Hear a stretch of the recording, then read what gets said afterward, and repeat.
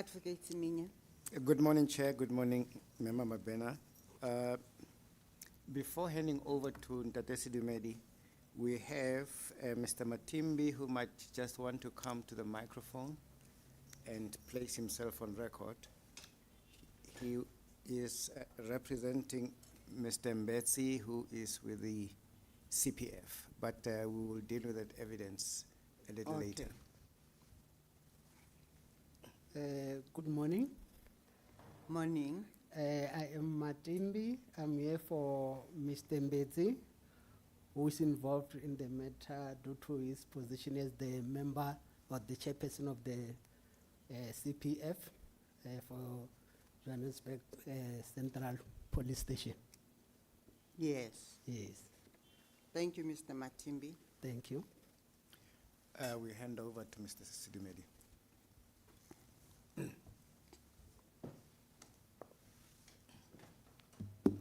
Good morning, Chair. Good morning, Commissioner Mabena.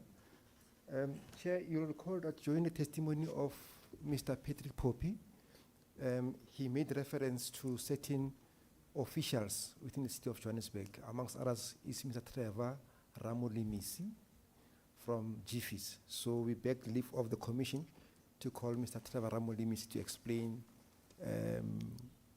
his knowledge of whatever that Mr. Poppy spoke about. What's his, spell the surname for me? Ramu? Ramolimisi, can you just type R-A-M-U-L-U-M-I-S-I.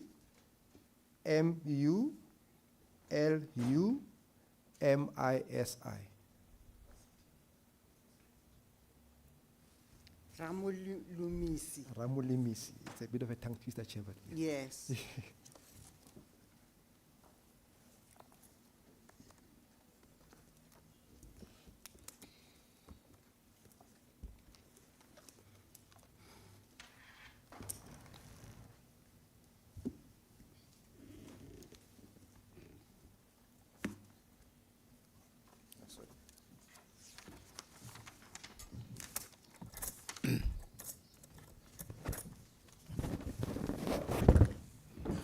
Ntate Ramulumisi, good morning to you. Morning. You have no objection in taking the oath, do you? No, I don't have any objection. Do you swear the evidence you're about to give us will be the truth, nothing else but the truth? And if you do, please raise your right hand and say, "So help me God." So help me God. The witness is sworn in. Thank you, Advocate Siminya. Thank Mr. you, Chair. Thank Sidumedi. you. Chair, his statement will appear on page 502 of the witness statements. And just to add a further part, in as much as I said, Chair, Mr. Ramolimisi will speak to the aspects that Poppy spoke about, but because he's from GFIS and we have heard so much about GFIS in his hearing, we thought it not just to limit his evidence only to the reference to a list, but as well to explain on whatever role that GFIS would have played in the investigation of the Usindiso building. Yes. Yes, thanks, Chair. Good morning, Mr. Ramolimisi. Morning, sir. In front of you, there's a file of witness statements. I think yours should be the very first one, on page 502. Can you please just confirm if you've got the statement in front of you? I do. It is. Okay. Right. Oh, you have the statement. What we'll be doing, I'll be asking questions, but in between I'll be asking that Mujagi to do some interviews, but I think it will all depend on how far we go. But I think intermittently there will be those disruptions of your testimony through that Mujagi. Right. Can you just confirm where are you employed, Mr. Ramulumisi? I'm employed at City of Johannesburg Group Forensic Investigation Services, that the sub-unit called Property Hijacking and Compliance Investigation, as a Deputy Director in the unit called Property Compliance Investigation. If you can just try to speak up a little bit. Just a little, yeah, pull up your chat. I think you're a little bit far from. Okay. So you said you are employed by the City of Johannesburg at the GFIS department. All right, you have heard about the GFIS in the commission, and you are saying currently what is the position that you occupy at GFIS? Deputy Director, Property Compliance Investigation. That's better. Ramojaki. Re Ramolumisi wila kupua pele gore kgotsa budua pele gore a ona le bothata ka go nela bosupi le go ikana. Ramolumisi la tlhalosa gore ga na matsapa ka seno mme fa ile go gontse jalo moeledi Semenya wila mo kopa gore a tla tsholetse setla sa ga sa moja fa ile gore tlile go bua boammaruri fela fa ise sepe fela ntle le boammaruri me fa ile go gontse jalo a tle a tsholetse setla sa ga sa moja mme a re modimo thuse ona dira fela jalo jaanong moeledi Sedumedi wila mo isa ko tsebe 502 e leng statement sa basupi mo fileng ya statement sa basupi jaanong mo tsebe 502 ke statement sa ga re Ramolumisi jaanong le fa gone moeledi Sedumedi a la tlhalosa gore bosupi jo re Ramolumisi tlile go bonela bo tlile go ama thata dintlha tse le gore re Phophi o ile a nela bosupi ka tsone le fa go ntse jalo go ka nna molemo gore e reka a bereka ko JFIS mme modulasetulo o ile a utlwa thata ka lefapha leno la JFIS gore a ka tlhalosa seabe sa yone mo dipatlisisong tsa kago eno ya Usindiso go tswa fo moeledi o ile a botsa ka tiro ya ga re Molumisi gore o bereka kae ona tlhalosa gore o bereka mo City of Johannesburg mme o mo group investigation ya teng o bereka jaaka motlatsa mokaedi kgotsa deputy director ya property compliance investigation. Thank you, sir. Now, you said that on paragraph 3 that you have been employed by the GFIS since 2017, am I correct? Yes, sir. So you have a fairly working knowledge of how GFIS operates? Yes, sir. Okay, right. Now, let's go then to paragraph 6. We won't touch much about who GFIS is because I think it's common cause that GFIS is a unit or it's an investigatory unit within the City of Johannesburg. But what I'm interested in is the units which you say form part of GFIS. Can you just confirm for the chair what are the 6 units that are under GFIS? The first one is operations. The second one is property hijacking and compliance investigation. We also have a forensic information system center, criminal prosecution and legal services. We also have strategic management. We also have strategic management. We also have stakeholder management. Okay. So obviously for the purpose of the commission, we won't deal much with the different functional areas of the other units that you spoke about. I want us to focus on 7.2 being the property hijacking and compliance, right? You indicate there that there's property hijacking and compliance, and it is structured in terms of your paragraph 9 or 8, you are saying that 2 streams within property hijacking and compliance is the property hijacking investigations and the compliance investigations. Let's just start with, and just explain to the commission, what is the function of the compliance investigation unit that you are heading? The function of the unit is to ensure that the properties around the city comply with relevant bylaws and any legislations, like for example, planning law enforcement, example fire, and example environmental health as well. Meaning that the main purpose of the unit is to ensure that there is compliance with the city's bylaw. All right. So, Ramoja. Umoledi wile libisa re Ramolumisi ko serapa 3 mo le gore mo go yone o tlhalosa gore o ile a simolola go bereka leng ko JFIS.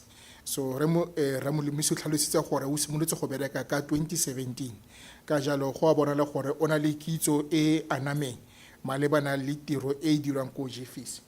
Go tswa fo o na mo lebisa ko serapa 6 sa statement sa gagwe e mo go yone GFIS e akaretsa di-unit tse 6 tse le gore di bereka ka fa go kgotsa tse di bopang se re se bitsang JFIS. Jaanong wila kopa re Ramolumisi gore a tla tlhalose gore ke di feng di-unit tseno. Re Ramolumisi la tlhalosa gore di karolo tseno ya ntlha ke operations, e nngwe ke property hijacking and compliance, ya boraro ke forensic information management center, ya bone ke criminal prosecution and legal services, ya botlhano ke strategic stakeholder management, mme ya bofelo ke strategic management services. Go tswa foo mmueledi Sedumedi o ile a re ga ba kitla ba bua thata ka dikarolo tse dingwe go na le mo o batla go tlhoma mogopolo thata mo ya 7.2 e leng go thukutiwa ga dikago mmogo le go ikobela melao e beilweng. Jaanong o ile a kopa gore a tlhalose kgotsa re ramolomisa a tlhalose gore go ya ka serapa 9 go na le dikarolo tse pedi tse le gore di amana thata le yone kgang eno ya go thukutiwa ga dikago le go latela melao. Jaanong o ne a tlhalosa gore karolo eno ya go latela melao kgotsa compliance tota tiro yone ya konokono ke eng. Re ramolomisi a tlhalosa gore dikago tse le gore di mo teng ga toropo ba tlhomamisa gore di latela melao ya masepala mmogo le melaotheo e beilweng, melao e amanang le tsa molelo, tsa boitekanelo jwa tikologo, jalo le jalo. Ba tlhomamisa go dikago tseno di latela melao e setseng e beilwe gore dilo di kgone go tsamaya ka tolamo. Right, so you then indicate there that what the function of this compliance investigation entail. But now you mentioned so many areas, fire, town planning. What is the expertise of your unit in terms of being able to oversee or enforce or inspect issues relating to fire and health issues? Yeah, in my unit, I've got members that are expertise from fire, health, and town planning. Okay. Meaning that the town planning one will be dealing mostly with whether the use is in line with the zoning of the property. The health one will be dealing with the health-related issues, whether the property complies with health-related issues. Fire, I've got the guy who's also expert with the EMS issues. That's the guy who will be able to see whether the property complies or not complies with in terms of the fire safety. Okay.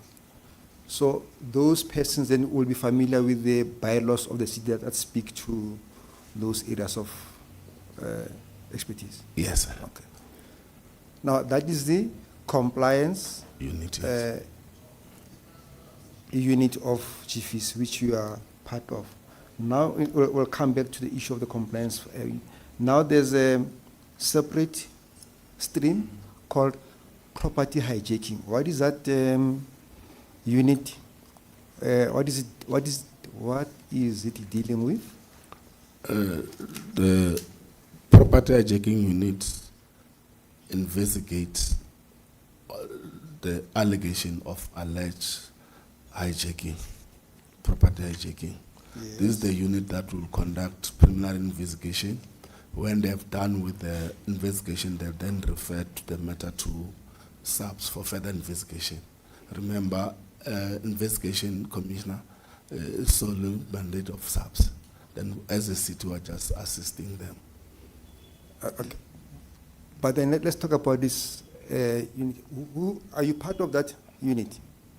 Property hijacking? Yes. No. I'm like I've indicated, I'm a deputy director in the compliance unit. There is a deputy director in the hijacking unit. Okay. So there's a separate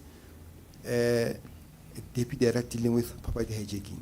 Exactly. But do you have an understanding at least as to how that unit go about in the investigations? Yeah, because they are my colleagues, then most of the time we work hand in hand. All right. Now let's talk about that aspect from your understanding and knowledge as a chief's employee. And we must look at paragraph 10 of your statement. Let's just get an understanding as to how would and what will trigger an investigation by that directorate in terms of for it to do the investigations? Normally, it's happened in two ways, wherein maybe the property owner will come and say, I don't know if my property is being hijacked, meaning that there's somebody who's collecting a rental without the owner's consent. Or others it will come from the compliance unit, wherein maybe we could receive a complaint regarding the particular property. Then when we do the search and we find out the property it belongs to Mr. X, then when we contact Mr. X and in order to address the issue of non-compliance in his property, then Mr. X will then say to us, look, I don't have control over my property. Then after those circumstances, then the very same Mr. X then will request him to come to our office, and then our team from hijacking will then obtain the A1 statement from Mr. X. And then from then they will have to go to the property, obtain a statement from the occupiers. If the statements are positive, then the very same matter will then refer to SAPS for further investigation. Ramojak? jaanong mmueledi sedumedi o ile a tlhalosa gore ramolomisi o buile ka ditiro di le dintsi tse le gore di a amega mo uniting ya bone segolobogolo fa re akanya ka molelo go rulagangwa ga toropo go kgotsa leano la toropo jalo le jalo jaanong o na mmotsa gore boitsanape jwa ga re ramolomisi ke bofeng mo uniting ya gagwe fa go tliwa mo dikarolong tseo tse di farologaneng tsa ditiro ramolomisi go o le a tlhalosa gore o na le badiri ka ene mo uniting ya gagwe ba e leng gore ke baitsanape mo dikarolong tse di farologaneng tsa ditiro o ne a tlhalosa gore ka sekai o na le modiri ka ene yo le gore o mekamekana le town planning kgotsa leano la toropo dilo tse di tshwanang le zoning jalo le jalo ke ene le gore o mekamekana le tsone yo mongwe o ke moitsanape wa tsa molelo ke ene o dirisanang o itse gore o tshwanetse a dirisane jang le ba EMS jalo le jalo jaanong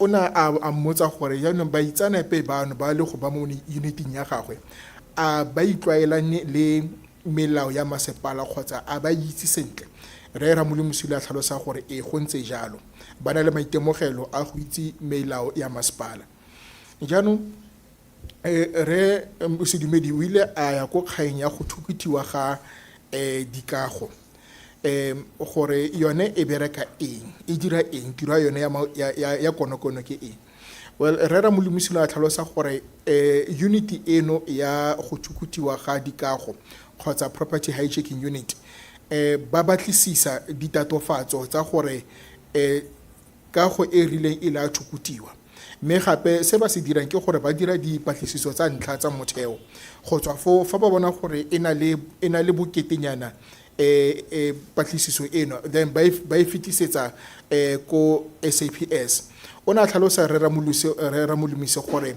kgang ya go batlisisa e mo diateng thata tsa SAPS mme bone ba dira dipatlisiso tsa motheo jaanong o na mmotsa moeledi o ile a botsa re ramolomisi gore a yene ke karolo ya unity eno ya go thukutiwa ga dikago ona re ramolomisi o a tlhalosa gore nnyaa ga se karolo ya yone jaaka a tlhalositse pelenyana ene ke motlatsa mokaedi wa go latela ga melao ga dikago kgotsa property compliance investigate jaanong le fa go ntse jalo fa re o se dumediana mmotsa gore a wa tlhaloganya se se diregang ka unity eno ya go thukutiwa ga dikago re ramolomisi a tlhalosa gore ka gonne badiri ka ene ba bereka mmogo ka jalo ba bereka magetla ba pile jaanong wa itse gore ke eng se le gore sa akarediwa mo tirong e le gore ba e dira go tswa foo re sedumedi o ile isa re ramolomisi ko serapa 10 ya statement sa gagwe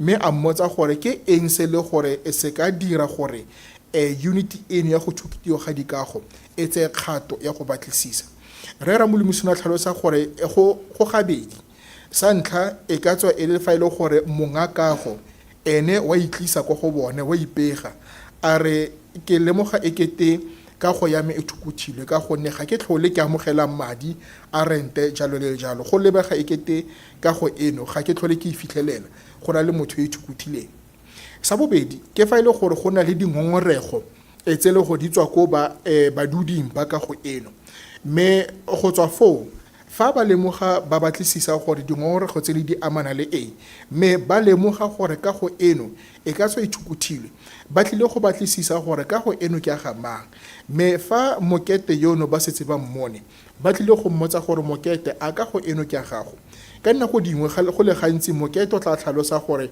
ke ya me le fa go ntse jalo ga ke tlhole ke na le dithata ga ke tlhole ke amogela madi a rente go tswa ko baduding ba koo ka gonne go lebega ekete ka go ya methukuthilwe fa ile go ntse jalo ba tsaya dikgato tse di maleba go batlisisa mo go oketsegileng go bona gore a ruri ka go eno e thukuthilwe kgotsa nnyaa mme fa ile gore go ntse jalo ke boammaaruri ba lemoga gore ka go eno e hijackilwe then ke mo le gore ba tlile go bona statement sa A1 mme fa ile gore di-statement tsotlhe di a tsamaisana ba tlabe ba isa pego eno kgotsa patlisiso eno ba e fetisetsa kwa SAPS.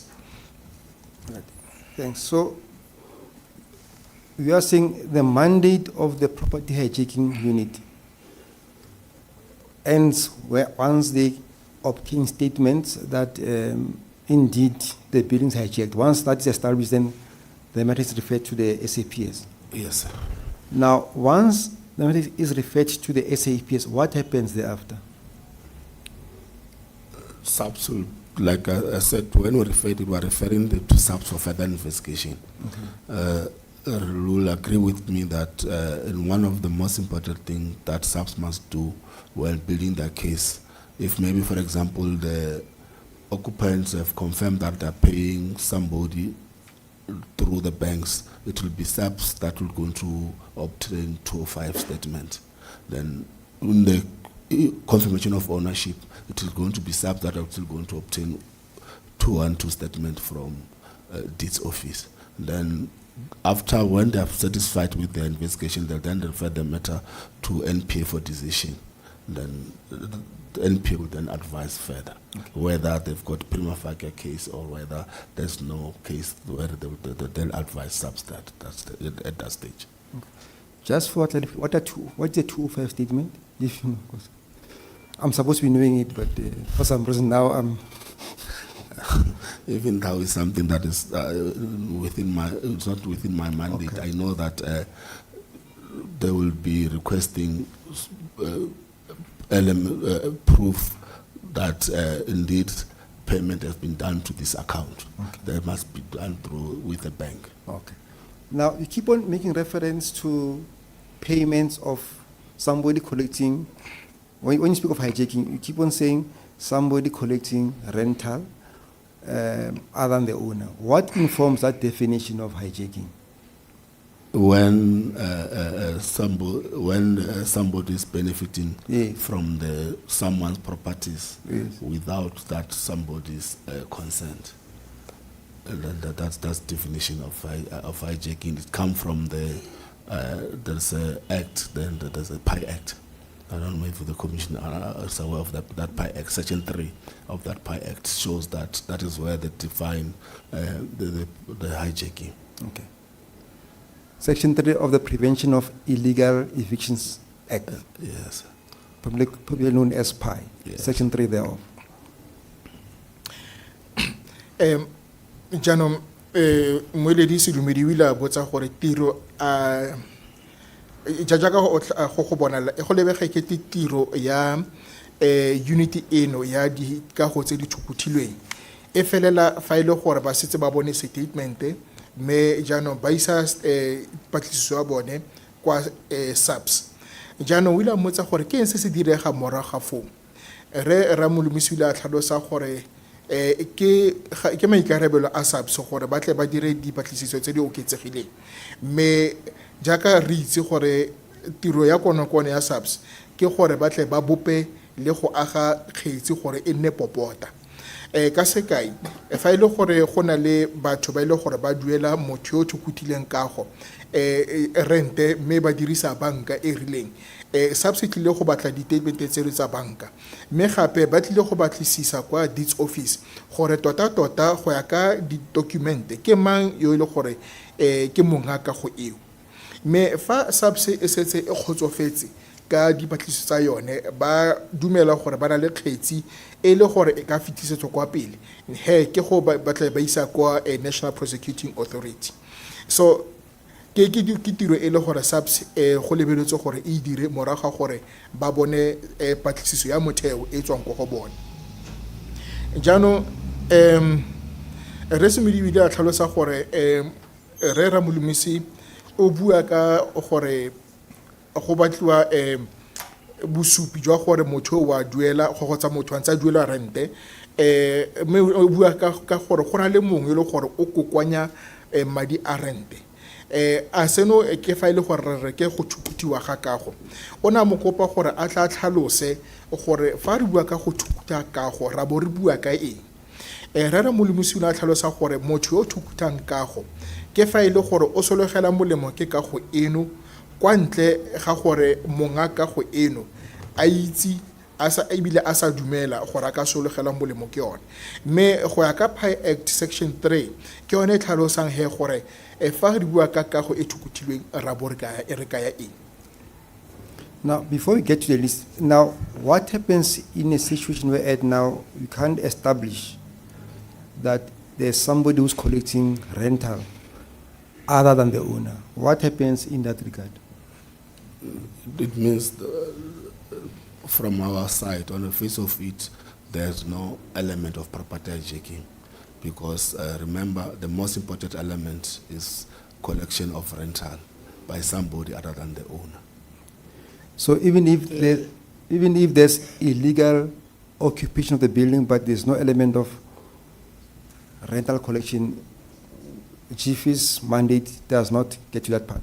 Then we'll only advise the owner to say, look, if they are not paying, what you can do, if there's not any relationship between you and them, you can pursue a civil action against them.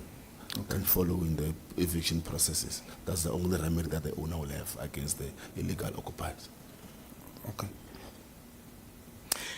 Re se bodibedi ile a botsa gore jaanong go diragala eng he fa ile gore unit ya bone unit eno ya go thukutiwa ga dikago ga e kgone go bona le go lemoga gore ke mang yo kokwanyang madi a rente kwa ntle ga monga kago go direga eng he ba bakeng se ba se dirang o re Ramolomisi o tlhalosa gore ga go se ba ka se dirang ka gonne fa ile gore ga gona bosupi ga gona selo se se tshwaregang se se bontshang gore ke mang yo le gore o amogela rente kwa ntle ga monga kago re ka se ra kgona go lemoga re ka se ra re motho yo o thukuta kago re tshwantse re gopole gore motho yo amogelang re tshwantse re bone motho yo amogelang madi a rente mme re itse go ke ena o thukutang kago jaanong re se dumedile a tlhalosa gore yaanong fa ile gore tota le fa ile go gona le bosupi jo bo bontshang gore batho bano ba nna mo kagong eno e se ka fa molaong mme le sena motho yo kokwanya madi a rente kwa ntle ga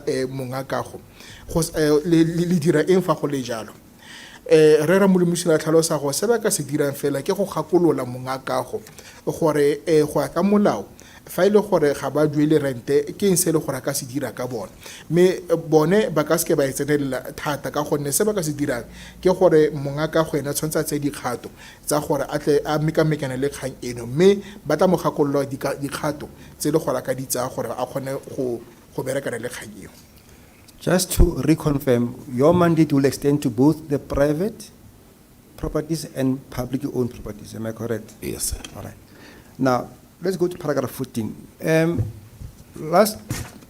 the previous sitting of the commission, Mr. Patrick Poppy, the executive director of Human Settlement, testified about the list that they were using in terms of that they used for purpose of evacuating buildings, right? And he mentioned the fact that there's a list that comes from GFIS, just to give you context. I must just put that at the back of your mind. Now, on paragraph 14, you indicated that since 2017, you conducted 1,800 investigations, or you committed a list that is comprised of 1,812 properties. Am I correct? Yes, sir. And then that is citywide. Yes, sir. All right. And you attach STR1 on your statement, a summary. We'll get into that summary. Can you just go to page 513 of your statement?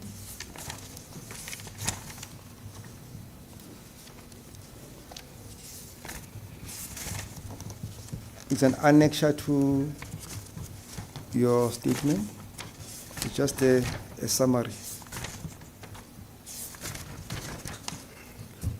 At a high level, what does this, we'll zoom, at a high level, what does this summary tell us? The first one, we can see that the total number of the matters that had been investigated is reflected down there.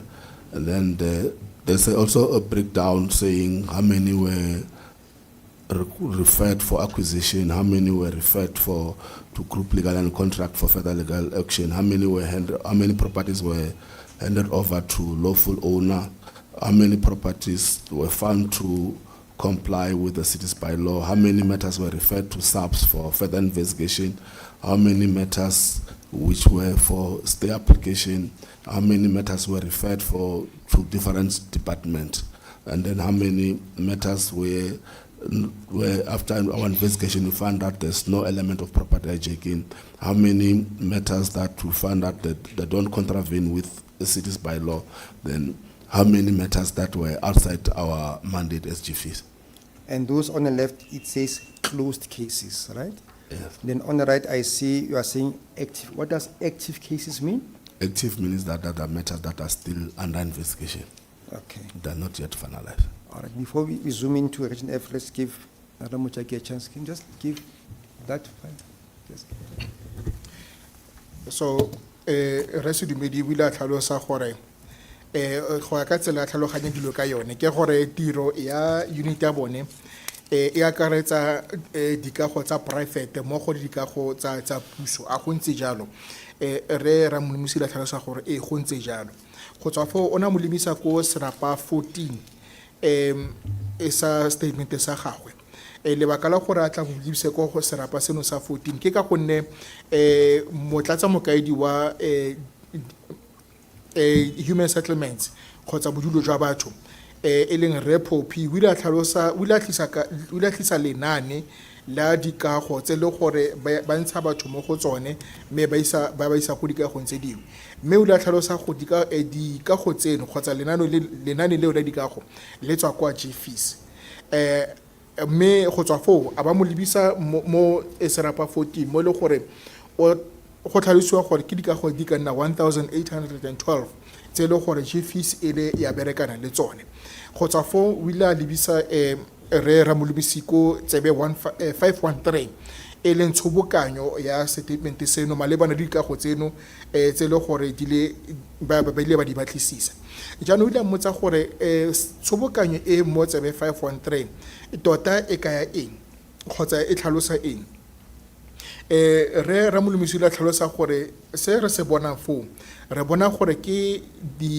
dikago tse le gore di le di a batlisisiwa mme go tswa foo tafole e re bonang foo e tlhatlhamolola palo eo ya dikago tseno tse di le di a batlisisiwa go ya ka dikarolo tse di farologaneng o ne a tlhalosa gore jaaka re bona gore go na le dipatlisiso tsa dikago tse le gore e ne le di-acquisition e nngwe ne le group legal and contract tse dingwe ne le gore di buseditswe ko monga kago tse dingwe ke tse le go dikago di kobela melao ya masepala tse dingwe ke tse di batlisiswang ke SAPS tse dingwe ke tsa stay application tse dingwe ke tse le go di fetiseditswe tse dingwe ke tse le gore ga gona bosupi jwa gore di thukutilwe fa tse dingwe gore ga gona bosupi jo bo bontshang gore di tlodile molao wa masepala mme tse dingwe ke tse le gore di kwa ntle ga tiro ya GFs so ke tshobokanyo e le gore tsebe eo e neela yone kgotsa go tlhatlhamolola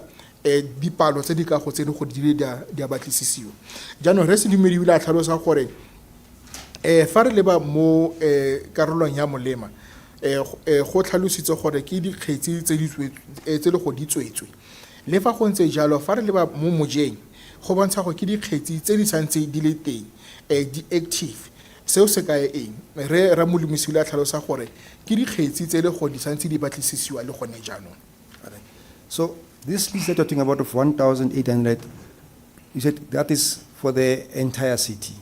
Yes. All right. Now, the mandate of this commission is focused on Region F. You are aware of Region F? Yes. All right. So I just want us now to zoom in into looking at those topics, but zooming into Region F. Chair, I'd ask what we have done, because you could not put as an annexure to your statement, we have used a spreadsheet of just to zoom in only and select Region Fs. So we'll just use some examples there of, I've asked my colleague from the IT department there to, if you can just put up that TR2,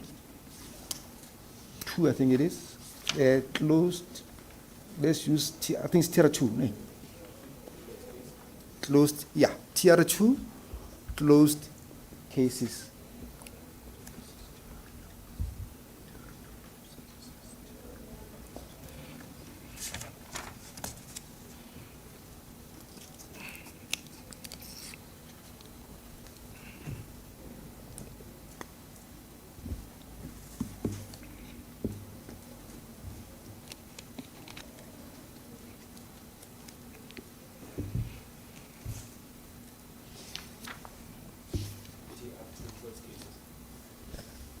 You must.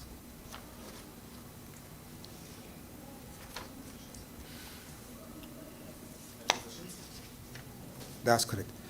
So, Chair, we'll just use examples of the findings in relation to Region F using some of these topics. And I just noted now that my page added the totals, because the 1.8 is only for the entire city. We have done the totals for each item for Region F, and that those totals will actually be provided to the Commission. But for now, I don't have it readily available. Okay. Yeah. Now, just as an example, Mulula Misi, we are now on for Region F under acquisition.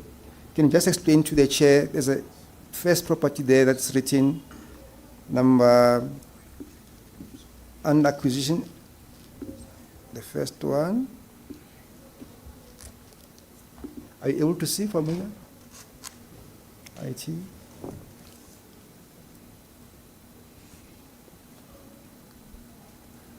The very, very first property there. What did acquisition mean for the first property? It means after we have done our investigation as Group Forensic Investigation Services, we then compile a report, refer the matter to JPC to continue with acquisition. Remember, as GFIS, our mandate is to conduct investigation. If our investigation find out that indeed the property, there's no owner in that particular property, then they still have to go to JPC to finalize the acquisition processes, because it is within their mandate. The acquisition of properties is within their mandate. Okay. Then we go to the next step called handed back to owner. Handed it back, will appear there. the handed back to owner will be your normal property that was being hijacked. Then after our intervention, therefore, then the property will then hand it over to the lawful owner. So like as an example, this number one, the 79 Church Street, did you hand, after, just explain, say investigate and hand back to owner, what does that mean? It happened in two ways. Others, immediately after our intervention, then the alleged hijacker will then say, no, I was not even aware of the fact that there's the owner, but if the owner is there, then they will then say, no, the owner must then take control of the property. Others will find out after the investigation, then when the police went to the alleged hijacker for a warning statement, then the others will then surrender the property back to the lawful owners. But others can only be handed over at the time when the police will be executing the warrant of arrest. Okay.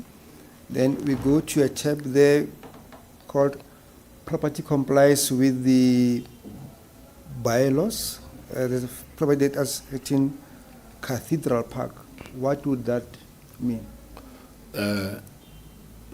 We'll find out firstly, before our intervention, the property was not complying, but after our intervention, then the property owner then started to comply with the city's bylaw, because that is the mandate of our unit.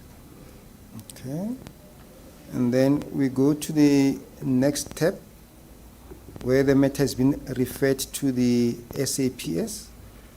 And I would want the colleague to go to first, please go to the matter that appears on line number 94. Let's use that one as an example. It's line 94 on your spreadsheet under SAPS.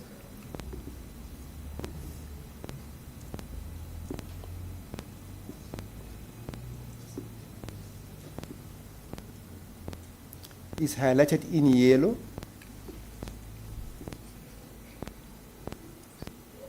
Is case 1110.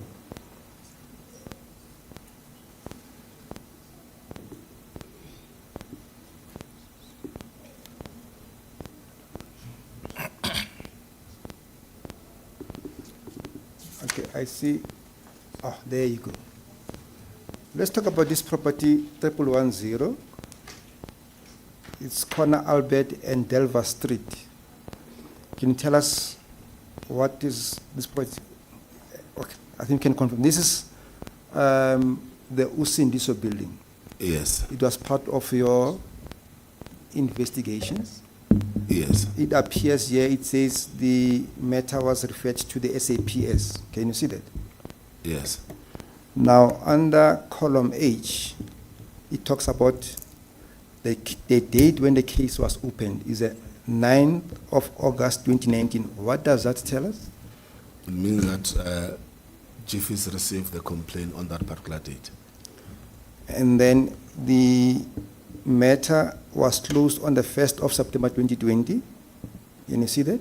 Yes, And you make reference to the police station, there is Joburg Central Police Station. And the matter was referred to SAPS for further investigation. Can you just tell us what does that tell us about this report?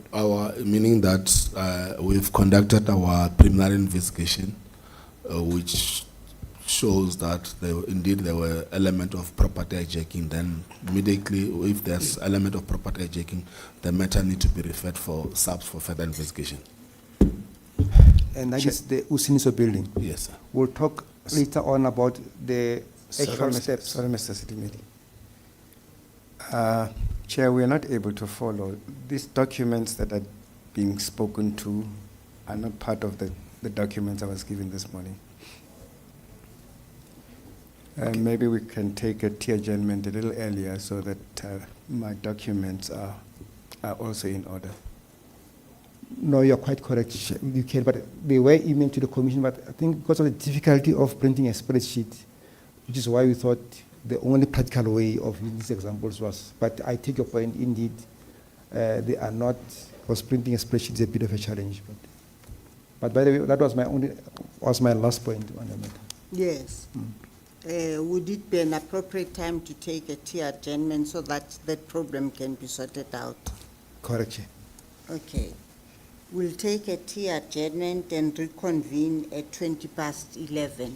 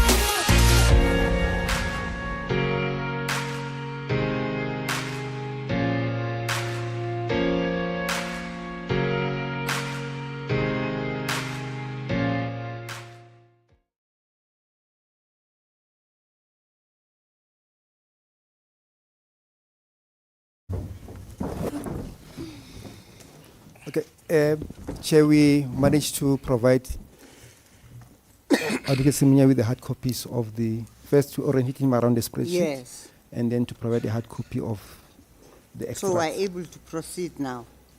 Yes, I take it we are able to proceed. Advocate Siminya. Thank you. Thanks.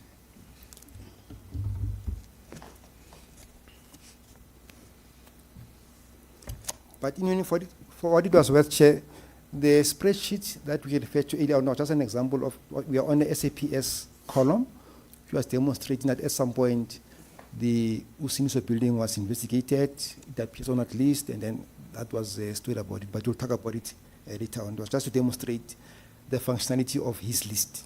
That was the whole idea of this exercise. Yes. And without necessarily making reference to any spreadsheet, so there's a tab, as an example, on the spreadsheet that speaks about referred. What does referred mean? Referred means that we find out we have conducted our own investigation as GFIS. We found out, for example, the property doesn't comply with town planning legislations. Then we have to refer that to the relevant department for them to conduct their own investigation and deal with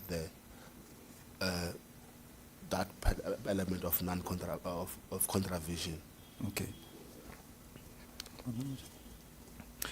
So re se dumedino a tlhalosa gore se ne re se dira pele ga gore re tse boikhutso e ne le kganya go tlhalosa gore ka go ya Usindiso jaaka e le mo thepong ya SAPS ile ya batlisisiwa jaanong o ile a botsa re ramolomise gore fa re bua ka go fetisetsa kgotsa referred dikgetsi tse di referred re bo re bua ka eng.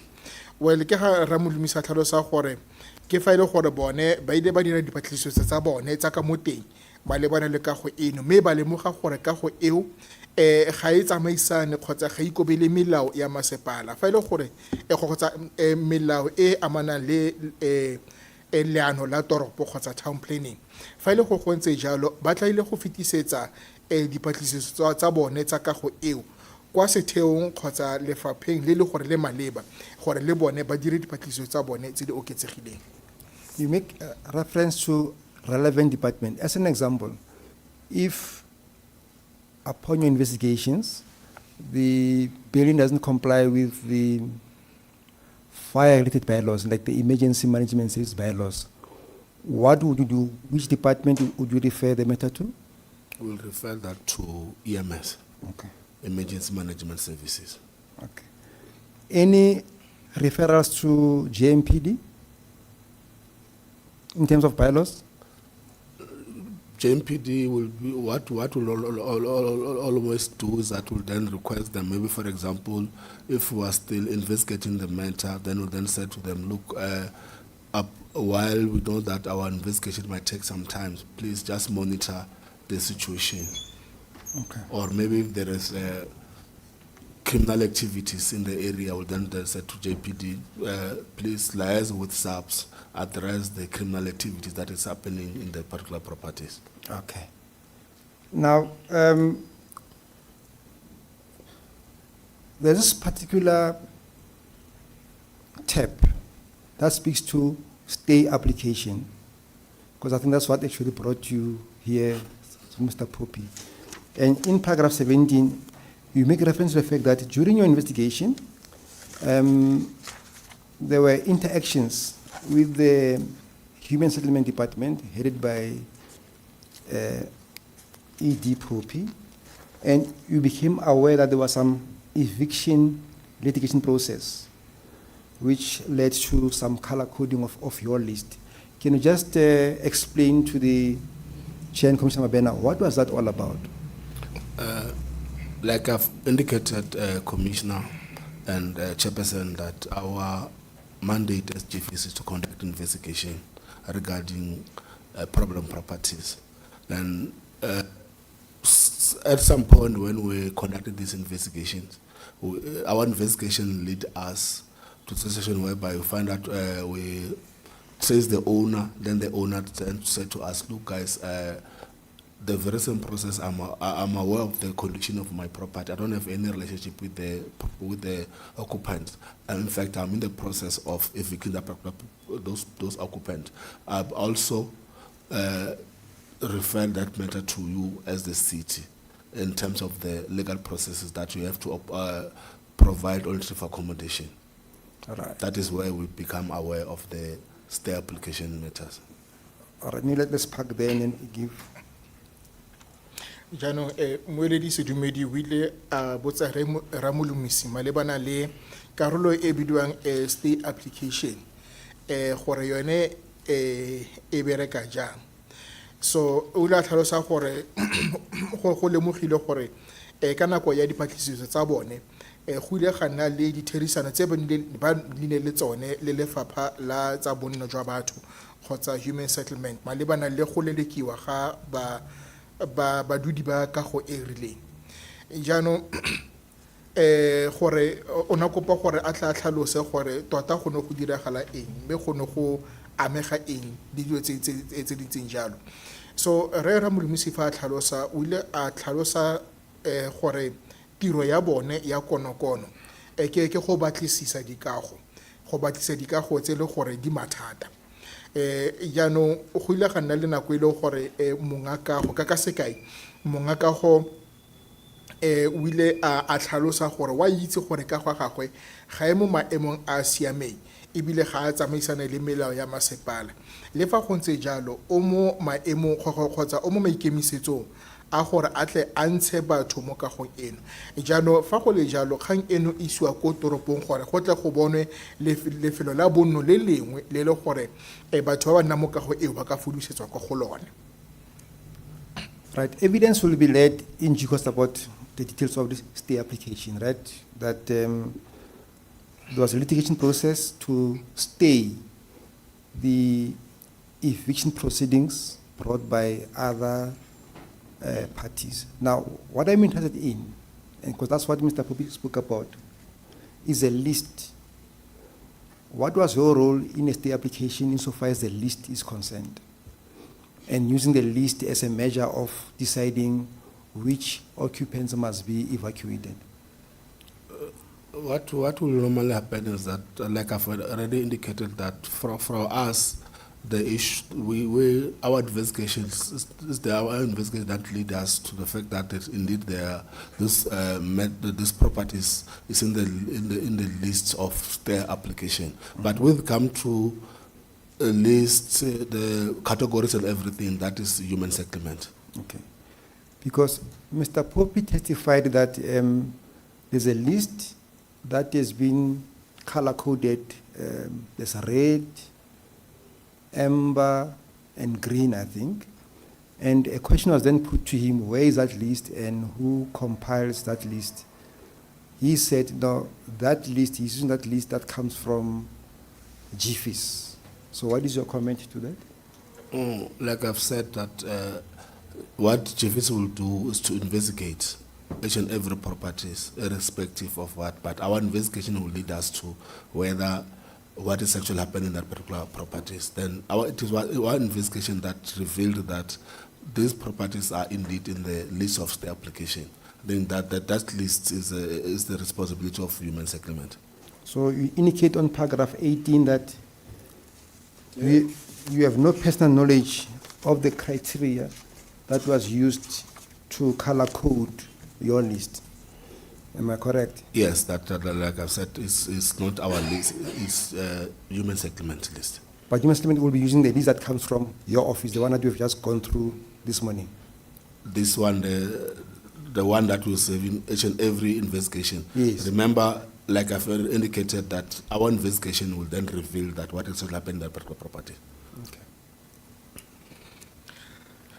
Re Sedumedi la tlhalosa gore fa nako e ntse e tsamaya ba tlile go bua thata ka yone kgang eo ya stay eviction mmogo le ditsamaiso tse di amanang le yone.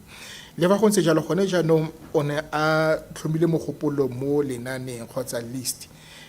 O ne a botsa Re Ramolomisi gore seabe sa bone ke se feng fa go tliwa mo lenaneng le gore tshwetso e tseweng ya gore ke mang yo fudisiwang ke mang yo salang e dirwa ke bomang. Re Ramolomisi le tlhalosa gore dipatlisiso tse ba di dirang ke tsone tse di ba lebisang ko go boneng gore kago e mo lenaneng le le gore le tlhoka gore le tle le berekiwa malebana le stay application. Mme fa go tloa mo go kganya gore lenane leo le beye mebala e farologaneng, seno se dirwa ke lefapha la bonno jwa batho. Re Sedumedi la tlhalosa gore fa e le gore ga a fosa go na le mebala ya khibidu, emba le botala tse le gore di a bewa fo khibidu serolwana le botala go aka tsela go aka tatelano kgotsa boemo jwa kago. Yaanong o na a mmotsa gore lenane leo ke le tswa kae mme ke mang yo le gore wa lekwala, ka gonne re popular tlhalosa gore lenane le tswa ko GFIS le le gore ba le bona malebana le ba le gore ba tshwanetse gore ba ntshiwe mo kagong. Re Molomisi a tlhalosa gore tiro ya bone ya go batlisisa gantsi e atle e bontshe gore ke dikago dife tse le gore di mathata le tse le gore di tlhoka gore di tle di elwe tlhoko. Jaanong Re Sedumedi o ile a mo lebisa mo serapa 18 mo go yone re Ramolomisi tlhalosa gore ga itse gore go diriswa selekanyo sefe sa gore go be mebala dikhoutu tsa mebala e farologaneng tsa lenane. Jaanong o ile gape a mmotsa gore lenane le le gore ntse re le lebile mo screening tota le tswa kae ga le tswe ko go lona na. Re Ramolomisi a tlhalosa kgang eno gore lenane leo le tswa mo go rona morago gore re dire dipatlisiso tsa rona. Le fa go ntse jalo, fa ba sena go dira dipatlisiso tsa teng ba di fetisetsa ko lefapheng la tsa bonno jwa batho, mme ke bone ba ile gore ba tlile go baya mebala e farologaneng go ya ka selekanyo se e le gore bone ba se dirisa. Thanks. Now we leave the issue of the color-coded list. The commission had asked Siri, you know Siri to provide a list of the buildings from the outlines, right? So Siri represents Siri itself and organization called Inner City Federation. So they provided the commission with two sets of lists, the Siri list and the ICF list. And now we have been requested as the City of Johannesburg to make a comparison of that list to see where that list fits in your investigation, and at a later stage when human settlement is there to say where that list fits into the human settlement process, right? So that's just the background. Now let's go to paragraph 20 of your statement. Basically, it summarizes what I've spoken about. Am I correct that you are aware of the list that the MNS attorneys gave to you to compare with your list? Yes, sir. All right. So we'll first start with we won't go through each and every matter. We'll just start with the ICF list, Inner City Federation list. Now, the first one, as an example, says number 32 Catherine Street. It says here, not appearing on your GFIS list. What does that mean? Meaning that we never received complaint or we never investigated that particular property. Okay. And then an example of Olivia Pereira Road. It says no elements of hijacking. What does that mean? Meaning that we have investigated that property, a complaint of property hijacking, but our investigation revealed that there's no element of property hijacking. And you confirm that this property, as an example, it does appear on the list that we just went through this morning? Yes. Okay. The last one then will be number 40, Deville Street. Can you see that? The Ratong flat. What's the story about that one? Now, this one is the matter that is still under investigation. It's the matter that is still active. Okay. It's not yet finalized from our side. There's the last one that my colleague actually referred to. It's called Gene Law. Do you remember the product was called Gene Law? You know, when I don't know what gene law is, but we'll talk. But I think, from your recollection, remember the project was called gene law code. Yes, I know. What is from your chief's investigation, what was the story about the gene law code? It's one of the city-owned property. We've investigated that and then found out it's one of those property that were released on tender for development. Okay. Then, but the challenge is there is that it's currently occupied by illegal occupants, meaning that there's no relationship between the occupants and the owner of the property. In this case, the owner of the property is the city. Okay. But it's one of the that you would have formed part of your list of properties. Yes, we have investigated it. It's also formed part of the property that have been referred to legal for further legal action. Okay. And then on page, we won't go through each one. On page 508, that is the serial list, right? Can you see that? On page? Page 508. Chair. The ICF starts on page 505, it ends on page 507, and then 508 is the list as received from Siri for the Siri-related lines. Again, you confirm that a similar, you're able to take the Siri list and put it as against your list to determine what the status of each one of those mean. Am I correct? Yes, sir. There's no specific one that I want to bring to your attention, but I think it will come at a later stage. Now, lastly, you have been here talking about GFIS, your mandate, your list, and only a brief referral to Usindiso. I think it will be remiss of the city of Johannesburg and GFIS not to speak about Usindiso, the role that GFIS played in the Usindiso building. Yeah? If you go to page 511 of your statement,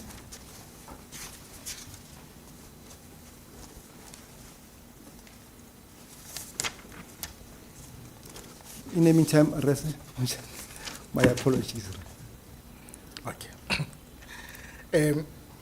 Re Sedumedi o ile a tlhalosa gore ba Siri mmogo le Inner City Federation ile ICF ba ile ba nelana ka lenane la bone la dikago tsa di-client tsa bone, mme ba ile ba kopa toropo ya Johannesburg gore ba tle ba dire dipapiso, ba bapise lenane la dikago tse le gore ba di tshwere mmogo le lenane le le gore toropo e di tshwere, mme ba bapise gore dikago tseno di wela mo karolong e feng. Jaanong o ile a lebisa ramolomisi mo tsebe 20 gore a wa itse ka dipapiso tseno kgotsa manane a le gore a teng. O ile a tlhalosa gore go ntse jalo o a lemoga. Go tswa foo o ile a lebisa ramolomisi mo lenaneng la ICF le gore o ile a tlhalosa gore le simolola mo tsebe 505 go fitlha go tsebe 507, mme a bua ka dikago di le mmalwa e seng tsotlhe, mme di le mmalwa go nela sekai fela. O ile a tlhalosa ka 32 Catherine Street gore go kwadilwe gore ga e bonale seo se kaya eng. Re Ramolomisi o ile a tlhalosa gore fa ile gore go kwadilwe jalo go raya gore ga ba ka ba amogela dingongorego ka kago eno, ebile ga ba ka ba le batlisisa ke ka foo le sa tlhagelele. A mmotsa ka e le gore a tlhaga mo Olivia gore e kwadilwe gore ga gona bosupi jwa go thukuthiwa kgotsa no element of hijack. Re Ramolomisi o tlhalosa gore fa ile gore kwadilwe yalo go raya gore re ile ra batlisisa ka go eno, le fa go ntse jalo ga ra ka ra bona bosupi jo bo tshwaregang jo bo bontshang gore ka go eo e thukutile. Go tswa fo o ile mo isa ko 14 Deville Street e leng Leraton Flat. Ona motsa gore go diragala eng ka go eno. Re Ramolomisi le tlhalosa gore ka go eno e santse e batlisiswa le gone jaanong. Go tswa fo re Sedumedi o ile a bua ka go e le gore a tlhalosa a re ke ka go e le gore go bule thata ka yone e leng Gene Law Court, gore seemo sa yone se fa kae. Re Ramolomisi la tlhalosa gore monga kago eno ke toropo ya Johannesburg, mme ile a gololwa ka tendera gore ba di-developers di kgona go tlhabolola lefelo leo. Mme le fa go ntse jalo bothata ka kago eno ke gore go na le badudi ba ba seng ka fa molaong mo go yone.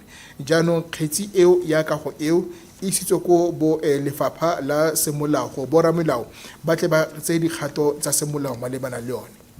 Go tswa fo Re Sedumedi o ile a isa Re Ramolomisi mo lenaneng la Siri le le gore le simolola ka tsebe 508. Jaanong a ba mmotsa gore a le gone jaaka ka lenane la ICF a lile la bona lenane leo la leba lenane la lona mme la le bapisa go bona gore dikago tseno di wela kgotsa di mo karolong e feng di wela mo kae, mme o ile a tlhalosa gore go ntse jalo. So gone jaanong Re Sedumedi o ile a re Re Ramolomisi o buile thata ka GFIS, a bua thata ka tiro ya bone ya GFIS, mme gape a ba bua le ka lenane. Le fa go ntse jalo e tla be e le tshiamololo fa ile gore ga a kitla a bua a anela ka kago ya Usindiso ka gonne go tla go fitlha ga jana o setse a buile go le gonne ka yone. Gone jaanong o lebisitse Re Ramolomisi mo tsebe 511 ya statement sa gagwe gore ba tle ba tlotle mo go ketsegileng ka kago eno ya Usindiso. Right, thanks. Now, evidence has been laid. We don't have to repeat that. Just for you to confirm if it's correct, that at some point, GFIS investigated complaints of hijacking of the Usindiso building. Is that correct? True. Okay. If you go to page, on your paragraph 21, you make reference to TR3 that appears on, it appears on page 514. You just go to page 514. What is that document that appears on page 514? This is our investigation diary. What is its purpose? To be the communication between the lead investigator and the line manager, because if we are going to track what is actually happening in the file, this is the relevant section of the file that would guide you. Okay, so from page 514 to page 515, it indicates the progress or the steps that GFIS took as part of investigations. Yes, sir. And it will reflect what's the status of the file at any given time. Yes, sir. All right. Now, earlier on, you did indicate that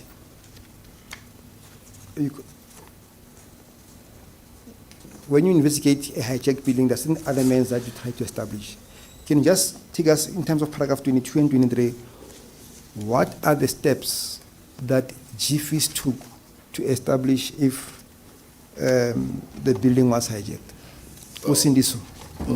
What actually happened is that we went on the property, we obtained statement from the tenants, and then the statement confirmed that there is somebody who was collecting. Fortunately enough, that particular person was there, and then he was arrested on the spot. Because when we were doing our special operation, it was GFIS, SAPS, and JMPD.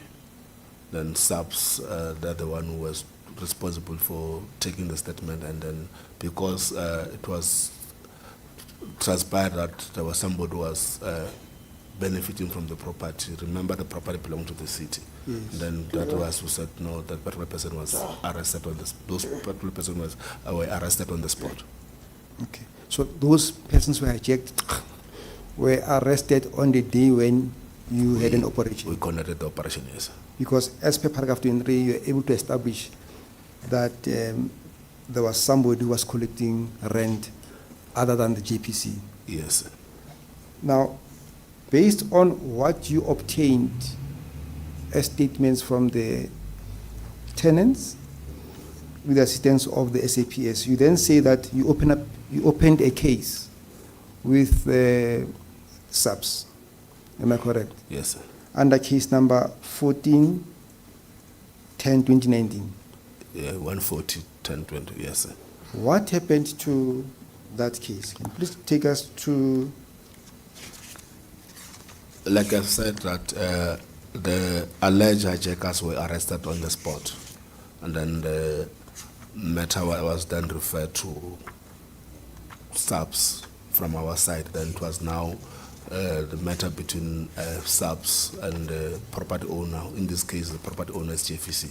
JPC then, when we make some inquiry about the matter, we're then told that the matter was then withdrawn. Before we get to the withdrawal, there was a witness that was asked by my colleagues from Siri as to the identity of the hijackers. Just go to page 516.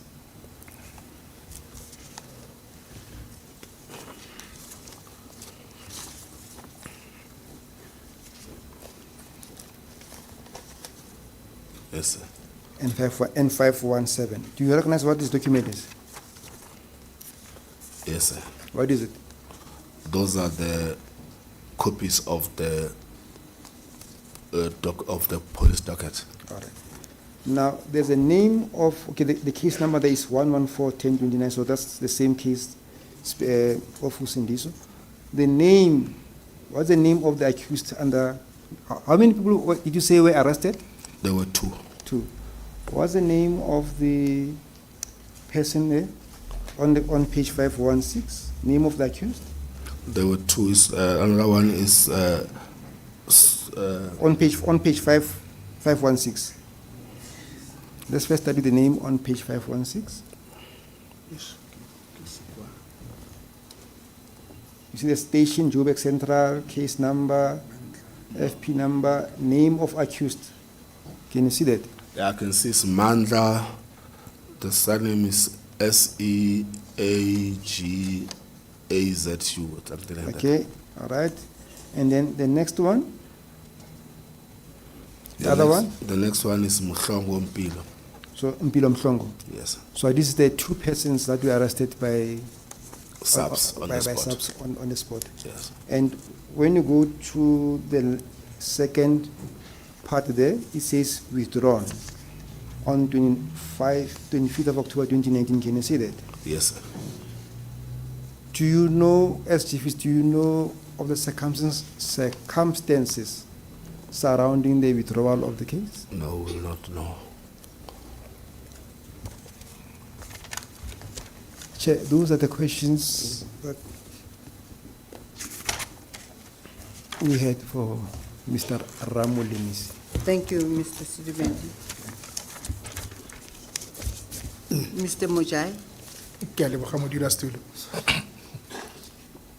Jaanong re Sedumedi o ile a bua ka kgang ya go patlisiso ya GFIS malebana le bosupi jwa go thukutiwa ga kago ya Usindiso gore a ba ile ba dira patlisiso ya mofuta o re Ramolomisi ba tlhalosa gore go ntse jalo mme go tswa fo o na mo lebisa ko tsebe 514 go 515 mme a mmotsa gore document eno ke eng re Ramolomisi ba tlhalosa gore ke diary ya patlisiso investigation diary a mmotsa gore e bereka yang document eno ona tlhalosa gore tota ke tlhaeletsano ya batsamaisi ba farologaneng le dikgato tse di farologaneng tse ba di tsereng fa ba dira dipatlisiso go itse gore ba eme kae ka patlisiso ya kago e rileng jaanong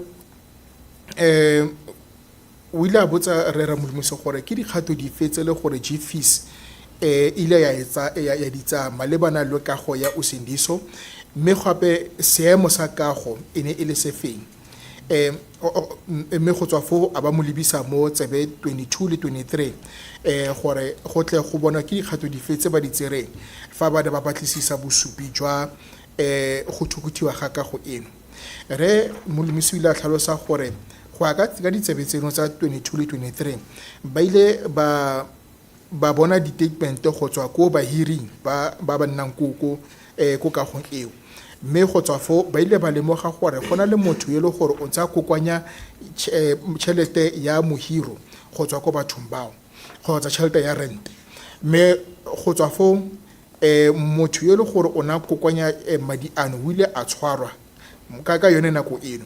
E ne le ka nako fa ba ne ba dirile special operation e le gore ne akaretsa GFIS, SAPS mmogo le JMPD. Jaanong go ile ga lemoga jaaka a tlhalositse gore motho yono o latofadiwa gore ke mothukuthi wa kago eno ka gonne o sologela molemo ke kago eno tota le fa ile gore ga se monga yone, mme re itse gore monga kago eno ke toropo ya Johannesburg. Jaanong re se dumedi o ile a mo lebisa ko tsebe 23 a bontsha gore fo mo tsebeng eno la tlhalosa gore le la bona ebile la tlhotlhomisa gore go na le mongwe yo le gore o ntse a koleka rente ya kago eno. Go tswa fo ba ile ba bula kgetsi le SAPS e le gore nomoro ya kgetsi ke 1410-2019. Jaanong a mmotsa gore go ile ga diragala eng ka kgetsi eno. Re ra molemisi o ile a tlhalosa gore ba thukuti bano ba ba latofadiwang ka go thukuta ba ile ba tshwarwa ka yone nako eo jaaka a tlhalositse pele. Go tswa fo ba ile ba isiwa kwa SAPS. Jaanong kgetsi ke ya SAPS le toropo kgatlhanong le molatofadiwa. Le fa go ntse jalo kgetsi eno ile ya gogela morago. Go tswa fo o ile a lebisa rera molemisi mo tsebe 516 gore a tle a tlhalose gore batho bano ba ba latofadiwang ka gore ba thukutile kago ke bomang, mme a mmotsa gore tsebe eo 516 tota ke eng. Re ra molemisi le a tlhalosa gore ke copy ya dokete ya sepodisi. A mmotsa gore e ne le batho ba kae ba le gore ba ne ba tshwarwa ka ditatofatso tsa gore ba thukutile kago. Re ra molemisi le a tlhalosa gore ke batho ba babedi. Jaanong a ba kopa gore a ntshe maina a batho bao ba ile gore ba kwadile mo toketeng eno e mo tsebe 516. Mo tsebe 516 re ra molemisi ile a tlhalosa gore ke Mandla, mme sefane ona sa se bone sentle mo ile gore o na tlhoka gore a sepelete, mme mo tsebeng e nngwe e ne e le Mpilo Mhlongo. Re o se dumedile a tlhalosa gore a ke bone batho ba ile gore ba ile ba tshwara. Re ra molemisi a tlhalosa gore go ntse jalo, mme go tswa fo a ba mmotsa gore karolo ya bobedi ya document ya tokete e bontsha gore kgetsi ile go gogelwa morago ka 22 October 2011. Jaanong o na mmotsa gore a wa itse maemo a dirileng gore kgetsi eno e gogelwe morago.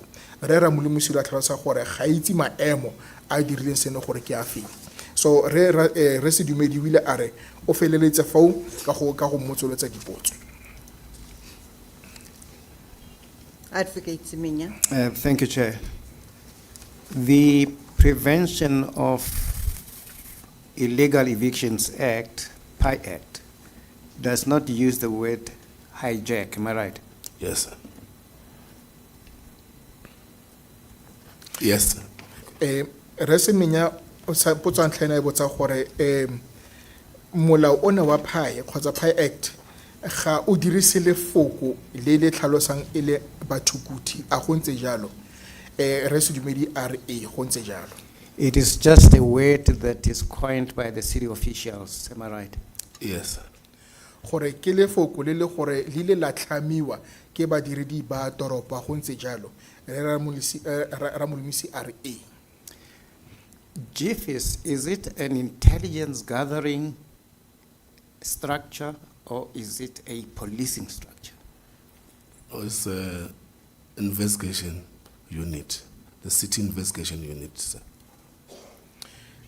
lephata leno la GFIS a ke lephata la tsa matlhale le le gore le kokoanya tshedimosetso ya tsa matlhale kgotsa a ke a sepodisi. Re ra molemisi o tlhalosa gore ke lephata la go batlisisa. Well, I'm trying to locate what investigation you do. Is it a law enforcement investigation or what investigation? Law enforcement investigation. Re se menyo a re o botsa potso eno go tlhaloganya gore ke mofuta wa patlisiso efe e ba e dirang. a ke patlisiso ya go diragadiwa ga molao kgotsa jang Rera Molemisi a re ke dipatlisiso tsa go diragadiwa ga molao In some regard, not different from JMPD. That, like I said, we work hand in hand with them.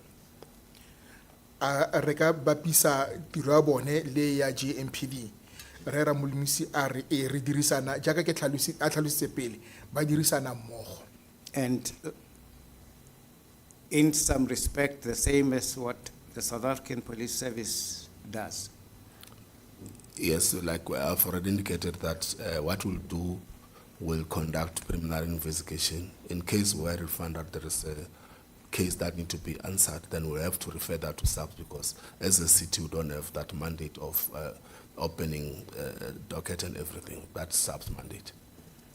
mme go ya bokgakaleng jo bo rileng a re ka re ke tiro e le gore ditirelo tsa sepodisi sa Aforika Borwa kgotsa SAPS ke tiro e le gore ba e dira re ra Molemisi a tlhalosa gore jaaka tlhalositse pele bone se ba se dirang ke dipatlisiso tsa motheo mme go tswa foo fa ba lemoga gore go na le kgetsi mo dipatlisisong tsa bone e tlhoka gore e tle e atolosiwe ba tlile go fetisetsa kwa SAPS ka gonne bone ga se karolo ya tiro ya bone gore ba dire dikarolo tse dingwe jaaka go bula didokete jalo le jalo Your law enforcement responsibilities include policing of the bylaws of the city, am I right? Yeah, enforcement of the city's bylaw, yes. karolo ya tiro ya lona e akaretsa go tlhomamisa gore melao ya masepala ya ikobelo a go ntse jalo o ile a tlhalosa gore ke go tlhomamisa gore melao ya masepala ya diragadiwa le gore ya ikobelwa So during the blitz at Usindiso, you recall this is 2019. Yes. Yes. Okay. jaanong ka tiro ye kgethegileng e bene ba e dira ya patlisiso e bidiwang blitz a ena dira ka 2019 go ntse jalo So you would have realized in 2019 that the fire safety bylaws were all broken. They were contravened.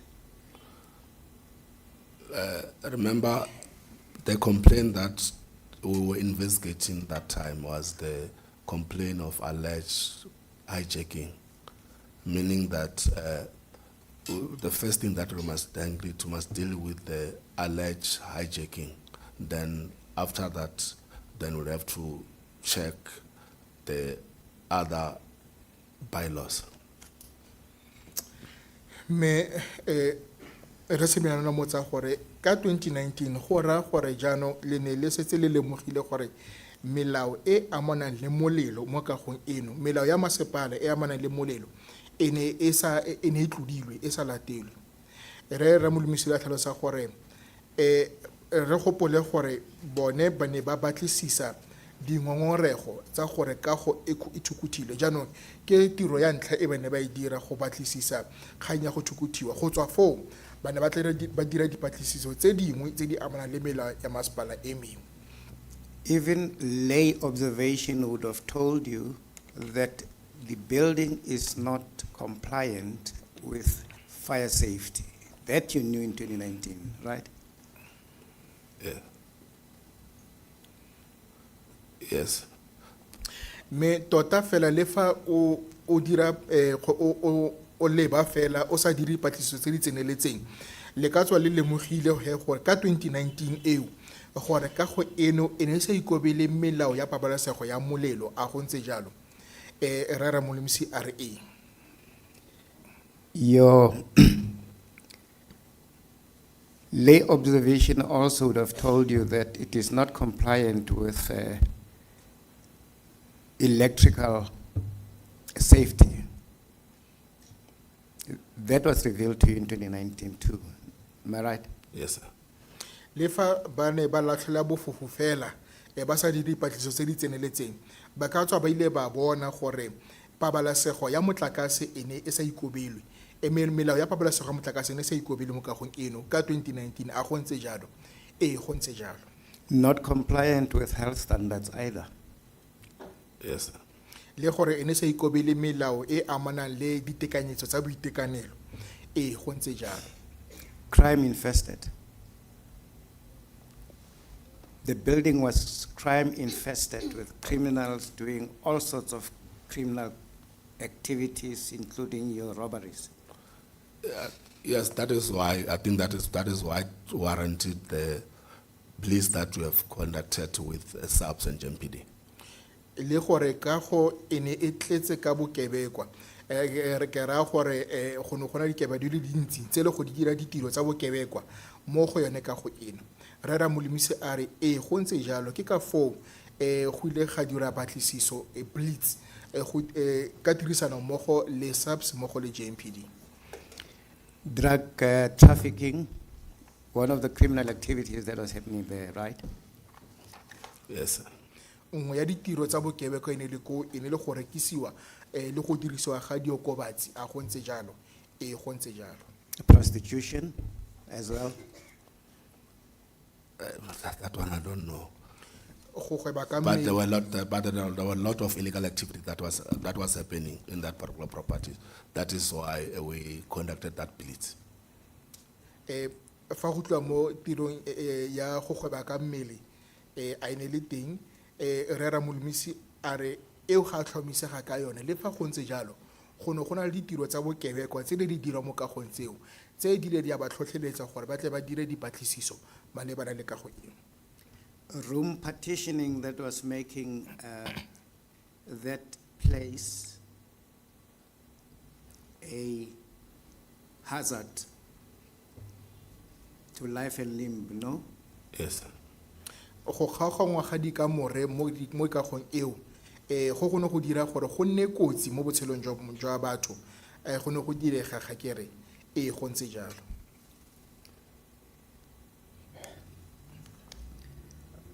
There were all indications that this building is not fit for human habitation. Am I right? Yes, sir. Go ne go na le matshwao otlhe a na bontshang gore ka go eno ga ya tshwanela gore e tle e nne bonno jwa batho a go ntse jalo go ntse jalo. What I find perplexing is that with all of that said, it was enough for JFIS to get a report that the matters have been withdrawn. Was it? Remember, like I've indicated, that we were focusing more on the complaint that was lodged to us, which is alleged hijacking of the property. Jaanong se se tlhakanyang tlhogo re se menya ke gore morago ga dintlha tseno tsotlhe tse go buileng ka tsone gore jaanong GFIS e amogela pego kgotsa e amogela kgang ya gore kgetsi ile ya gogola morago a go ntse jalo gore go tlhakanya tlhogo re ra molemisi o ile a tlhalosa gore re gopole gore ba ne ba tlhomile mogopolo thata mo dingongoregong tse le gore ba ile ba di amogela ka kago eno e leng ditatofatso tsa kgotsa dipelelo tsa gore kago eno e thuputhile. The directorate over which you preside is compliance, correct? Yes, sir. Lephata le le gore wena wa le okamela tiro kgolo ya yone ke go ikobela ga melao a go ntse jalo go ntse jalo. In fact, you would have known that the building was non-compliant in all sorts of manner. Yes, like I've already indicated, is that remember, if the building doesn't comply, we have to deal with the owner. And first of all, here the owner doesn't have any relationship with the people, with the occupants. Then the first point that we have to deal with it was to address the issue of hijacking. Then the rest will then come at a later stage. Jaanong ka go eno e ne sa ikobele melao ya mefuta yotlhe a go ntse jalo re ra molemisi la tlhalosa gore fa re gopolo gore fa ka go e sa ikobele melao e beilweng ba mekamekana le monga kago mme mo lekgetlo leno monga kago o na sena kamano le badudi ba batla go eno ke ka foo jaanong ba ile ba dira patlisiso ya gore go ka nna gana le dipeelelo tsa gore e thukutiwe. It was non-compliant the entire 2020, right? Ne sa ikobele melao ya ne sa ikobele melao 2020 yotlhe ngwaga o a go ntse jalo 2021 still non-compliant. Yes, sir. 2021 e ne santse e sa ikobele melao a go ntse jalo 2023 until the fire still not compliant. Yes. 2023 go fitlha ka letsatsi la molelo e ne santse e sa ikobele melao go ntse jalo. Shouldn't GFIS take part responsibility for that result? I don't think so. Why? Remember, immediately when for us to proceed with criminal case, we have one statement from the department that is responsible for the owning of the building. Then part and parcel of the engagement that was done was that JPC itself was in the process of evicting the illegal occupant, meaning that there's no way in which we are going to take legal action against the owner because there was no any relationship between the owner and the occupant. Jano, fa ile gore go ntse jalo a GFIS ga ya tshwanela ga e tlhoke gore go kgotsa GFIS a ga ya tshwanela gore e tle e tsae bontlhangwe jwa boikarabelo jwa se se diragetseng go kagong eno re Ramolemisule o ile a re ga ka nnye jalo ka gonne re gopole gore ba tle ba kgone go fitisa kgetsi kgotsa patlisiso ya bone ba tshwanetse gore ba ne le statement se se bidiwang A1 statement se le gore se tswa ko lefapheng le ka go e le monga le one jaanong ka nako eo JPC e ne setse e le mo tsamaisong ya go ntsha badudi mo kagong eo mme ba ne ba ka se kgone go tsaya dikgato tsa semolao fa e le gore tsamaiso eno e ne santse e tsweletse. I'm afraid your answer is not intelligible. Can you please answer? I'm saying to you, GFIS, in part, must take responsibility for the result that was Usindiso disaster. Why am I wrong? I'm still saying it cannot be GFIS. It must be the responsibility of the property owner. The biggest challenge here is that there was no relationship between the occupant and the property owner, who is the city. The city was in the process of evicting that particular people because we cannot obtain compliance if there's no relationship, because the person who must ensure that the property comply is the property owner himself or herself. But in this case, the challenge was that there is a third party who is there, that is illegal occupant. Rasemenya wila tlhalosa gore karabo e Ramolisi a inetseng tota ga utlwale ga se yone ona mmotsa gape gore kgotsa wile a re GFIS e tshwanetse gore e tseye bontlhangwe jwa maikarabelo a masetlapelo a diragetseng kwa Usindiso a o phoso fa rialo re Ramolemisule wile a re re gopole gore boikarabelo jwa kago ke jwa monga kago mme re gopole gape gore monga kago e leng JPC ona sena kamano epe le badudi ba koo jaanong go ne go tla nna bokete gore ba kgone go bona compliance kgotsa go bona gore a kago eno ikobela melao ka ntlha ya seno re gopole gore jaanong mo kganyeng eno go na le motho mongwe wa boraro kgotsa third party e leng badudi ba ile gore ba dutse ko mme ga bana kamano epe le monga kago e leng JPC. Your evidence is that the Johannesburg Property Company should take part responsibility. Remember, they are the department that is having mandate, that the owner of the particular property. A jaanong o raya gore JPC ke yone tshwantse gore e tsaya maikarabelo. Re Ramolomisi a re gopole gore ke tiro ya lefapha leo e reka e le mongakago. Your answer is yes. Yes.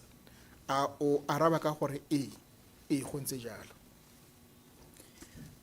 The other entities that must take part responsibility would be your JMPD, according to you. Yes. Me setheo se sengwe se le gore se tshwanetse go se tse bontlhangwe jwa boikarabelo ke JMPD go ya ka wena a go ntse jalo go ntse jalo. Even waste management was not done properly, you would have observed. Am I right? Yes. Tota le botsamaisi jwa matlakala bone bo sa dire sentle a go ntse jalo go ntse jalo. Now,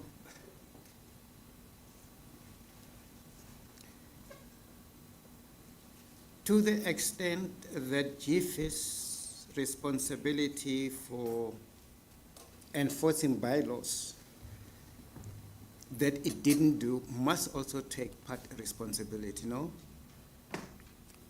Like I've indicated, what chiefs will normally do is that we ensure that the property owner complies with the relevant bylaw. But in this case, the challenge was that there was no relationship between the property owner and the occupant.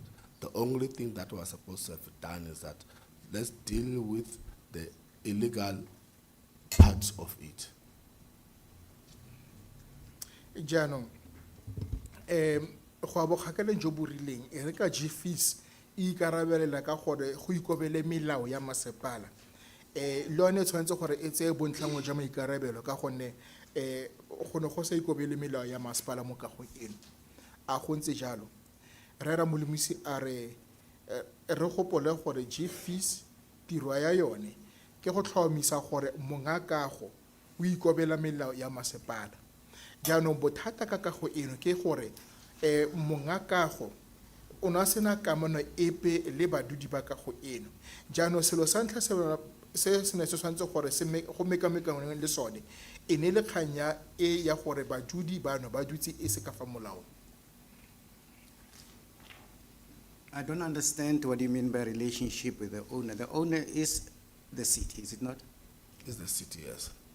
Resemia a re ga a tlhaloganye fa Re Ramolomisi a bua ka kamano gore wa bo a ka ya eng ka gonne mongakago ke toropo ya Johannesburg a go ntse jalo go ntse jalo.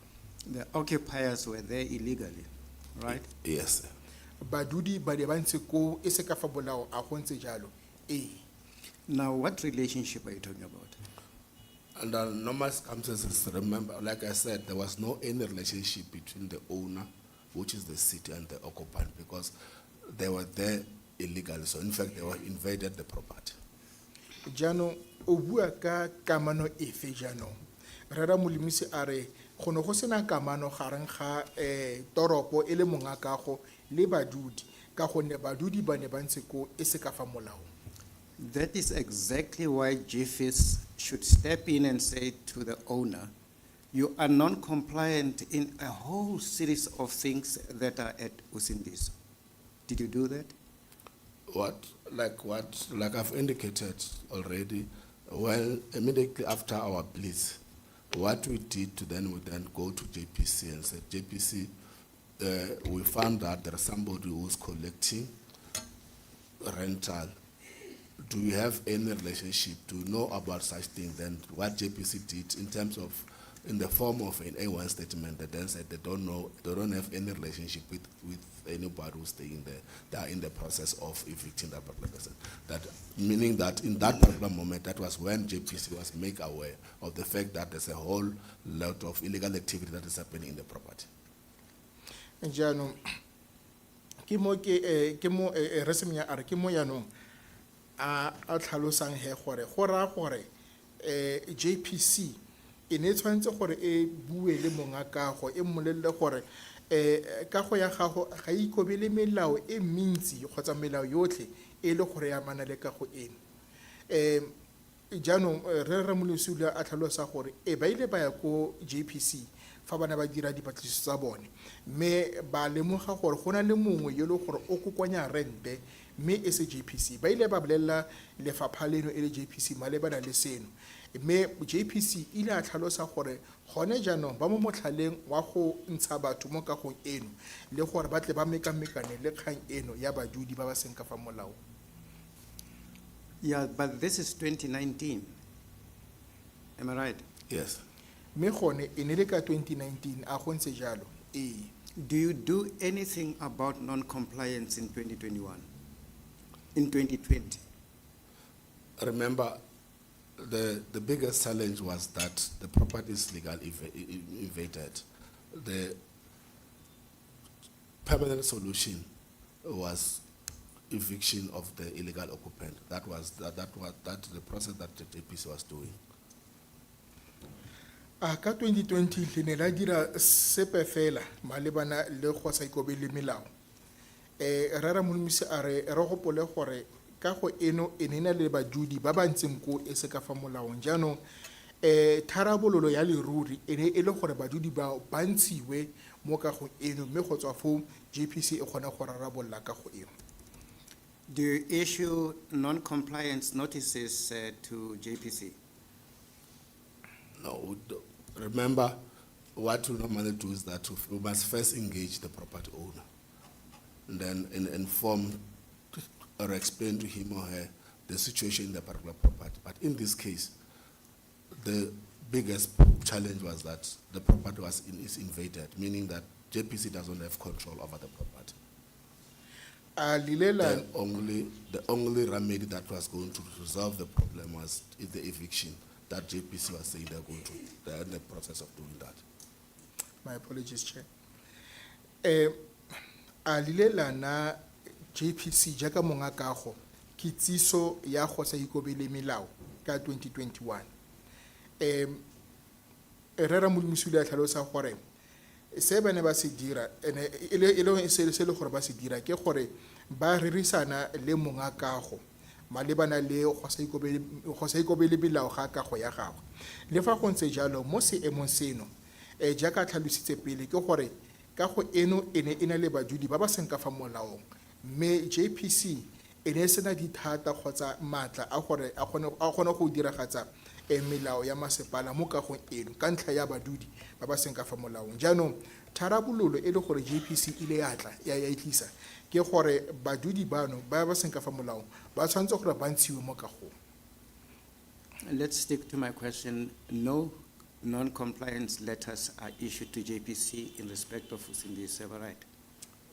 Not that I do. Remember, one other thing, Commissioner and Chair, is that it is not GFIS that will issue those notices.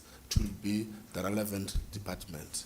What GFIS will do will be spearheading the investigation. If maybe there's any element of non-compliance, like for example, fire, health, and EMS, the relevant department will issue that particular notices. But in this case, I don't remember any notice that was issued because of the biggest challenge was that there were issue of invasion that was happening in the property. There was no relationship between the property owner and the occupiers.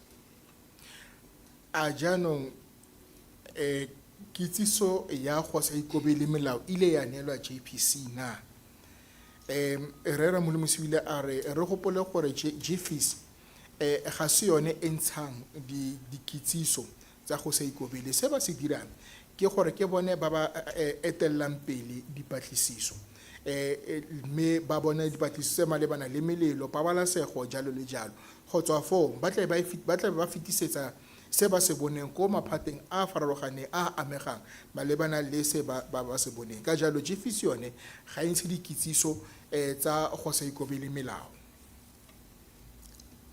What is strategic stakeholder management services? Who are the stakeholder players there?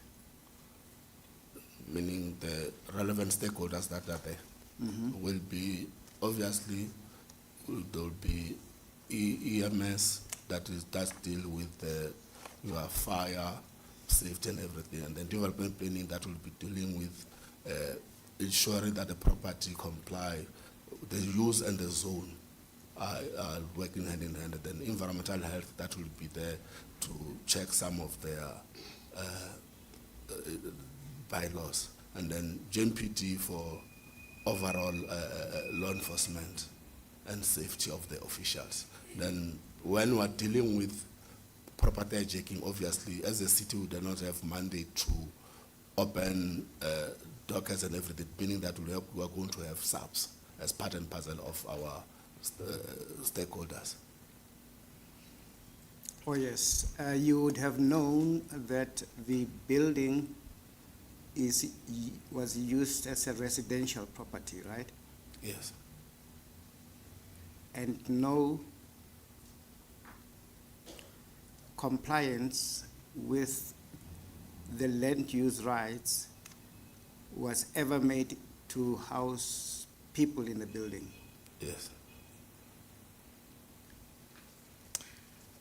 Re Semenya o ile a botsa ka kgang ya strategic stakeholder services gore ke eng. O ile a tlhalosa gore ke Ramolmusi ile a tlhalosa ke fa ba tsa karolo ba ba amegang ba nna le seabe mo dithulaganyong.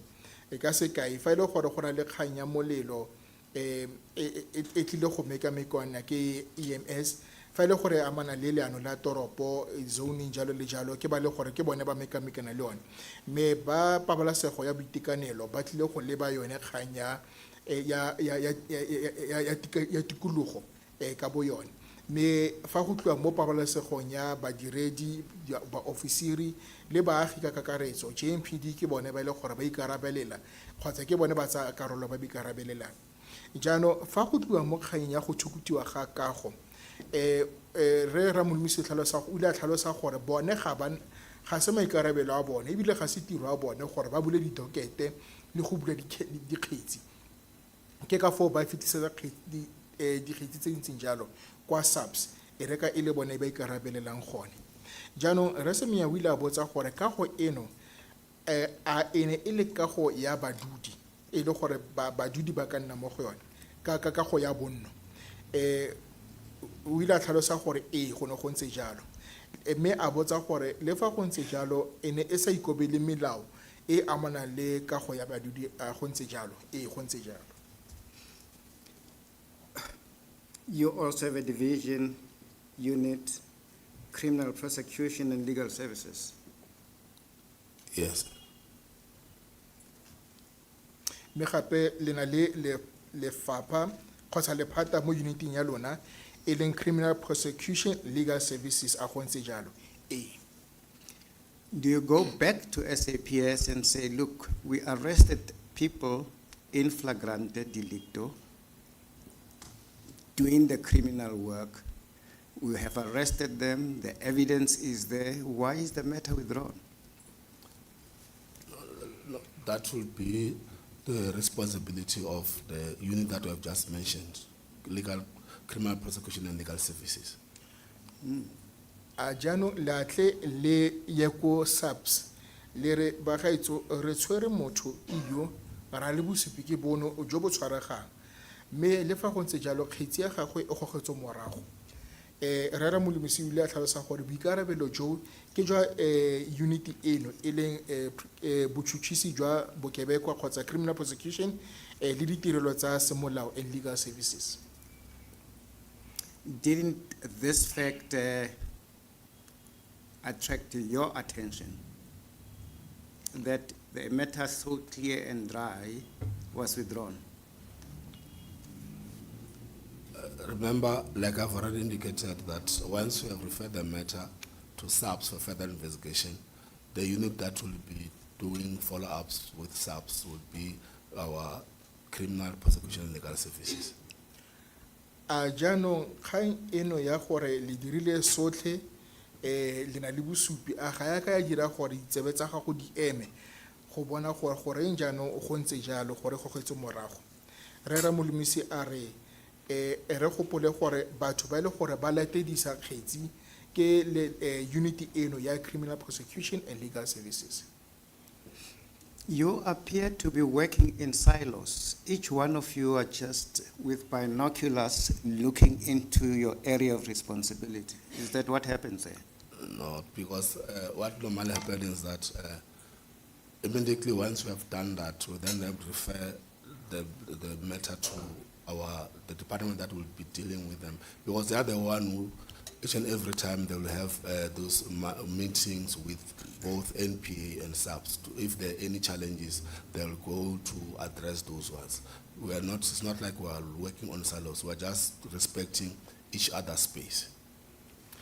Yaanong go lebega ekete le bereka le ikemetse le le nosi le itlhaotse go lebega ekete unity nngwe le nngwe e tlhomile mogopolo fela mo tirong le maikarabelo a yone a go ntse jalo re Ramolomisi a re nnyaa ka gonne re dirisana mmogo me ra tle re nne le dikopano le NPA le SAPS le fa go ntse jalo ga se gore re bereka re itlhaola kgotsa re ikemetse gona le mo ke go tlotla maikarabelo a unity e nngwe e a tshwereng.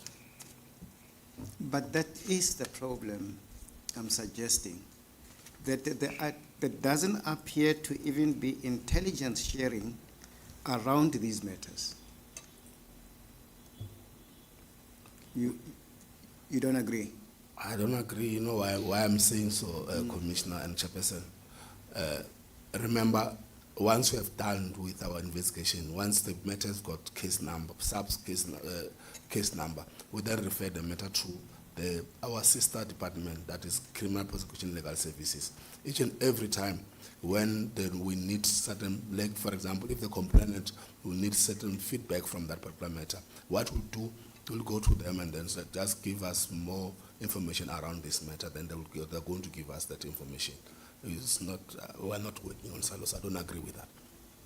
Me go lebega ekete go ntse jalo gore le bereka le itlhaotse lona lotlhe me ga gona kabelano ya matlhale malebana le di kgetsi tse le gore dia le mekamekana le tsone fa ke akantsha jalo a o dumelana le seo re Ramolomisi a re ga a dumelane le se re se menya a se buang gore ba iperekela ba le nosi mme o na tlhalosa gore fa ba sena go dira patlisiso ba tlile go bona nomoro ya kgetsi go tswa ko SAPS mme go tswa fo kgetsi eo e tlile go isiwa ko lefapheng le gore ba dirisana le lone e le lone la Criminal Prosecution and Legal Services mme ba tswelela ba dirisana mmogo ka gonne fa ile gore gona le ntlha nngwe kgotsa kgetsi nngwe e le gore ba tlhoka go e sekaseka ba kgona go ya go bone go ba kopa di-documente kgotsa tshedimosetso e kwetsegileng e le gore ba na le yone malebana le kgetsi e ba berekanang ka yone nako eo.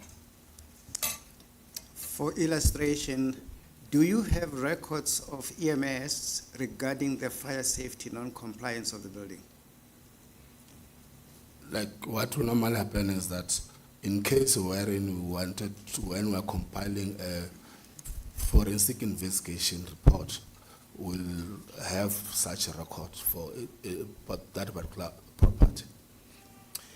In other cases, wherein we found out that there's only one non-compliant, for example, the EMS. What we'll do, then we'll send a memo to them and say, look, we have conducted our investigation, and our investigation has revealed that the property doesn't comply with your bylaws. Please investigate this matter further or take necessary action against the property owner. What they will do once they're sending that, they also finish us that with the proof that indeed they are investigating, they are dealing with the matter. Jano go dira sekai fela a lena le pego kgotsa documente e balebana le go ikobela melao ya pabalesego ya molelo ya ka go eo re Ramolomisi a re fa ka nako ya bane ba ntse ba kokwanya pego ba e kwala pego ntseng jalo kgotsa documente ntse jalo e ne tla nna teng mme a tlhalosa gape gore ka nako dingwe fa ile gore gona le karolo e lengwe e le gore melao ga ikobele mo go yone ka sekai a re EMS ba tlile go rerisana le lefapha le gore ba tle ba tse dikgato tse di oketsegileng ba lebe kgang eno ba lebisise sentle mme go tswa fo ba tse dikgato tse di maleba gore ka go e gona go ikobela melao e amanang le lephata la bone. I'm being specific. Where the non-compliance fire safety non-compliance brought to the attention of EMS in respect of this building? Like I've indicated before, I said from our side, we were dealing with the complaint that we have received of alleged property hijacking. You did tell me that, and I'm not asking you that question. I'm asking you, did you file with EMS fire safety non-compliance correspondence regarding this building? Did you? No. Re Semenya o ile a re o botsa potso e tlhamaletseng gore a ba ile ba nna le tshedimosetso e malebana le go ikobela ga melao ya pabalesego ya molelo ka kago eno. Re ra molemisi o ile a re mo letlhakoreng la bone ba ne ba mekana le dingongorego tsa go thukutiwa ga kago jaaka tlhalositse pele. Re Semenya o ile a re o tlhalositse ke a tlhaloganya mme ga ke botse potso eo. Gona le mo ke botsa gore a lile la romela pego kwa EMS le ba tlhalosetsa gore ka go eno ga ikobele melao ya pabalesego ya molelo. Re ra molemisi o ile a re nnyaa. For instance, do you share information with the environmental health unit regarding this building? Like I've said, remember the bills, the operation that was conducted. All those relevant departments were part and parcel of the operation. The only challenge was that they know that they know that the property belongs to the city. They know that there was no relationship between the occupiers and the property owner. Then chances are that we find out they didn't issue those notices, but I'm not going to speak on their behalf.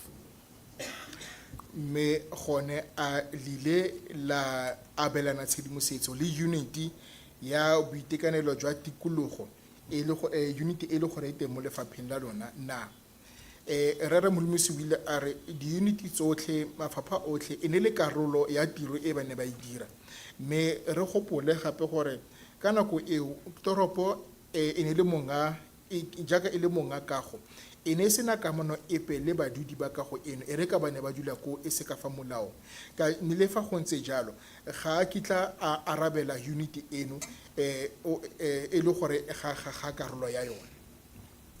It would be a fitting recommendation for the Commission to say in its report that there is no sufficient interrelationship with all the city entities to achieve the one and only legal obligation, which is the interest of the people of the city.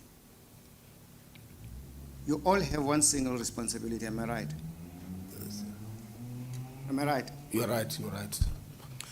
Go tlabe go le matshwanedi gore commission eno e akantshe gore ga gona ditirisano mmogo dikamano ganeng ga mafapha a faroganeng a toropo gore kwa bofelelong mafapha ano o tla gone go fitlhelela maikarabelo a yone fa go tloa mo baaging mo baduding ba ba nna mo toropong a go ntse jalo re ra molemisi a re go ntse jalo. Those are the questions I have for the witness. Thank you, Advocate Semenya. Mr. Mgomezulu.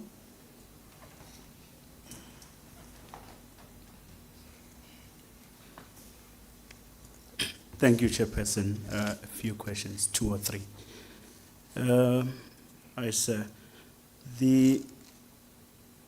Your statement in page 503 says Chiefs was established as an independent forensic and investigative department aimed at combating fraud and corruption.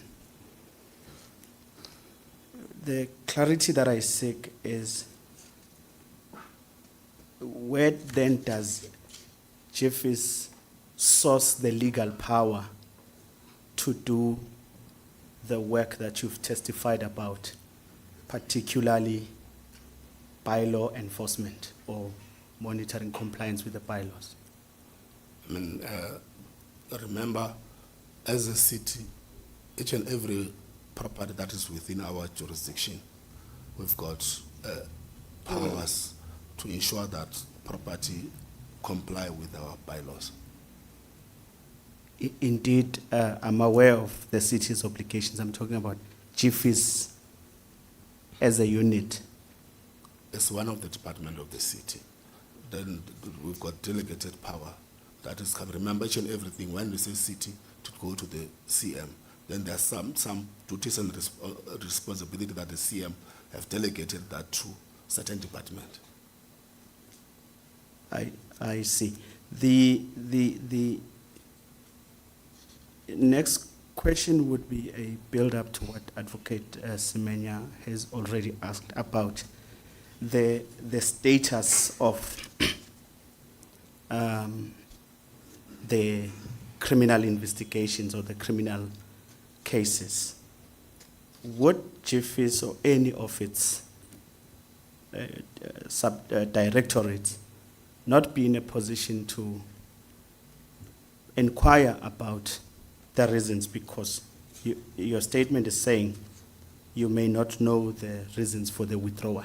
Like I've indicated, when Advocate Semenya asked me, I said there is a specific directorate that will deal with that, because they are the one who are having meetings with both SAPS and NPA quarterly.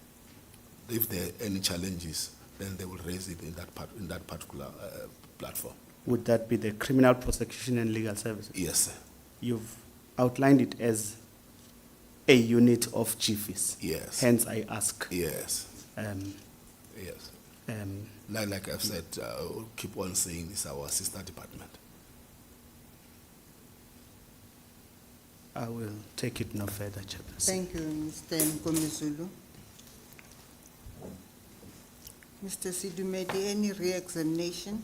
Yes, there's a few, Yes, you may proceed. just to take us to lunch, Chair. Yes. Mr. Ramulimisi, there are some couple of questions that arose during your discussions with Semenya. Advocate Semenya, my apologies. You indicate that in your unit, let's focus for now on the compliance unit, right? You've got 3 persons or 3 functions. You investigate bylaw compliance. Once you establish that there's no compliance, you refer that to the relevant department. Yes. If it's health, EMS, and so forth and so forth. Yes. Now, once that is done, we have now established there's no non-compliance. And you say that JPC said to you they were going to evict. And we know it is common cause that there was no eviction that happened at JPC. Yeah. Was there any point in continuing to go to that building to check if there's there's compliance? Remember, because of the nature of the situation, there is no relationship between the city and the occupants. What the city was doing was like each and every time, if there is any place that is being arranged in that area, our request was always to JMPD and all relevant department go and monitor the situation and address the issue of criminality activities. We know that the issue of eviction is not something that can be obtained over the night. It's a process. It's a lengthy process.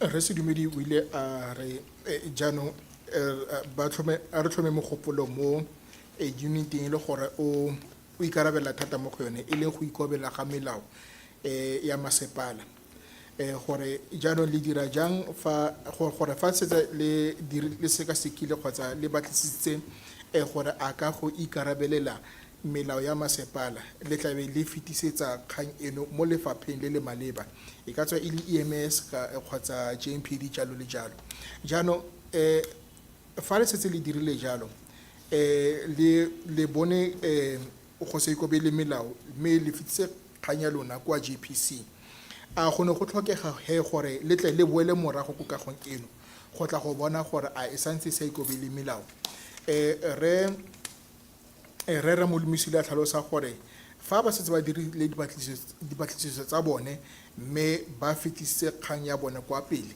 re gopole gore mo kganyeng eno jaanong ya kago eno go ne go sena kamano epe e le gore monga kago e leng JPC a ne a na le yone le badudi ka gonne e ne le badudi ba ba seng ka fa molaong jaanong fa ile go gontse jalo JMPD ke yone e le gore e tlile go tsaya kgato mme gape re gopole gore kgang ya go ntsha batho mo kagong ga se kgang e le ka dirwang ka bonako ke selo se le gore se tsa lobaka gore se ka diragadiwa.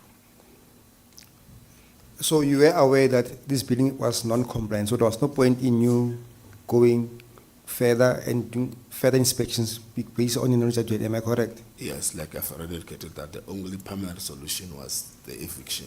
That's the only remedy that the city have. All right, you answered, there was a question that was asked to you by Advocate Semenya regarding the fact that waste management was not properly managed in that building. Remember that question? Yes. Do you have any personal knowledge on what Pick It Up does in terms of waste management? No, I don't know. So you're not in a point to comment on what Pick It Up does on waste management, am I correct? I want to, yes. Correct. Do you have any knowledge of what JPC or its plans, what plans they had regarding the management of this building after, once it was hijacked? No. So you cannot comment on what JPC's plans were regarding Usindiso building? Yes. Right. Now, there was also a question regarding the land use rights. Advocate Semenya asked you a question that at that building there was non-compliance with land use rights, right? And you answered yes. Do you know that that building was used as a residential area? Yeah, remember, like the evidence that we had when we investigated, found out that people were staying there. Yes. There were people who were paying rental to somebody else other than the city, meaning that they were using it for residential purpose. Okay, let's park that as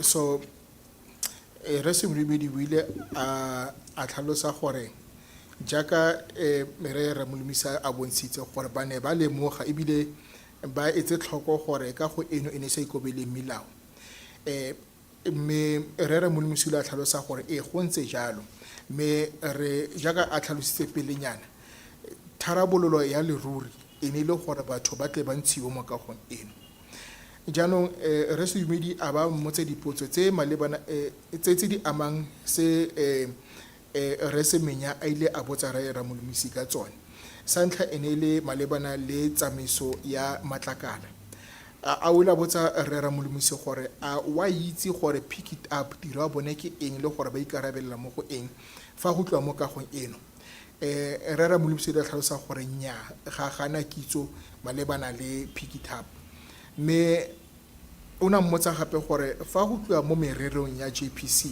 a ona itse gore ba ikemisitse go dira eng ka kago eno morago ga go lemoga gore kago eno e na le banni ba ba seng ka fa molaong Re Ramolomisi la tlhalosa gore nnyaa ona sa itse maikemisetso a JPC go tswa go tloga ka nako eno me ona a mmotsa gore ka jalo a ka se ka akgela ka se JPC tlile go se dira Re Ramolomisi la tlhalosa gore a ka se ka akgela ka tiro ya JPC go tswa foo o ile a mmotsa malebana le tshwanelo ya tiriso ya lefatshe kgotsa land use rights gore a Re Ramolomisi ona itse gore kago eno e dirisediwa go nna kago ya bodudi jwa batho Re Ramolomisi ile a tlhalosa gore fa bone ba dire dipatlisiso fa ba fitlha go kagong eo ba ile ba bona gore go na le batho ba ile gore ba renta mme ba duela rente ba duela motho yo mongwe rente eno mme seo e ne le bosupi jwa gore kago eno e ne dirisetswa go nna bodudi jwa batho.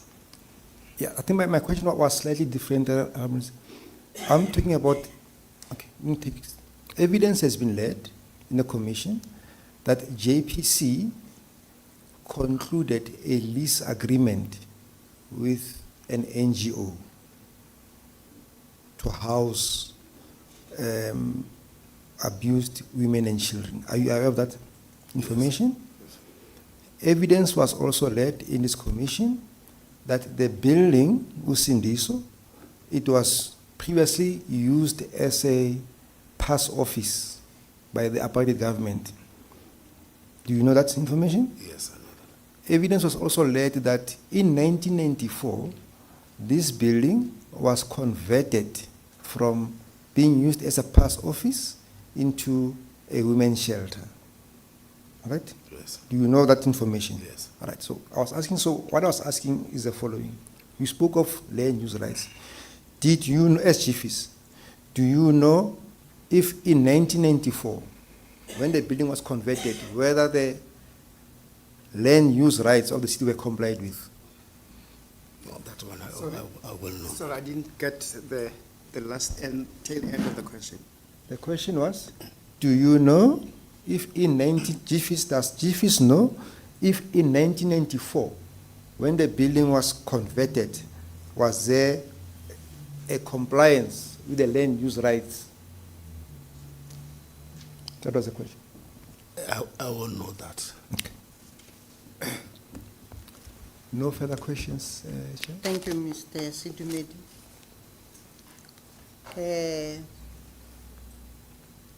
Mr. Ramul Lumisi, Yes. thank you for coming to give evidence before this commission. You are now excused as a witness. Thank you very much.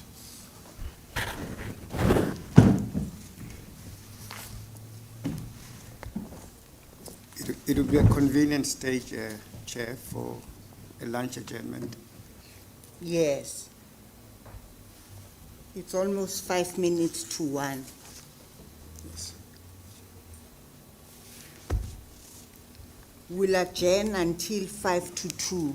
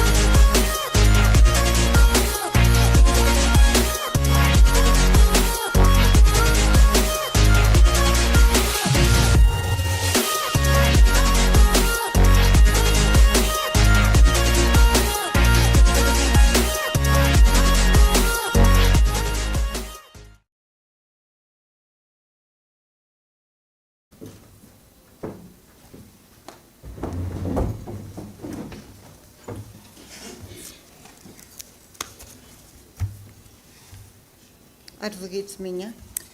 Chair, thank you. We thought to interpose a very short witness, Mr. Betsy. If you can, I have placed the statement before you, some 2-pager.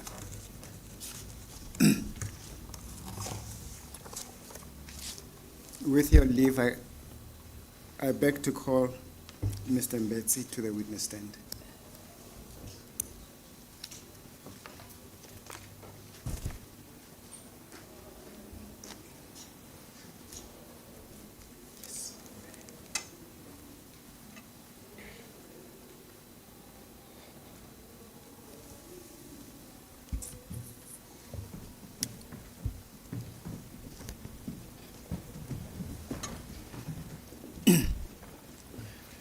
Do you have, Mr. Betsy, an objection in taking the oath? Do you have an objection in taking the oath? No. No.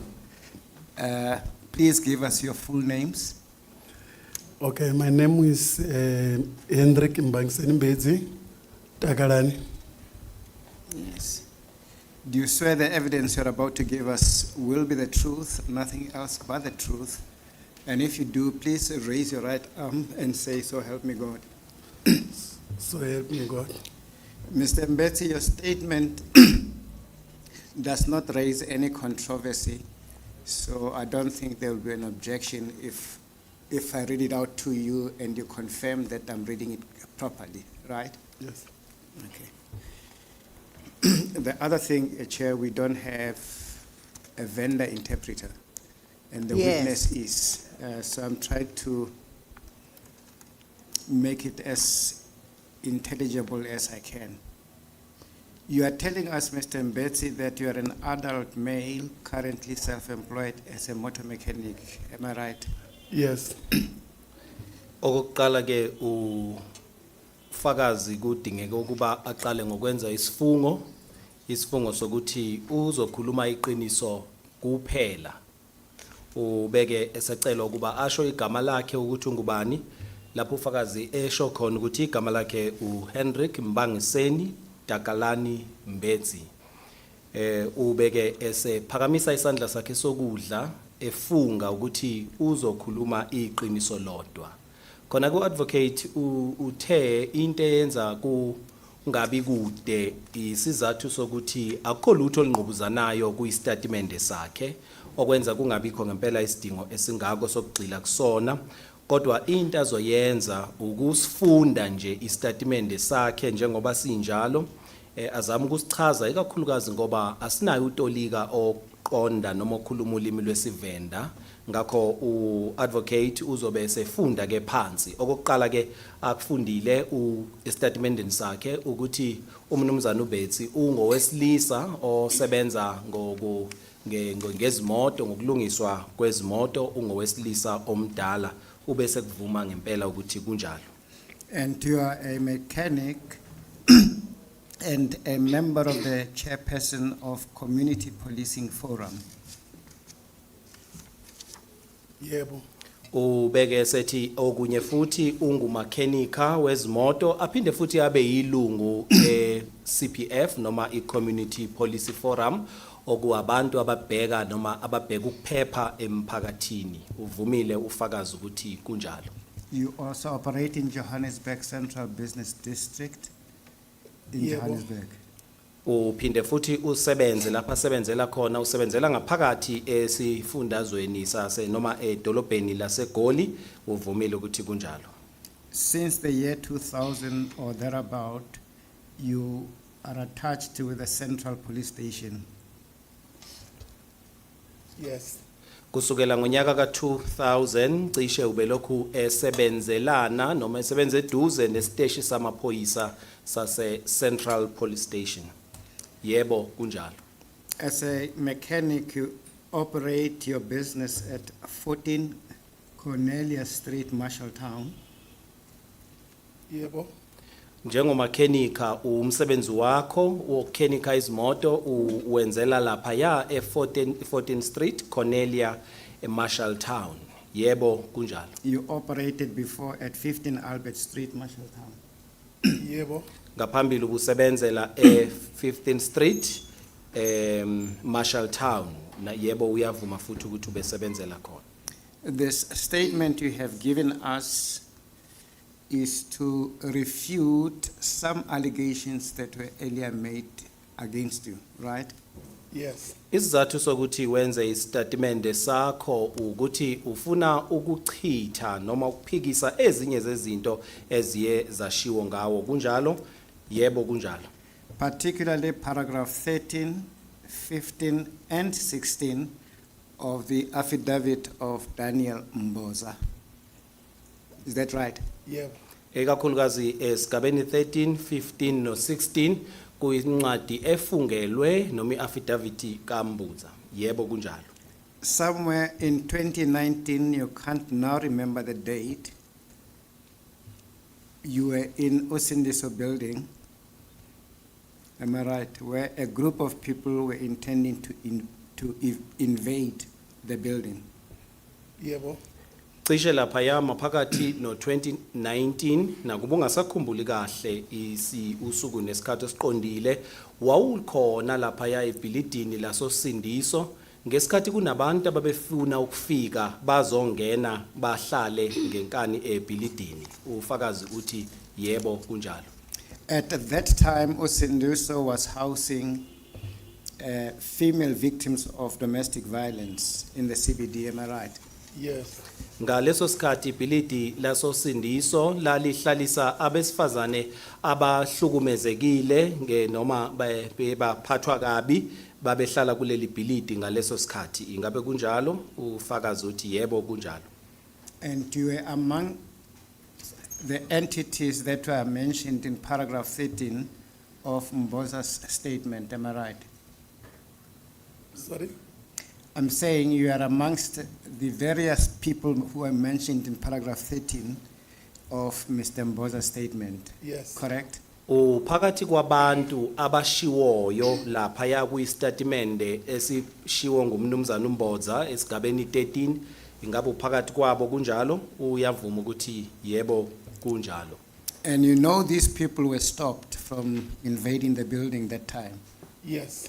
Futhi uyazi ukuthi labo bantu ababefuna ukungena ngenkane ebhilidini banqandwa kunjalo ufakazi uthi yebo kunjalo. And you categorically deny that you are responsible for the erection of 180 shacks in the Usindiso building, correct? Yes. Futhi uphika ulala ngomhlane ukuthi waba nesandla ekutheni kwakhiwe imikhukhu engaba ngu180 ngaphakathi kwebhilidi kunjalo ufakazi uthi kunjalo. And instead you say you do not know the circumstances leading to the building of the said shacks, correct? Yes. Kunalokho uthi awazi ukuthi yini yaholela noma yabangela ukuthi kugcine kwakhiwe leyo mikhukhu ngaphakathi kunjalo ufakazi uthi kunjalo.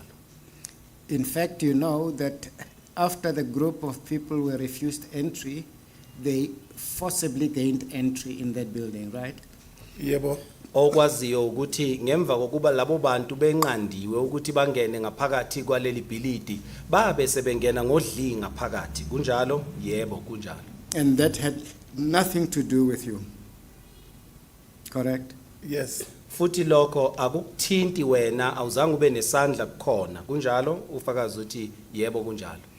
And you are not able to comment around Councillor Mnyameni, who is also referred to in the affidavit of Mboza, all right? Yes. Futhi akukho ngakusho ngokhansela Mnyameni okuuye futhi ophinde igama lakhe libalulwe kwistatimende sikaMnumzana uMboza kunjalo ufakazi uthi kunjalo.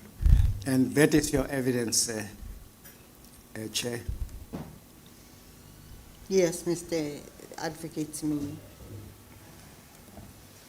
Mr. Sidumedi, any questions? No questions, Chair. Mr. Mgomezulu? No questions, Chairperson. Thank you.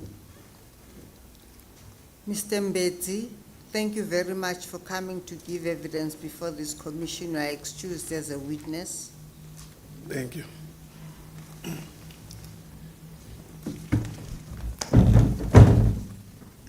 Chair. our next witness, Mr. Sidumedi, will tell us.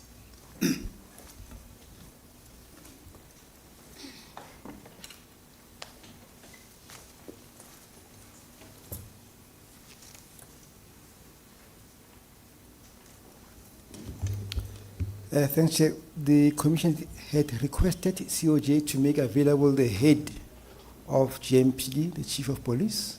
Yes. With the leave of the Commission, would like to call Mr. Sam Setagu. Setagu. Yes, SETHAGU.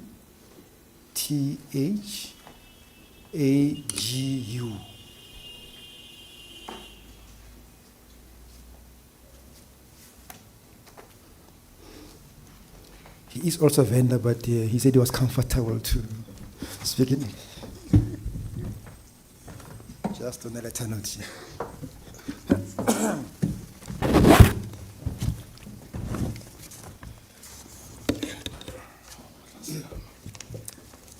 Again, good afternoon, Mr. Setagu. Good afternoon, sir. Do you have an objection in taking the oath? No, Do you swear? Maybe if we have your full names first. the name is Sam Setahu. Do you swear the evidence you are about to give us will be the truth, nothing else but the truth? And if you do, please raise your right hand and say, "So help me God." So help me God. The witness is sworn in, Chair. Thank you. Thank you.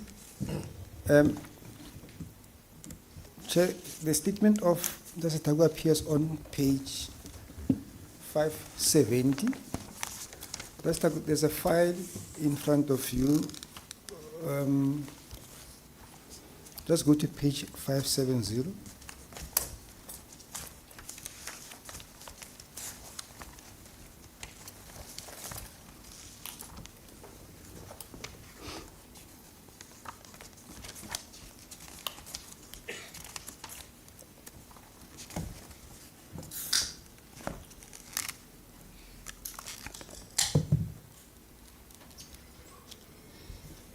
Right, I am on 570.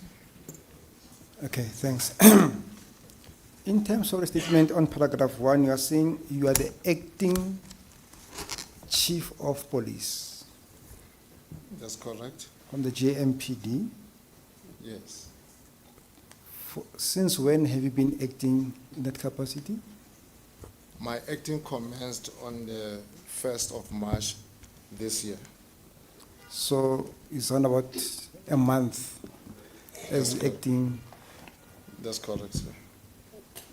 Who is the person that holds that position? If you're saying you're acting, We currently at JMPD not have appointed a person to be the chief of police. So we are currently rotating as acting until the position is properly filled. oh, okay. But what is then your, okay, I think there's an issue.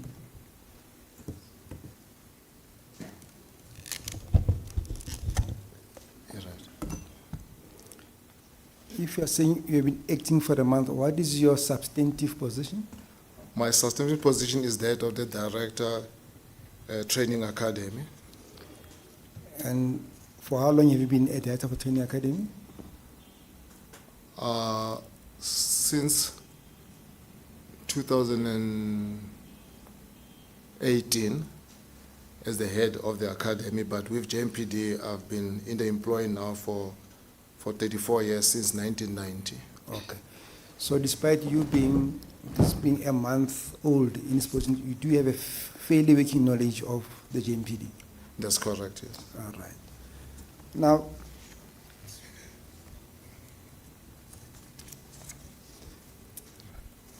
Thank you, Chair. Thank you, Mr. Sidumedi. Okokuqala ke ufakazi omusha osanda kuza lapha ngaphambili umnumzane uSam Setagu uqale naye ngokuthi enze izifungo alapho ifunge khona ukuthi uzokhuluma iqiniso lodwa. Lokho kwenze ngokuthi aphakamise isandla sakhe sangokwesokudla bese cela ukuthi inkosi imsize. Khona ke kube esethathwa ummeli umnumzane uSidumedi wamusa lapha estatementeni sakhe esikukhasi 570 lapho emcele khona ukuthi athi uchaza kafushane ngezinto ezithile. Okokuqala esigabeni 1 ufakazi uthi uyibambela lomphathi oyinhloko lapha ya kumaphoyisa eJMPD. Ubeke esembuza ummeli ukuthi uqale nini ukuba kulesi sikhundla sokuba yibambela lomphathi oyinhloko. Uthi uqale ngomhla ka1 March 2024 okusho ukuthi unenyanga eyodwa kuphela kulesi sikhundla. Ube esembuza ke ukuthi ubani kanti ngempela ngoba eyibambela nje ubani ngempela ongumnikazi walesi sikhundla. Ufakazi ushilo wathi okwamanje abanaye akekho umuntu oseqokelwe lesi sikhundla okwenza ukuthi bashintshane ke kuzungeze lesi sikhundla sisuke kulo siya kuloya. Kodwa ubese mbuza ukuthi ke ngaphandle kokuthi wena ube yibambela kulesi sikhundla siyine sakho isikhundla. Uthe isikhundla sakhe ungumqondisi kwi-training academy okusho ukuthi isuke yenza ukuqeqesho. Ube esebuza ukuthi kuleso sikhundla ke so kuba umqondisi kwi-training academy uqale nini khona. Ufakazi umnumzana Sithaha uthi uqale ngo2018 ukuba kuleso sikhundla. Kodwa yize kunjalo aka umsebenzi wakhe uqalanga lapho. Kwi-JMPD useneminyaka engama-34 ngakho usemkantshubomvu ujwayelene nomsebenzi ngoba waqala ukusebenza ku-JMPD ngo-1990. Ngakho ummeli ubesethi hayi kuyabonakala ukuthi hayi ke usunesipiliyoni uyakwazi konke okwenzekayo ngokwesikhathi ososichithe usebenza kwi-JMPD. Yes. And in paragraph 2 of your statement, you outline the mandate of the JMPD. You indicate, amongst others, that you derive your mandate from the South African Police Service Act. Am I correct? That's correct. In particular, you are saying Section 64E in that act makes specific provision for metropolitan services. No? That's correct. And then in terms of that act, it speaks about, amongst others, policing of municipal bylaws and the prevention of crime. Am I right? That's correct. And now you indicate that so as to execute your mandate, there are measures that you undertake: the recovery of drugs, stolen vehicles, and illegal firearms. Am I right? Correct. And you say you deploy officers in the inner city to conduct proactive policing. That's correct. And you implement joint operations with COG stakeholders. That's correct. To counter land invasions and removal of illegal structures. That's correct. Now, in paragraph 2.4, you summarize that the gist of the work that you do, this of relevance to the Commission, is bylaw enforcement and prevention of crime. That's correct. All right. Now, in paragraph 3, just explain to us in terms of your directorates, because you are the acting chief of police. Is there a unit that is responsible for bylaw enforcement? That's correct. JMPD has several directorates. One of the directorates will be a bylaw management unit that specifically deals with bylaws of the city of Johannesburg. And there's also a directorate that specifically deals with crime prevention. That will be our operations directorate and the directorate tactical services. Okay. But now let's first deal with the aspect of bylaw enforcement as outlined in your paragraph 3. You indicate that inasmuch as the mandate of the JMPD speaks about bylaw enforcement, you make a point that it is not all the bylaws that fall within the scope of JMPD. Can you just explain that to the chair? Indeed, the city of Johannesburg have different city departments. Each city department has a role to play with regard to bylaw enforcement. So there are specific bylaws that not have been decided by ourselves as a department, by the city as a whole. That JMPD, these are the bylaws that you will be responsible for as the Johannesburg Metropolitan Police Department. So not all the bylaws that we have in the city are enforced by JMPD. We only deal with specific bylaws that have been mandated to us to deal with. Because Ubeke semcela ufakazi ukuthi avule lapha yabheke I paragraph 2 lapha ekhuluma khona nge-mandate abanikezwe yona noma igunya abanikezwe lona njenge JMPD. Ubuzile ke ukuthi ngempela balithola phi lelo gunya bali ngokomthetho obekiwe osebenzayo wamaphoyisa. Uchazile ke ufakazi ukuthi ukhona umthetho we South African Police Service Act okuyibona lo mthetho obanikayo ke igunya lokuthi yini okufanele bayenze. Uzibalile ke izinto abazenzayo imisebenzi yabo abayenzayo phakathi kwayo ehlanganisa ukubheka ukuthi ingabe imithetho kamasipala iyalandelwa yini kanye nokubheka futhi ukuthi bayabunqanda yini ubugebengu. Ezinye zezinto abanikezwe zona uvumile ufakazi ukuthi kunjalo. Ube esechaza futhi ukuthi ezinye zezinto ummeli azibekile abathi bayazenza ngokwestatement sakhe ukuzama ukubamba noma ukuthola izidakamizwa ezikubantu mazikhona uma kunezimoto ezebiwe bazithole izibhamu ezingemthetho. Yizo zonke izinto lezo abazenzayo belandela lo mthetho abanikezwe wona. Ubeseveza lapha ku 2.4 ukuthi kunezinto ezimbili ezinye futhi abanikezwe zona uqiniseka ukuthi imithetho iyathotshelwa lokho kubizwa ukuthi ama bylaw enforcement iyathotshelwa bese kwesibili ukugwema noma ukunqanda ubugebengu. Ubeke esemcela ummeli ukuthi ake bathi ukuxoxa kancane ngalena yokuthotshelwa komthetho bylaw enforcement.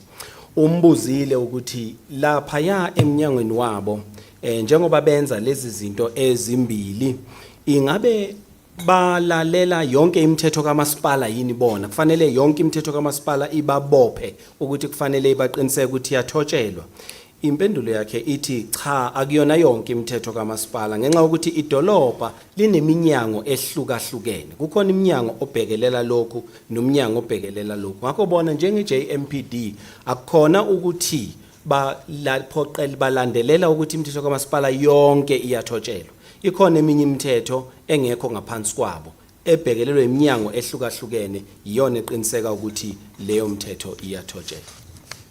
please help us to understand this, Mr. Sitaku, because as an outsider, when I see that JMPD's role is bylaw enforcement, and now you are coming here today to say it is not all the bylaws, is it out of neglect of your duties or incapacity? Why is the case that you don't do all the bylaws? JMPD is mandated to deal with certain bylaws from all the bylaws of the city of Johannesburg. If you look at 13.3 in my statement, it outlines the bylaws that JMPD will deal with or that has a mandate to deal with. For argument's sake, we will not deal with property bylaws. That is for another city department. So we'll come to that table. What we need to understand is why is that the case? We'll deal with the comparison of the bylaws that are in place, but I just want to understand the rationale. Is there anything that informs, is out of choice that JMPD decides today that no, we are doing these ones and not these ones? Since the inception or the establishment of the Johannesburg Metropolitan Police Department, the city has decided on certain bylaws that JMPD should concentrate on. So it is not by choice, but it is in terms of the city that approves the bylaws, and those that are fit to be allocated to JMPD will then be given to JMPD, and other city departments will deal with their own bylaws. The health department will deal with the health bylaws. So we will not interfere in those particular bylaws. We'll only concentrate on the ones that we are mandated on. Ubeke umele sebuzo ukuthi akakathi ukuchaza njengomuntu ongekho ngaphakathi eminyangweni yena wazi ukuthi yonke imithetho yomasipala kufanele aqiniseke ukuthi iJMPD iqiniseke ukuthi iyathotshelwa. Manje uma yena efika lapha njengofakazi bese bethi akuyona yonke imithetho abaqikelelayo ukuthi iyathotshelwa, kuba kwenza kanjani lokho? Bayazikhethela ukuthi imuphi umthetho okufanele uthotshelwe noma cha. ufakazi uyaphendula uthi cha akunjalo sizikhetheli khona vele imithetho esingayi kuyo ngokwesibonelo nje imithetho elawula izindawo iproperty ubeke ummeli sethi cha ungaqala ungene lapho sizofika kuleyo ndaba ethinta leyo mthetho bengimane nje ngifuna ukuzwa kuwe ukuthi njoba uthi eminye imithetho aniphoqelela ukuthi ilandelwe ingabe nikwenza ngokuzithandela nina nizikhethele ufakazi umnumzana Sithaho uthi cha asizikhetheli umkhandlu edolobha yiwo ophasisayo noma approvayo ukuthi nansi imithetho nina njenge JMPD okufanele niqiniseke ukuthi iyathotshelwa ngakho kuyona yonke imithetho esinikezwe yona ngokusibonela indaba yezempilo ngeke sangena kuyona kodwa umuntu osinqumelayo umkhandlu wedolobha noma iCity ilona lesinqumelayo ukuthi nakho okufanele siqiniseke ukuthi kuyathotshelwa.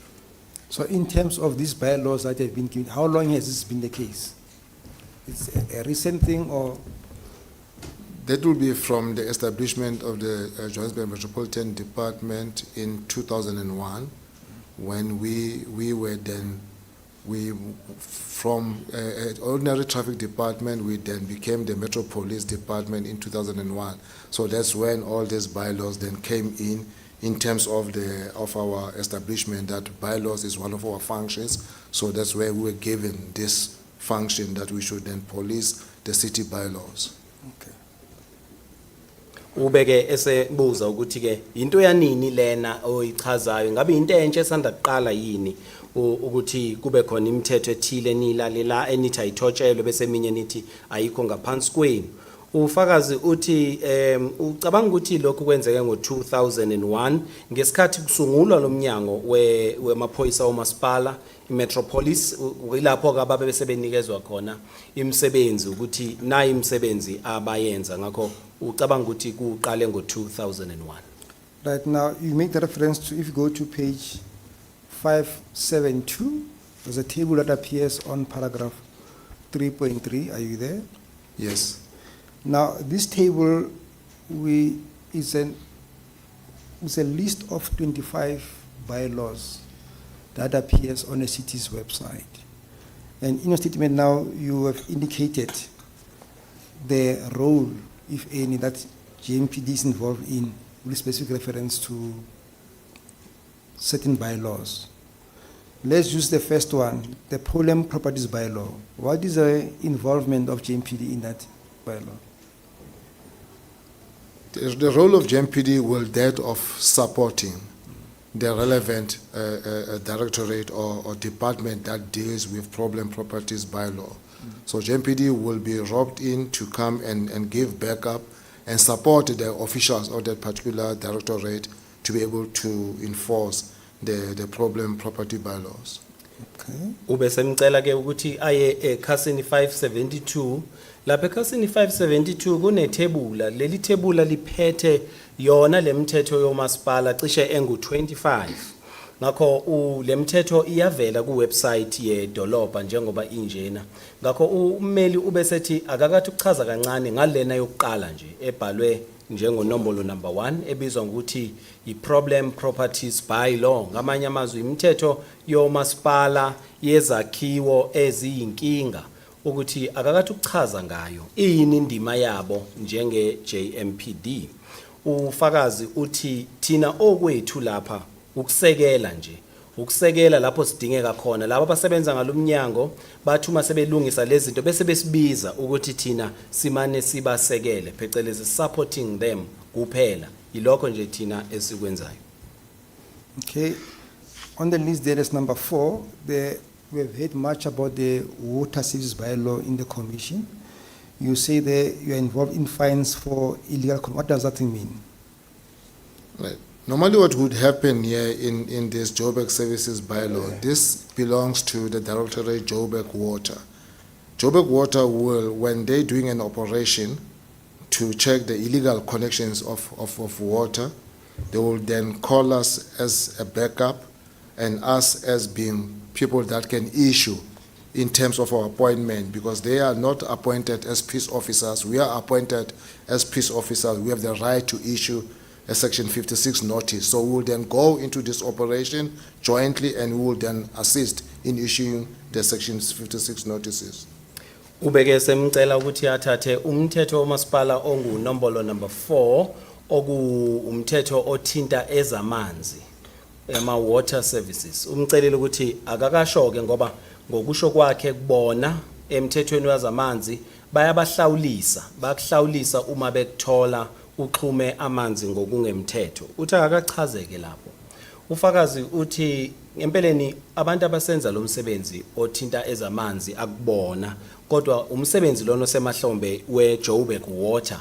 Kodwa ngenxa ukuthi iJoburg Water ayikwazi ukusebenza lokho kushiwo ku Section 56 ukuhlawulisa abantu. Ngakho bona bangena lapho ke bazosebenza nayo iJohannesburg Water ngenxa ukuthi bona ngokomthetho we Section 56 uyabavumela ukuthi bahlawulise umuntu mayephula umthetho. Ngakho babesebenza lokho ke kodwa basuke besiza iJoburg Water okuyiwona eyenza lo msebenzi okuyi number 4.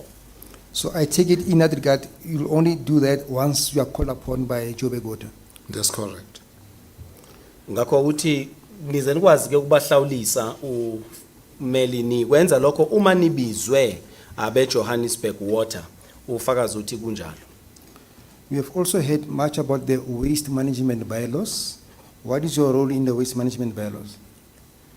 JMPD's role in this regard, with regard to, it is a function that is dealt with, pick it up. Pick it up are responsible for waste management. JMPD will also play a role there when we're doing illegal dumpings. We will then come in and issue fines in that regard, and probably and assist them as well in impounding of the vehicles that are found to be illegally dumping. Ubeke sembuza ngomunye umthetho womasipala othinta ukulawulwa kokulahlwa kukadoti ukuthi angathini ngawo. Ufakazi uthi indaba yolawula ukulahlwa kukadoti noma ukuqoqwa kwawo indaba ebekwe emahlombe epick it up iyona ebhekelela lokho. Kodwa bona ke bangena ngokuthi uma kukhona ukulahlwa ngokadoti endaweni okungafanele ulahlwe kuyo yilapho ke bona bengena khona ke bese uma bethola umuntu enza kanjalo elahla udoti endaweni ongafanele kuyo bamhlawulise ke yilo okusemahlombe abo futhi bathathe nemoto esuke ikwenza lokho bona banegunya lokwenza lokho kodwa okunye kusuke kwenziwa ipick it up.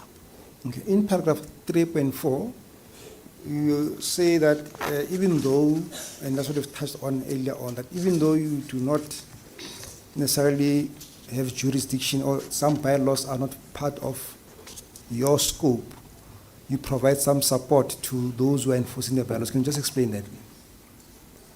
Right. The role that we would normally play, as I've indicated earlier on, is that of us supporting the implementing department.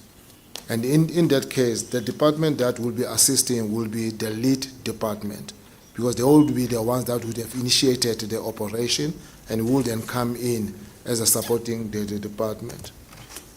Ubese mcela ukuthi akachaze lapha ku 3.4 ukuthi njengoba eshilo ukuthi bona akuona yonke imithetho yomasipala baqinisekele ukuthi iyathotshelwa akakathu kwenaba ukuthi bakwenza kanjani lokho. Ufakazi uyasho ukuthi njengoba ke asho ngaphambili bona owabo umsebenzi ukunikeza usizo noma isupport uxhaso basuke besekela labo noma lo mnyango okuyiwona ohamba phambili ekwenzeni lo msebenzi. Bona bawuqiniseka nje ukuthi kuyathotshelwa yini lokho ngoba basuke bebizwe yiwo lo mnyango osukubabizile ukuthi awuzobasiza ekwenzeni ukuthi kuthotshelwe umthetho womasipala. Ngakho bafika bona uma kuziwa ekusizeni noma ekusekeleni lo mnyango. Now, we go further in terms of explaining your point regarding providing support. On paragraph 3.5,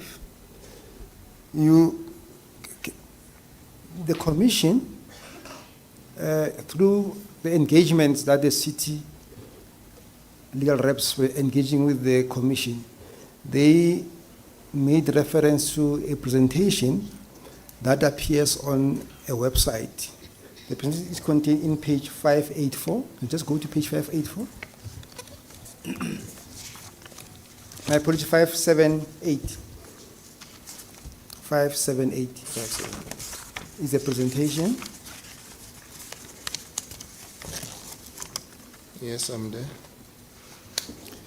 It's a JMPD Buyamteto performance for January 2022 to June 2022. Are you aware of this document? Yes, I am aware. Now, as I was saying, through our engagements with the commission, they drew our attention to this specific presentation so as to determine the role that you play in various aspects. Right. So have you gone through this presentation before today? Yes, I know of this. Okay. umcelile ke ukuthi aye lapha ku 3.5 washo umeli ukuthi leli commission izwile kwezinye zezethulo eziyenziwa lapha ngalesi sethulo esilapha ekhasini 578 sibizwa ngokuthi JMPD buya mthetho sangu January 2022 ukuya ku June 2022 ubese mbuza ukuthi ingabe ufakazi umnumzana uSithahu uyazi yini ngalokho okubhalwe ku le presentation noma kulezi zethulo ufakazi uthi yebo uyazi ngakho. In particular, if you go to page 580 of that presentation, item B and C, that where they summarize the mandate of the JMPD, reference is made to the policing of bylaws and regulations. Second, to the prevention of crime. Can you see that? Yes. Now, I want us to go to page 584 of this presentation that deals with the bylaws, so that we can explain what role were you playing. But what we have done, the table that appears on, my apologies, on page 574 of your statement, Chair, the table on page 574, we just extrapolated the table that appears on page 584 of the presentation. So we won't necessarily refer to. Yes, I see that. Yes. The estate agents boards. Correct, Chair, correct. So let's use the table that appears on page 574 of your statement. Okay. So that table, this the activity and the outcome, is an extraction of the table that appears on page 584 on the Buyamteto presentation. Maybe before we get there, what is Buyamteto? Buyamteto, it's renaming our operations. So Buyamteto is like bringing back the law into the city of Johannesburg. Ubeke semcela umeli umnumzana Sidumedi ukuthi ayekhasini 580 lapho ecaphune khona izinto ezimbili abanikezwe zona njengom JMPD okuqala ukubheka njengamaphoyisa uqiniseka ukuthi ingabe imithetho yedolobha yomasipala iyathotshelwa yini bese okwesibili uqiniseka futhi ukuthi bayabunqanda yini ubugebengu obusuke benzeka khona ke ubese esethi uzogxila kancane ku leli thebula eliku 574 ushilo ukuthi okukhulunywa ku 574 yilokho ukuthathwe ngale ku 584 empeleni kwase kulethwa nje lapha ngakho ubeke semcela ukuthi njengoba esabheke leli thebula njengoba elibona okokuqala kakamchazele ngale operation abayithatha ebizwa ngokuthi ibuya mthetho yini yona leyo ibuya mthetho ufakazi uchazile ukuthi ibuya mthetho iyazisho njengoba ishiwo ngesiZulu isho ukuthi ibuyisa umthetho ngamanye amazwi makulandelwe kuthotshelwe umthetho. All right. Now the first three items there: estate agent board, portable advertising signs removed. There's a number there, 14 ward and 289. Banners removed. Which bylaw were you enforcing them? These are done in terms of the outdoor advertising bylaws that will then go out and look at your illegal posters that are being placed, your banners that are being placed, illegal. All the posters or the banners, people need to get authority from the city departments outdoor and advertising the department to get approval and get a sticker that they will then attach on that particular poster or a banner. So is the outdoor advertising bylaw one of the bylaws that falls within your jurisdiction? Exactly. Ubeke semcela ukuthi lapha ya Khasini 574 kukhona imithetho ebizwa ngokuthi i-outdoor advertising. Ngakho ukukhangisa okusuke kwenziwa ngaphandle. Ngakho umcelile ukuthi akachaze ukuthi kusho ukuthini lokho ngoba omunye wemithetho le abayiphoqelelayo ukuthi ithotshelwe. Ufakazi ke uyachaza ukuthi le outdoor advertising isuke isho ukuthi bayaphuma bahambe bayofuna babuke ukuthi azikho yini izikhangiso ezifakiwe kodwa ezingekho emthethweni ezifakwe abasuke bezifaka bazinamathisele noma phi lapho ezinamathisela khona kodwa ezingekho emthethweni ngoba ukuze uvumeleke ukuthi ufake isikhangiso kufanele uthole kuqala imvume yaleso sikhangiso osuku sifakile kuleso sikhangiso uthole nesticker esifakwa kusona esizochaza ngakho lokhu ke omunye wemithetho abaqikelelayo ukuthi yalandelwa ukuhamba baphumele ngaphandle bayobheka izikhangiso ezisuke zikhona ukuthi yiziphi ezifakwe ngokungemthetho. And the next one speaks about the brick and mortar structures demolished and shacks removed.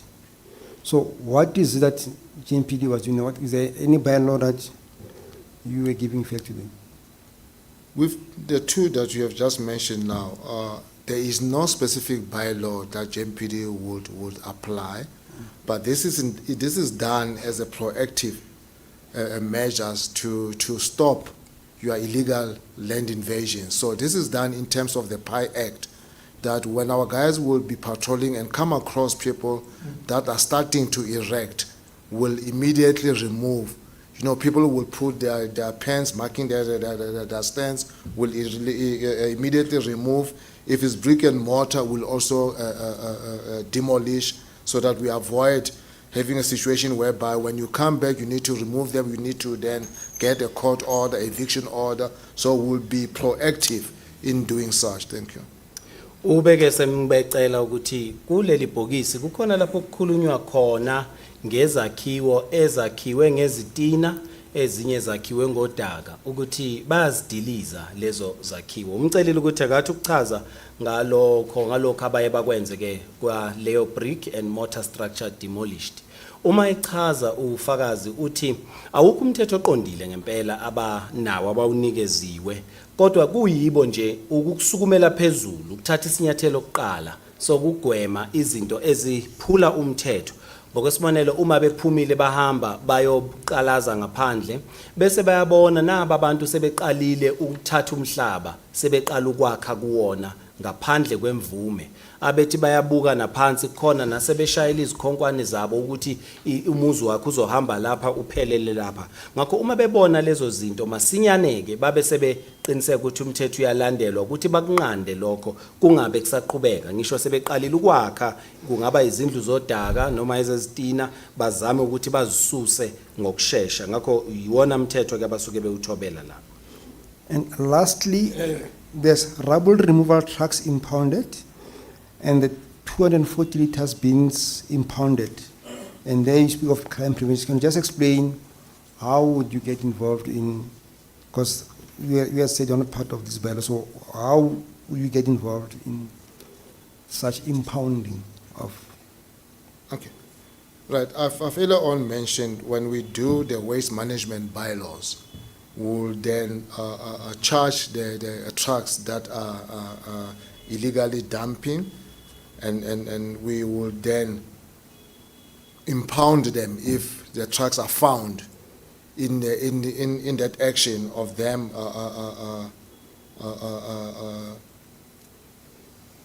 depositing whatever rubble that they are not supposed to be depositing, and will then impound such trucks. So coming to the 240-liter bins, those are your waste bins that have been given to houses that people should use to deposit their household rubbish. people who will then take those bins and use them to take stuff to your scrap yards and all those other places. Our officers, we have given them a directive that if they come across such, because these are cities' belongings, if you are found to be having that illegal, that thing is bad for a particular house. So if you're pushing it around the streets of Joburg, we will then impound it because it doesn't belong to you. That's how we impounding these 240-liter bins. Thank you. Ubeke semcela futhi ukuthi athi wenaba ngokunye kuchaziwe ngaphansi kwele mthetho yomasipala okuqoqwa kwemfucumfucu noma udoti kanye nokuthathwa kubanjwe amaloli. Uthe akathi ukuchaza ufakazi ngalokho. Ufakazi uyasho ukuthi uke washo ngaphambili ukuthi kukhona lomthetho olawula ukuqoqwa kukadoti noma izibi. Ngakho uma befika bona bese befika bethola udoti olahlwa ngokungemthetho bayibambe oqotsheni ngempela iloli sachitha udoti ngaleso sikhathi.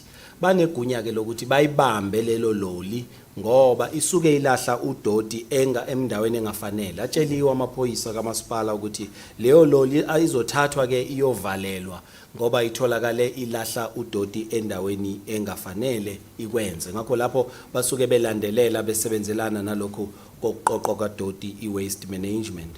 Ubeke esedlulela emgqomeni kadoti enamasondo ngamalita angu-240 ukuthi leyo limgqomo kadoti inikezwa umuzi nomuzi ukuze uyisebenzisele injongo ethile yokulahla udoti. Kodwa kuyenzeka abantu batholakale sebedonsa leyo mgqomo kadoti enamasondo befake izinto ongafanele bezifake kwezinye izikhathi beya ngisho scrap yard nalezo zinto. Ngakatsheliwe ke amaphoyisa kamasipala ukuthi uma ekuthola lokho umuntu esebenzisa lo mgqomo ngendlela engafanele banelungelo lokuthatha ke lo mgqomo ngoba lo mgqomo empeleni kamasipala akusuke ngewona umuntu usuke unikezwe umuntu ukuthi awusebenzisele injongo ethile. Ngakho uma bewuthola benze njalo baye bawuthathe ke ukuthi usebenzisa ngendlela engafanele. Before we step off this bylaw issue, Usindiso building, do you know the Usindiso building? Yes, correct. Right. Evidence has been laid in the commission and also admitted by the JPC that there were a lot of bylaws that were breached in that building. As an example, the electricity bylaws, emergency management services bylaws. There would have been a breach of various components of the water services bylaw, bylaws pertaining to how the structure of the building must look like. What would have been the role of JMPD in the enforcement of those bylaws? JMPD in this regard will play the role of a supporting department. I've earlier on said that if it's about water, electricity, bylaws, the departments that are responsible for that particular function will be the lead departments.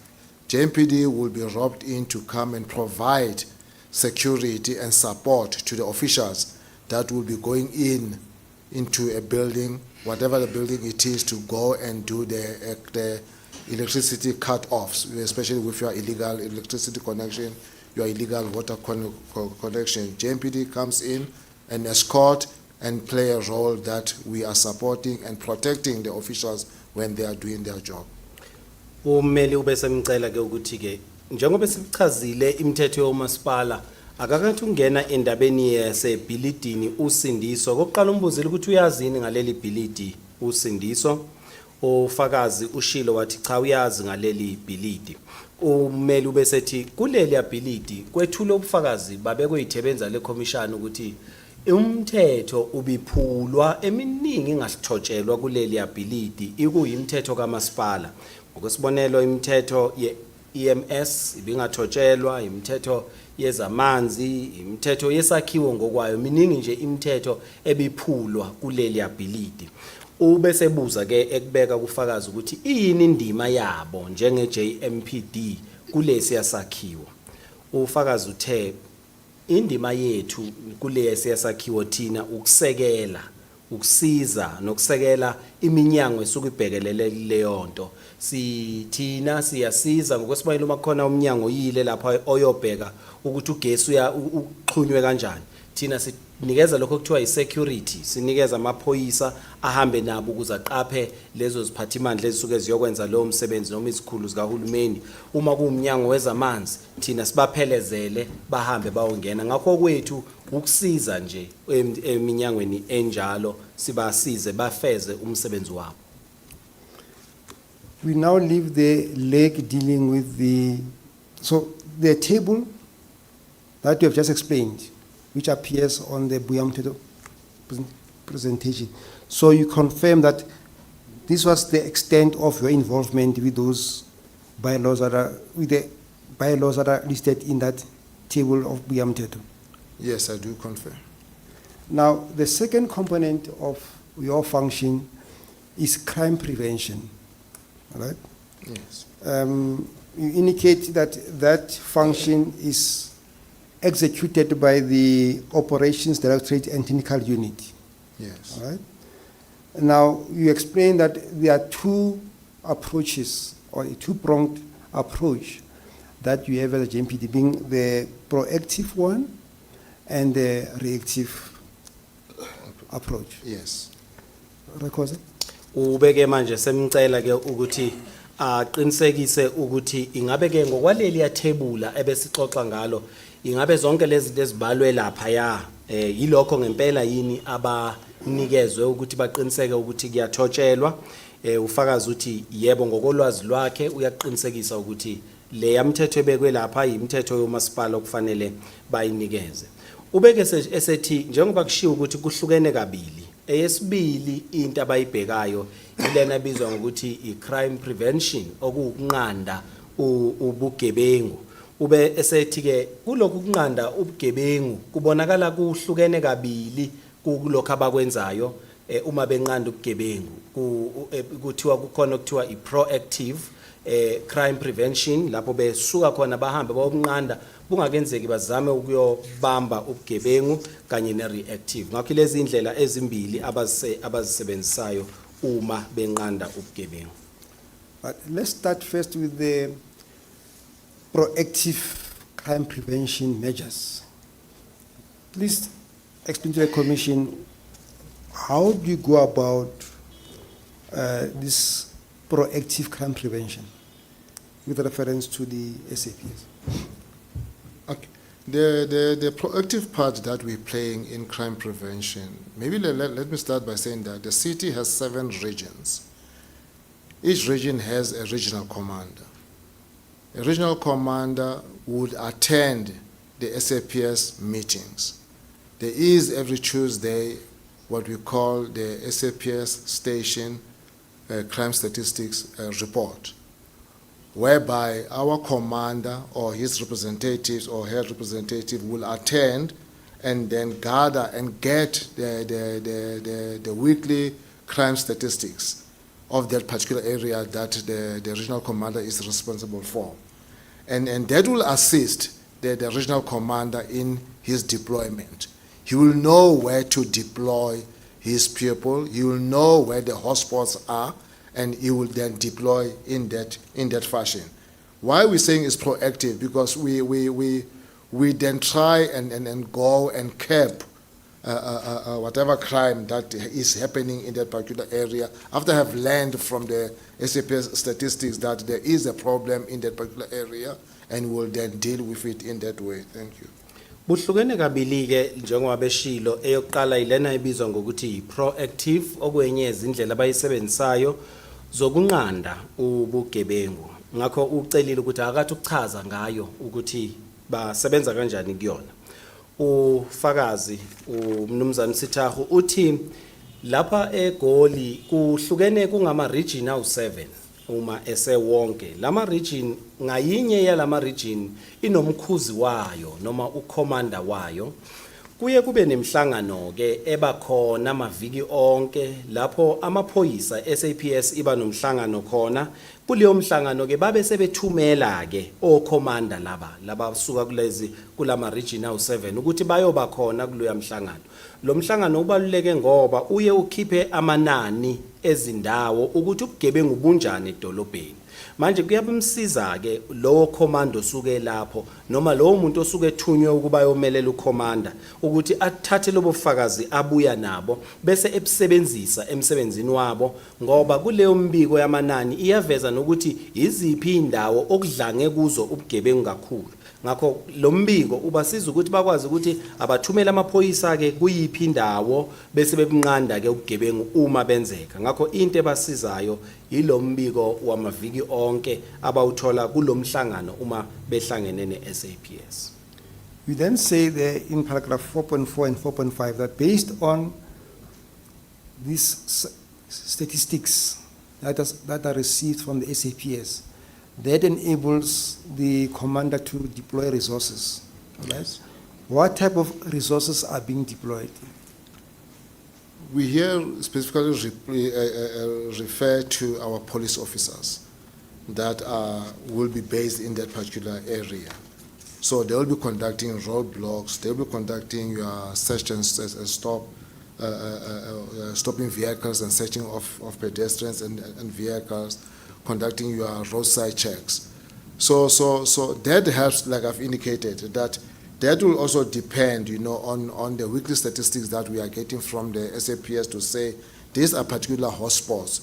So the people will be deployed in that particular hotspot and conduct the roadblocks and your roadside checks on that hotspot. Ubese mcela ke ukuthi akuphawule kafushane lapha ngo-4.4 no-4.5 lapho okuthiwa khona baye banikeze izinsiza noma ama-resources. Ngakho umcelile ukuthi akakachaza ukuthi iziphi ley'nsiza akhuluma ngazo lapha. Ufakazi uthi lezi iy'nsiza empeleni ubhekisela kumaphoyisa. Amaphoyisa azothunyelwa kulezo zindawo sekubonakala ukuthi lezi zindawo budlangile ubugebengu kuzona.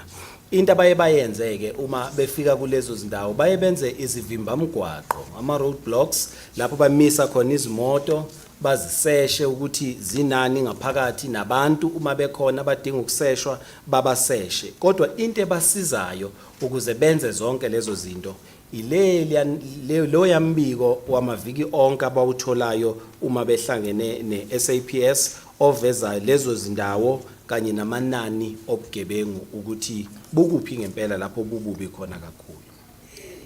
But what is a bit strange here, Aristago, on paragraph 4.5, you are saying you do not, your resources are not deployed inside buildings. Can you just elaborate further on that? Okay.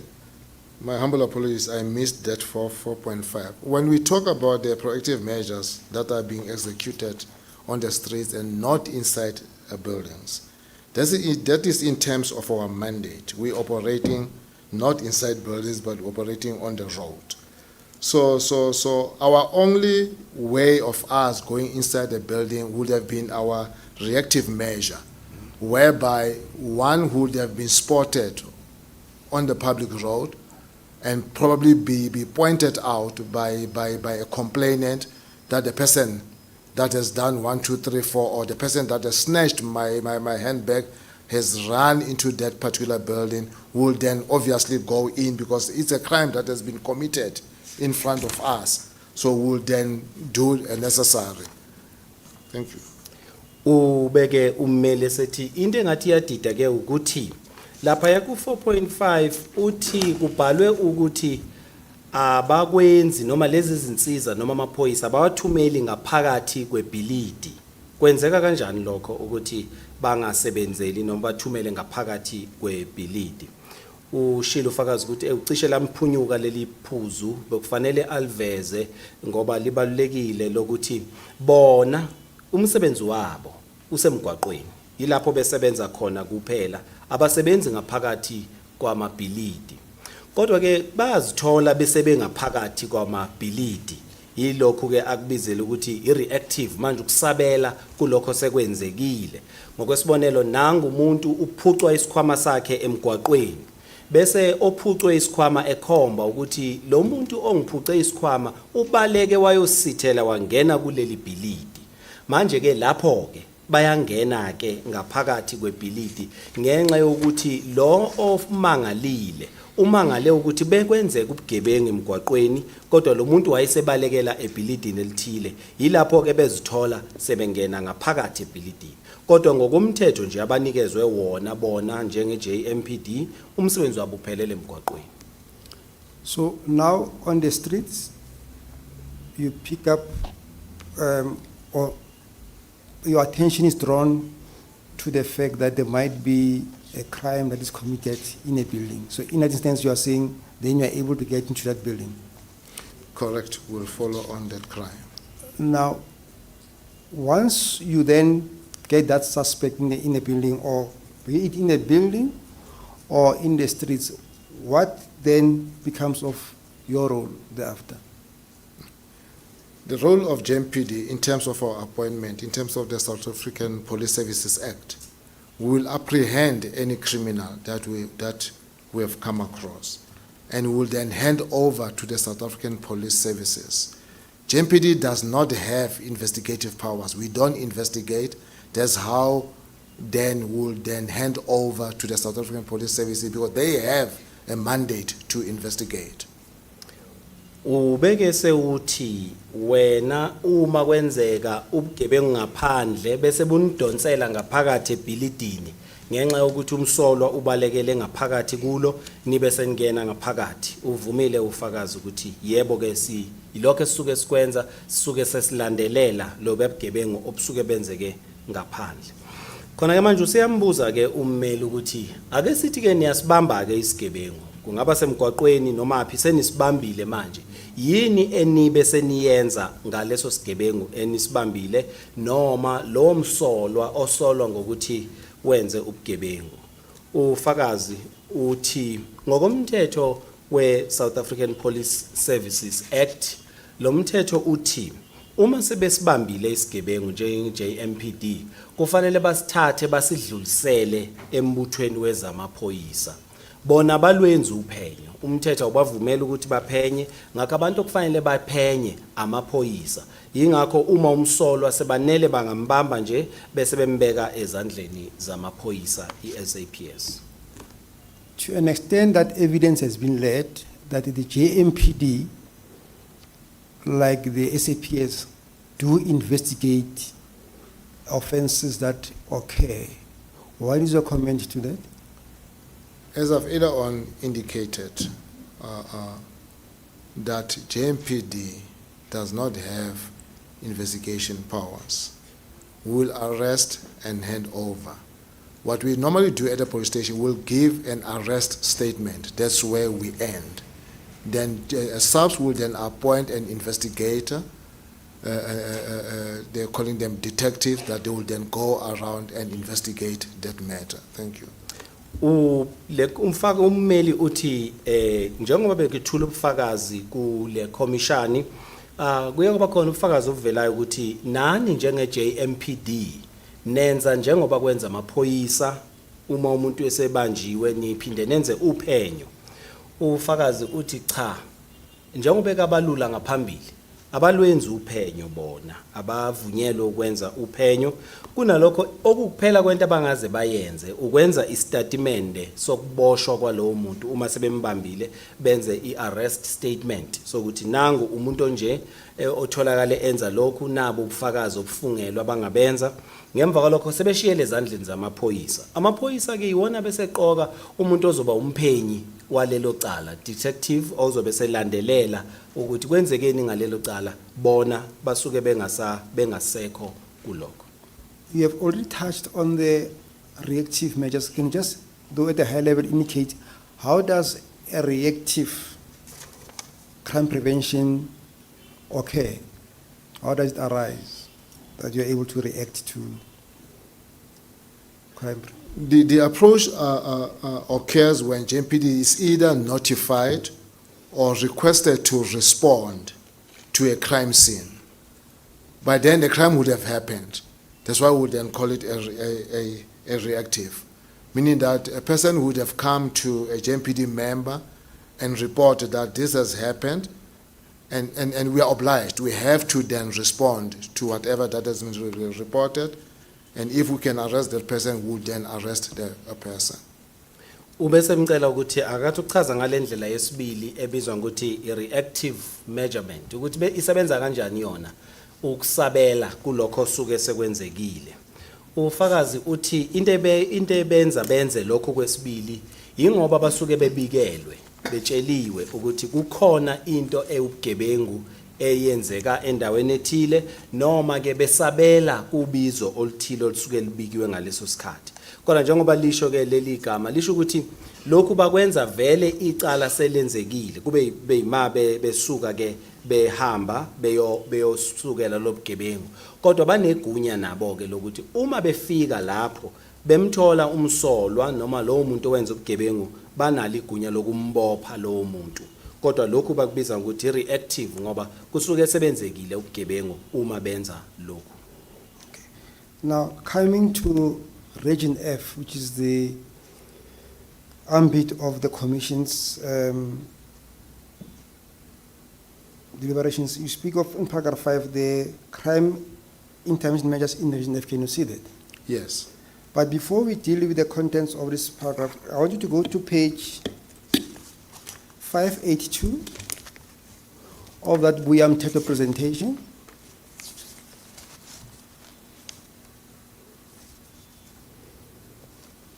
In that presentation, it highlights the JMPD's successes in crime prevention. Can you see that? Yes. And the period there is January 2022 to June 2023. Yes. At a high level, what are those issues? I mean, let's look at what is it that you are telling the reader in that slide. The slide that appears on page, we'll go to your statement. The slide that appears at the high level, the slide that appears on page 582. What is it that you are advising the reader of the audience in that meeting of where this presentation was made? Okay. This will have been an operation that has been conducted, whereby at the end of the operation, we will then collect the statistics. And here we are highlighting the statistics of this particular operation that has been conducted to say that we have so many operations related to liquor matters. Like it says there on the first crime there, we had 24 arrests. So this will be your monthly feedback of all the operations under Operation Mutato that would have been conducted. And then we summarize all those activities come month end or come the period. Here it says period January 2022 to June 2022.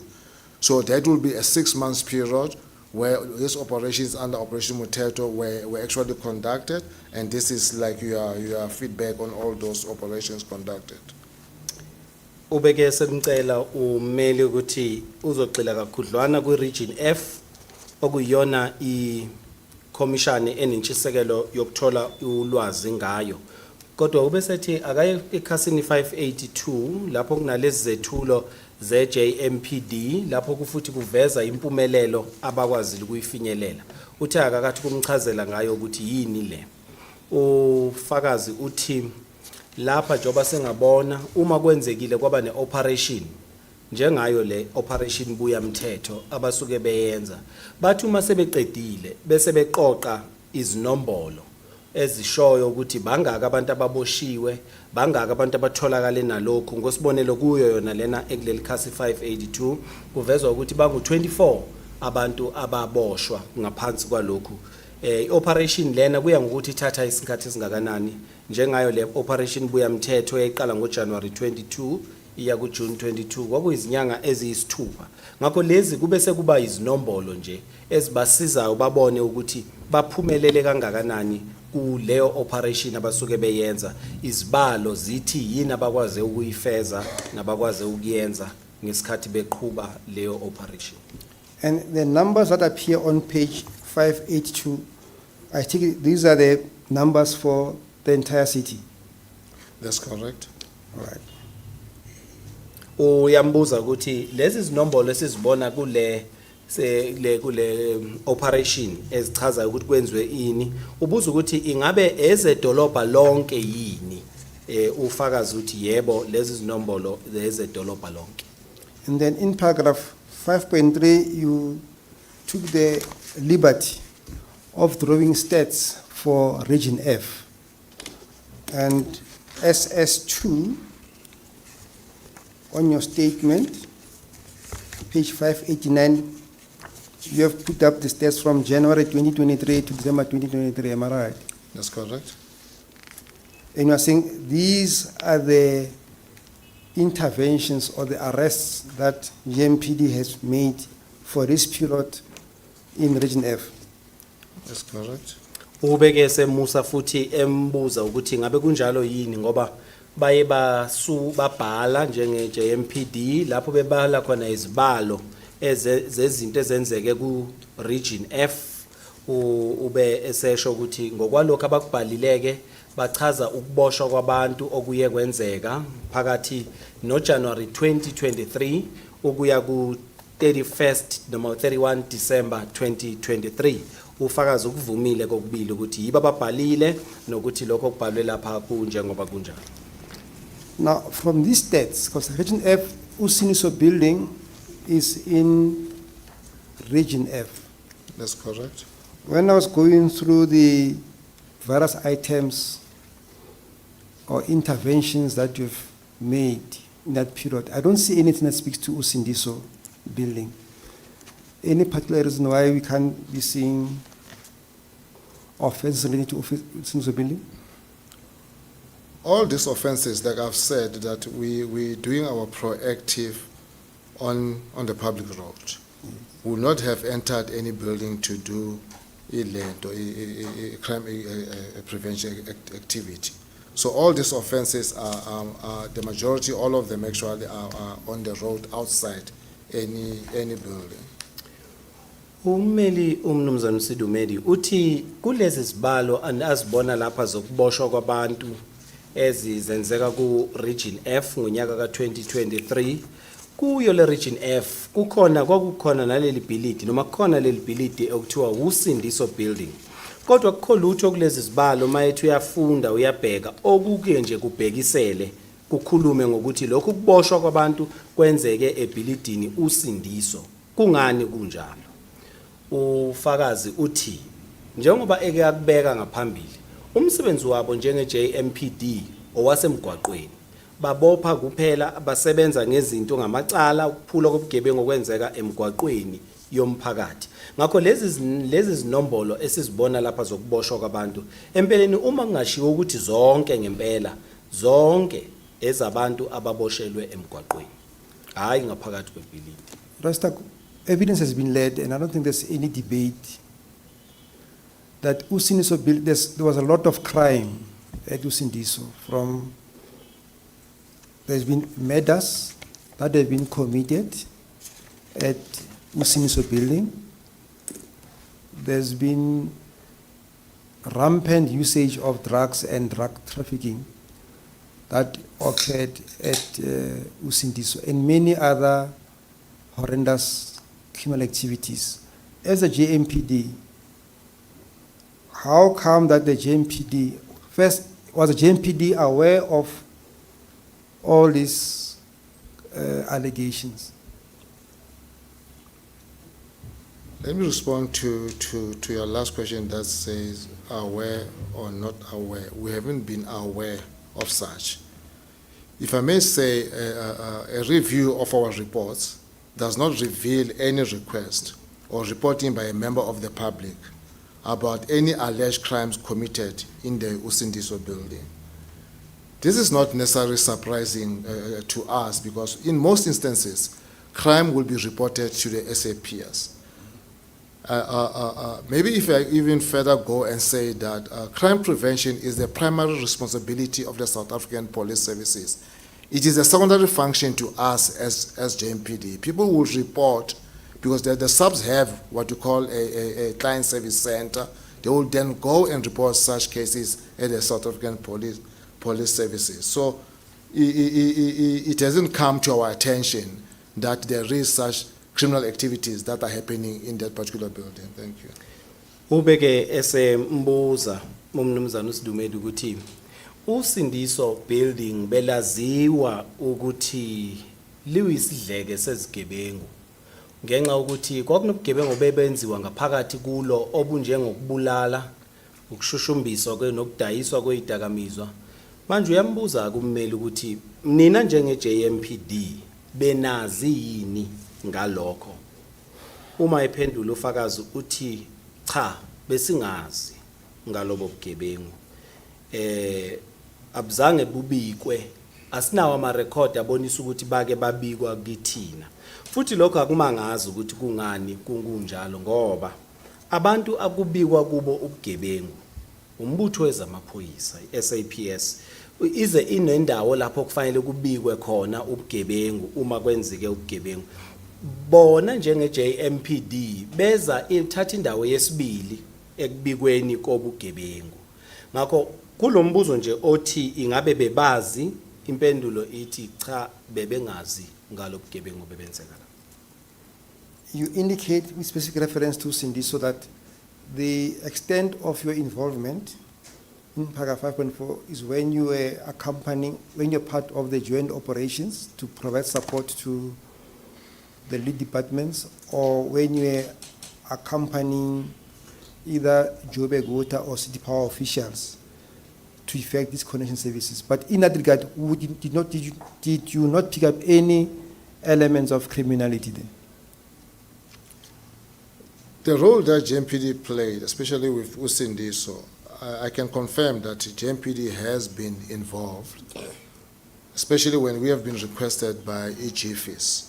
GFIS as the city department that is mandated to deal with hijacked buildings and compliance of those particular buildings. We have been involved in that regard in assisting, the implementing department. The lead department would be GFIS. GFIS would have drawn up an operational plan, and our role on that operational plan. Each city department has a role in whatever operation that will be conducted. So it will then say that when we go in that particular operation, we will have a role as JMPD to say that we are going in there as a supporting the department and to protect the other city department officials, your city power officials, your GFIS officials, your Joburg Water officials that would have gone into such a particular operation and will then give backup and protect them whilst they are conducting whatever that they need to conduct in that particular building. So that's why I'm saying that our role is more of us providing a support. Thank you. Bese mbuza ke ummeli ukuthi lapha ku 5.4 kubonakala sengathi kukhona lapho bona njenge JMPD bake bahamba baya kuleli bhilidi bayongena kulona mhlambe behamba bephelezela iJohannesburg Water noma iCity Power njalo abazange yini babone ubugebengu obabenzeka lapho.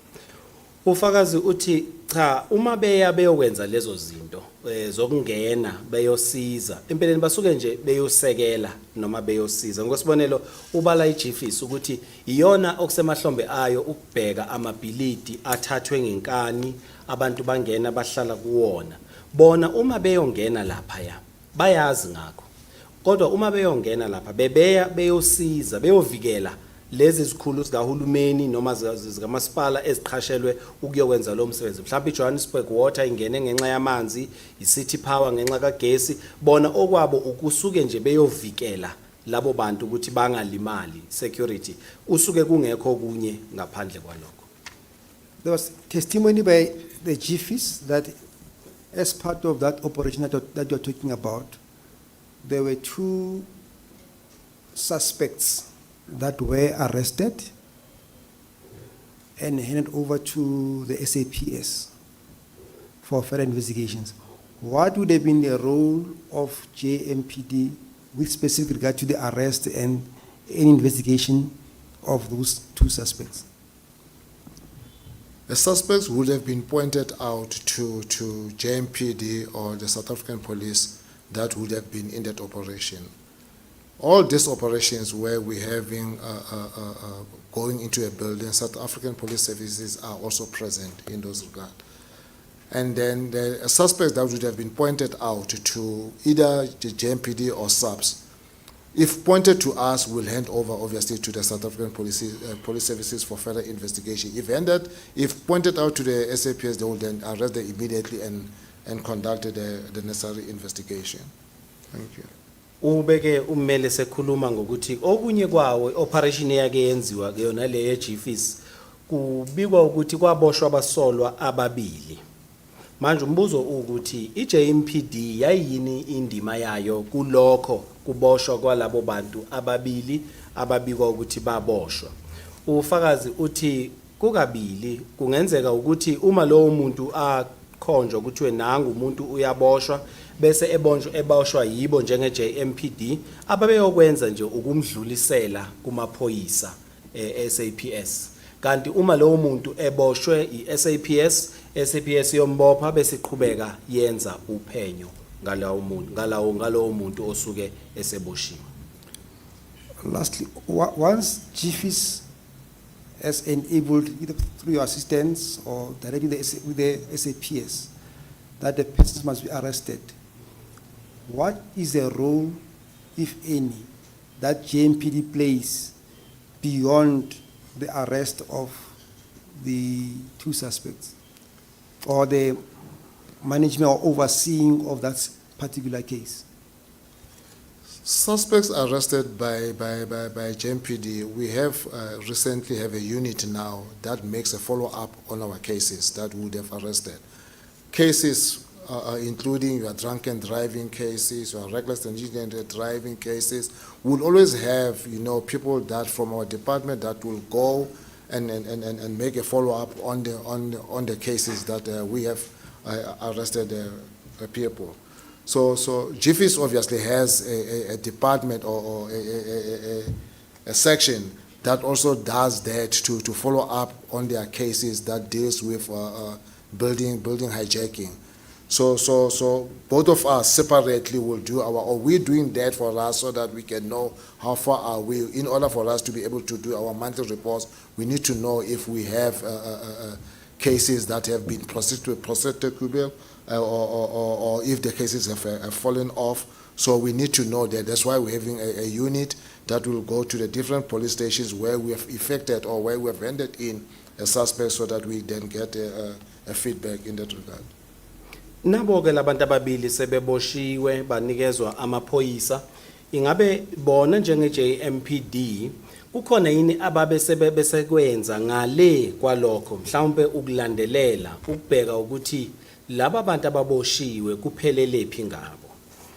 Ufakazi uthi muva nje kwi-JMPD selukhona uphiko olwenza lokho ukulandelela. Ngokwesibonelo umuntu uboshelwa amacala okutholakala ephuza eshayela edakiwe noma ukushayela kabe emgwaqweni.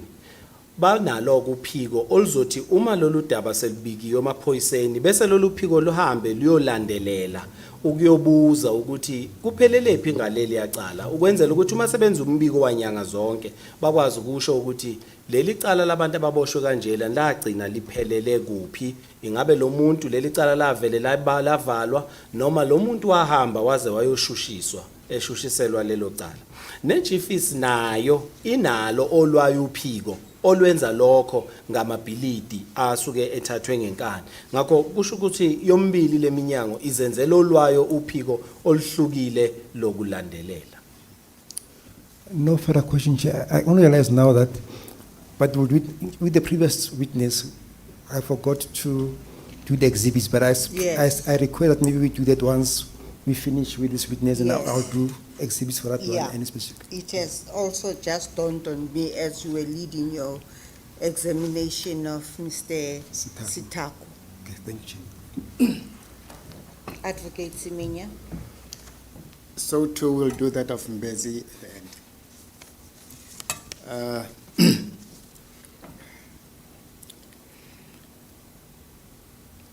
The responsibility to police crime, you shared that too with the SAPS. That should be right. That's correct. Umthwalo wokubheka ukuqapha ubugebengu niwenza ngokubambisana ni nenza umsebenzi ofanayo nowenziwa nje iSAPS. Ngabe kunjalo? Yebo kunjalo. And the witnesses who have testified, some of them tell us there would be robberies around Usindiso building, and there would be robbers who would be running into the building as a hiding place. You can accept that evidence to have some merit, right? Correct. Uzobamukela yini ufakazi obuye bethulwa kule komishani bokuthi kunobugebengu obuningi obabenzeka ngaphakathi ebhilidini ngisho nangaphandle bakhona ababenza ubugebengu ngaphandle bese bebalekela ngaphakathi ebhilidini. Ngiyethemba ukuthi lokho uzokwamukela ukuthi kunjalo ufakazi ukuthi yebo uyakwamukela. And that would be typically what you, JMPD, SAPS, would be responsible to address.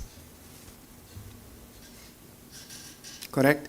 That's correct. Cishe ukulindelekile ke kinina kanye neSAPS ukuthi uma kwenzeka ubugebengu obunjalo kube khona abantu ababoshwayo. Yebo kunjalo. Now, I don't know whether you have the background. The building was set alight so as to conceal a murder that had just occurred that evening. You familiar with that? Yes, that's correct. Ujo angazi noma uyazi yini ukuthi ibhilidi leli lokhelwa ngomlilo nje ngenhloso yokuthi kufihlwe ukubulala okwasekwenzekile ebhilidini. Uyakwazi lokho? Ufakazi uthi yebo uyakwazi. And it was also a drug den, as I think you've just conceded. Correct? No, I cannot confirm that there was a drug there.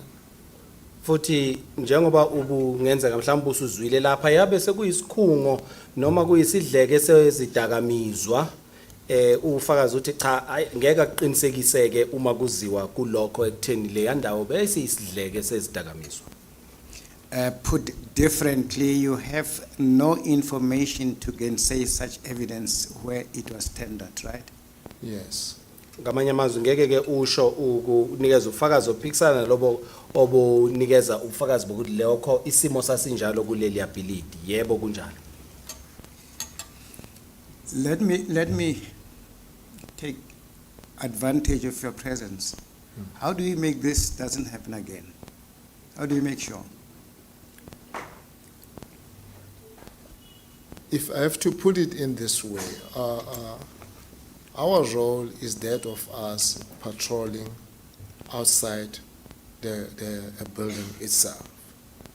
You know, by putting more visible policing around that building. We will not have a static deployment, but we'll have your visible policing around that area, so that we monitor if there is such crimes, you know, that can still happen around or inside the building. Why don't you put static police? It's a problem building, you know it. As JMPD, in terms of our mandate, we will not have that capacity, that capability, that we could have people placed at one place. We're conducting our operations in a tri-band approach, that we're doing road policing, that we're doing, we're enforcing the city's bylaws, and we're also doing a crime prevention. So we'll not have, like I've indicated, that putting a vehicle to be stationary, it will be beyond our means. We will not have that people that will be deployed there permanently. Ubeke esebuza ukuthi njengoba eseze wafika lapha ufakazi akasale sethatha leli thuba libambe ambuzo ufakazi ukuthi yini engenziwa ukuze kugwemeke isigameko esifana nalesi esikhathini esizayo singaphinde senzeke. ufakazi uthi into abangayenza ukuthi benze ukuzungeza kwamaphoyisa eduze kwaleli bhilidi kube kuningi abonakale amaphoyisa ahamba khona ukuze aqaphe ubugebengu. Uma nje lokho ebonakala amaphoyisa ehamba endaweni elapha kungabunqanda ubugebengu, yize bengeke bakwazi ukuthi bawamisa amaphoyisa ngokuqondile afike ahlale agade lapha. Uma ebuza ummeli umnumzana advocate Semenya ukuthi kungani bengeke bakwenze ke lokho, uthi ufakazi cha ngokwemthetho noma imandate abanikezwe yona igunya abakwazi ukwenza lokho, ukuthi babe ne station nje samaphoyisa noma ivene ezohlala igade indawo eyodwa. Cha, bona kufanele bahambe emgwaqweni, umsebenzi wabo ukuhamba emgwaqweni banqande ububo benzeka khona. Ngakho ngeke baze bakwazi ukuthi babe sendaweni eyodwa, kufanele bagcwale izinkalo babheke emgwaqweni ukuthi ubugebengu abenziwa yini. One gets an uneasy feeling that the city entities appear to be staying in their own lane and not cross-pollinate their functions, which ultimately are aimed at the safety of the people of the city. Is that observation wrong? I would want to differ by saying that we do work as a team. That's why we're having our joint operations, whereby the city departments will come together and draw up an operational plan and put each and every city department with a particular role. When we approach that particular operation, each city department has a particular role that they must play in that particular operation. So we are working together, not working in silos. Ubeke uadvocate esethi kukhona akuphawulayo afuna ukuzwa ukuthi ukubona kanjani ufakazi ukuthi kubonakala sengathi umnyango nomnyango ubheke nje okwawo, yilo nalo uzenzela into kufanele yenziwe uyena. Akukho ukuxhumana nokubambisana emsebenzini abawenzayo ukuze baqiniseke ukuthi zakhamuzi zedolobha ziphephile. Ufakazi uthi uzothanda ukuhluka yena kulokho angavumelani nakho ngoba unomuzwa ukuthi cha kukhona ukubambisana baye bakwenze njengoba baye benze izinto ndawonye ngezinye izikhathi njengedolobha lapho umnyango nomnyango ufika bese unikezwa imisebenzi okufanele uwenze. Ngakho ukholelwa ukuthi kukhona ukubambisana, akukhona ukuthi umuntu nomuntu ubheke nje okwakhe.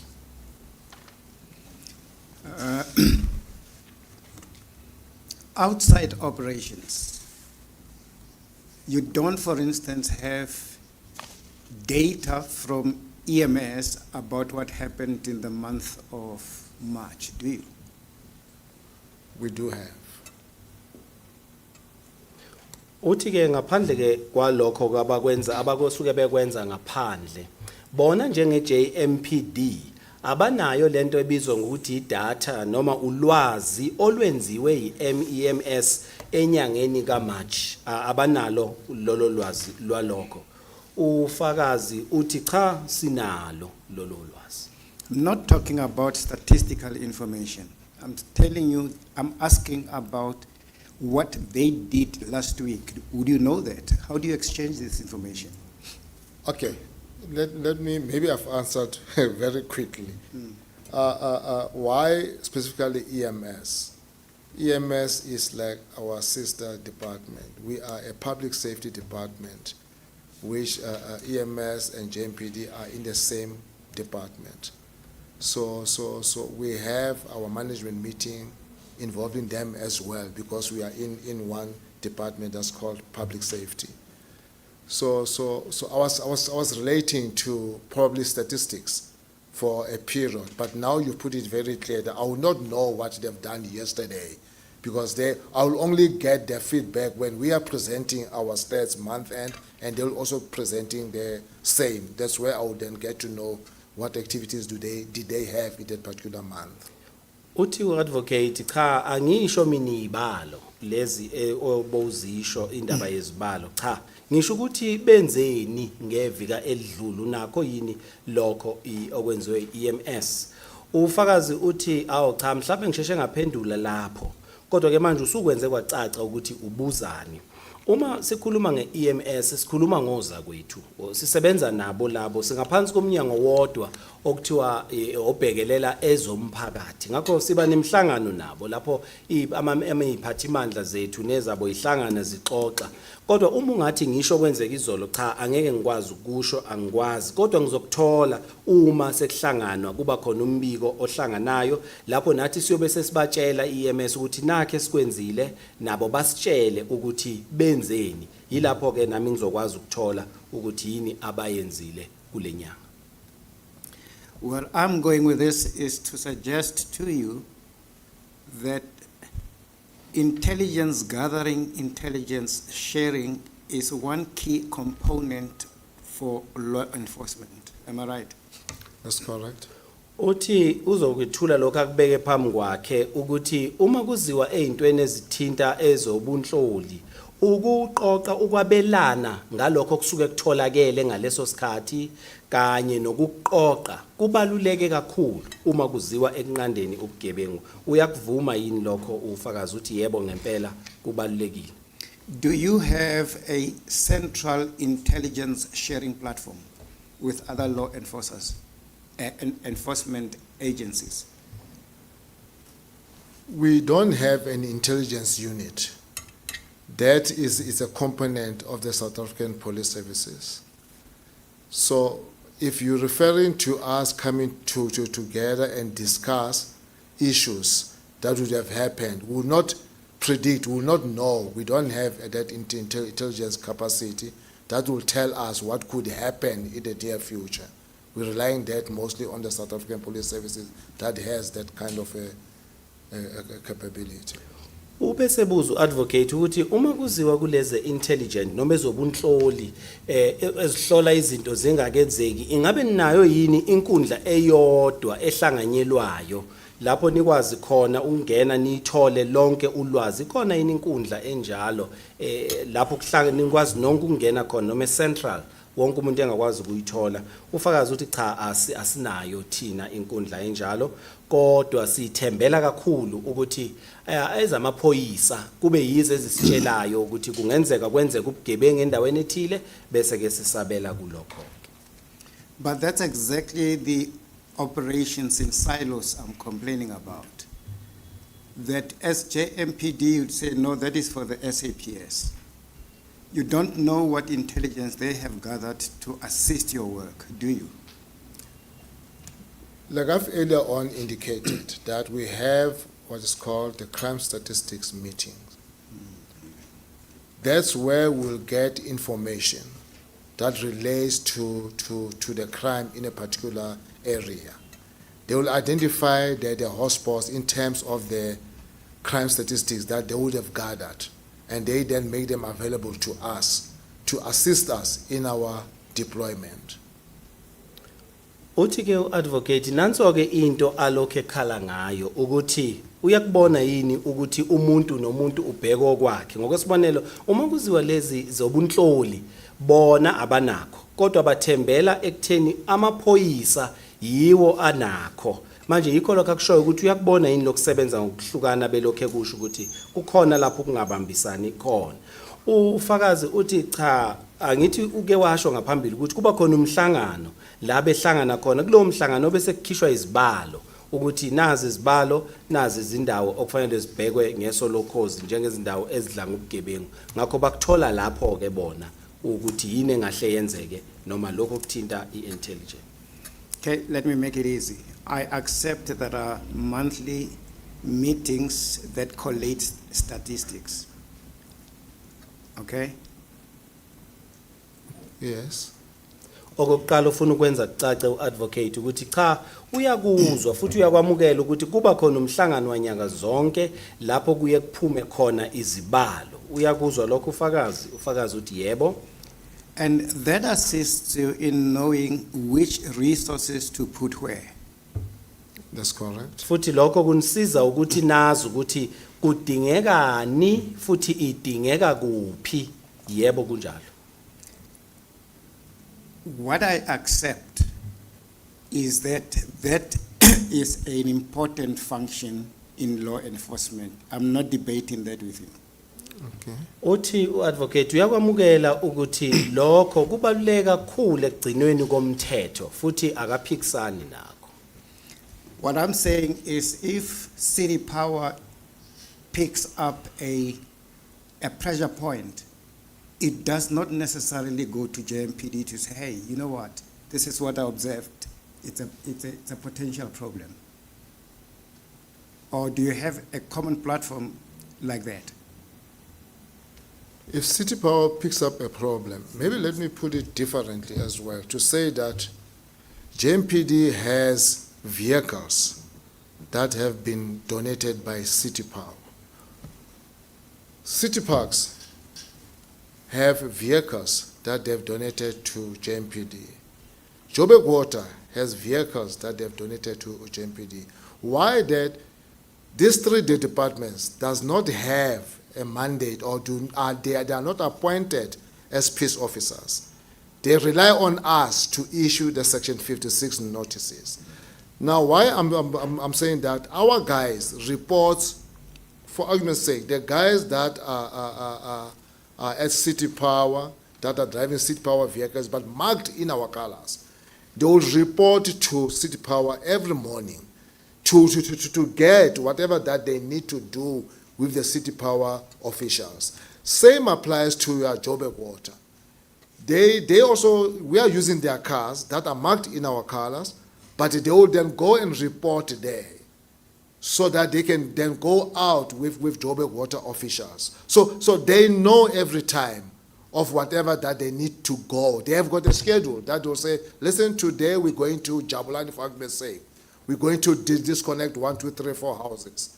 Then they go immediately with their Joburg Water or the city power people. Thank you. Uthi uadvocate kodwa akuphawulayo ukuthi ngenxa ukuthi abanayo inkundla ethile laba isebenzisayo ngakuthi umoyedwa esenento ethile aseyitholile laba abanye bebe bengakazi ngayo ngoba ababuyi bazobika kubona.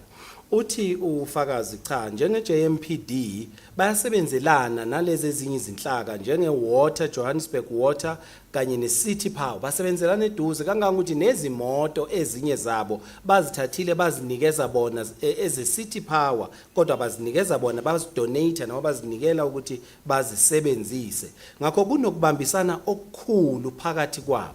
Isizathu salokho ukuthi bona njenge Johannesburg Water ne City Power ayinalo igunya elilapha ku Section 56 lokubopha. Ngakho bona ngenxa ukuthi banalelo gunya ke yikho besebenzelana nabo. Ngakho bayakwazi ukusho ukuthi ekseni siya eJabulane siya kuphi ngenxa ukuthi banokubambisana bona basebenza eduze ukuze basekele leminyango belandela lesi sigatshane siku Section 56 esibavunayo kuba bawenze lo msebenzi. I'm not talking about joint operations where your law enforcement and a sister department have to go make sure that there's a disconnection for illegal electricity, as an example. I am trying to direct your attention to an intelligence sharing platform where the left knows exactly what the right is doing at reasonable intervals. As I've indicated earlier on, that we don't have that capability where you then talk about intelligence that would have been received prior to whatever operation that needed to be conducted. Right? We will get that, as I've said, that the subs will probably indicate and tell us that you're going to this particular area, node 1, 2, 3, 4. Because we have gathered an intelligence that this could happen to yourselves when you're going into that particular area for an operation. So the same applies with your electricity cutting and all those things. We'll be told that, listen, do not go to area Dobsonville because we have got intelligence that the community are going to revolt So wait until, the dust is settled, you can then go into such an operation. So that will be people that would have gathered and intelligence, normally would want to do that, in whatever operation that would want to conduct, will request that intelligence from the subs. Then subs will tell us, yes, it's fine, you can go and do that operation. Or else they'll say, no, we've got intelligence that there is a group of people that will do 1, 2, 3, 4. Uthi uadvocate cha akakhulumi lapho iJohannesburg Water noma iCity Power ithi asambe ndawonye sihambe siyokwenza umsebenzi othile njengoba kade chazwa ngaphambili cha. Uthi ingabe khona inkundla yezo eyodwa esetshenziswa yibo bonke yezobunhloli ezochaza ukuthi nakho kungase kwenzeke kule ndawo ngokuya ngokwezobunhloli ezisuke zibe khona. Uthi ufakazi njengoba ke washo ngaphambili cha abanayo inkundla enjalo ayikho kodwa kunalokho bathembela kakhulu ku-SAPS ukuthi ibatshele i-SAPS ngenxa ukuthi yona inayo ke leyo ndawo yokuthi iyazi ukuthi kungase kwenzekeni uma mhlawumbe bezovuka baye eDobsonville baye babuze ukuthi hey singaya yini eDobsonville bese ke besho ayezamaphoyisa ngobunhloli baba bayile bakuthola ukuthi ayibo ningayi lapha ya umphakathi ungasuvuka indlobane ulwe nani ngakho ningasondeli lapho ngakho bathi isikhathi ngasinye uma bezokwenza izinto baye babuze kuyo kodwa bona abanayo bathembela ku-SAPS ukuthi ibasize uma bezokwenza ithatha isinyathelo mhlawumbe u1 no2 no3 noma u4 bathembele kuyi-SAPS ukuthi basize. Something like Emaxhoseni informal settlement doesn't occur overnight. Is that fair to say? Yes. Ingabe kusuke kushiwo kahle yini uma mhlawumbe singathi indawo enjengalena yasemaXhoseni ayivukanga nje ngobusuku obodwa yavuke seyilapha ya kuleya ndawo othi ufakazi yebo kunjalo. And its existence would be, for instance, years being there as a signpost of illegality in whatever form. Am I right? That's correct. Futhi kuba khona kwayo lapha ya kungenzeka kuthatha isikhathi eside ilokhu ikhona okuyenye ezinye zezimpawu zokuthi kungenzeka kuphulwa umthetho lapha ya kunjalo yini ufakazi uyavuma. And I'm trying to suggest that perhaps it would be competent for the Commission to recommend a greater coordination within the municipal entities. You can live with that type of recommendation, right? That's correct. Uma uthi uadvocate uma sebebhala izincomo bangabhala izincomo ezithi kufanele kuzanywe ukuthi kube nokubambisana okukhulu kulezi zinhlaka ezikhona ezisebenza edolobheni uthi ufakazi yebo cha kuyavumelana nalokho.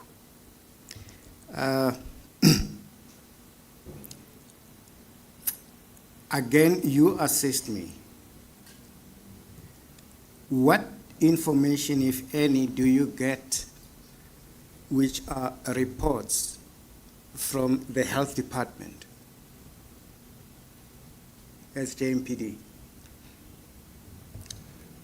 Health department, for an example, will get reports that your health department, that's your a department that deals with health issues. Right, it's not much that we'll get from them, compared to your environmental health. So there's a difference in those two departments. So your environmental health will be your noise complaints. Those are the people that will deal with noise, and they're the people that have the instruments to measure noise. We don't have, as JMPD, it is not in our mandate. Would want to work closely with them. So what I'm trying to say, your health department again will come in and assist each JMPD with regard to your sisters. The people that will draw blood when we conduct our drunken driving operations. We'll rely more on them when we do that kind of an operation because they will then provide the necessary staff to come and help us. Ubese buza ke uadvocate ukuthi njenge JMPD imiphi ulwazi abalutholayo uma kuziwa eminyangweni wezempilo. Ufakazi uthi ngempela uma kuziwa eminyangweni wezempilo akungako abakutholayo ngokungafani ne-environmental health okuyiyona ebhekelele ezendawo ukuphepha nje emvelweni.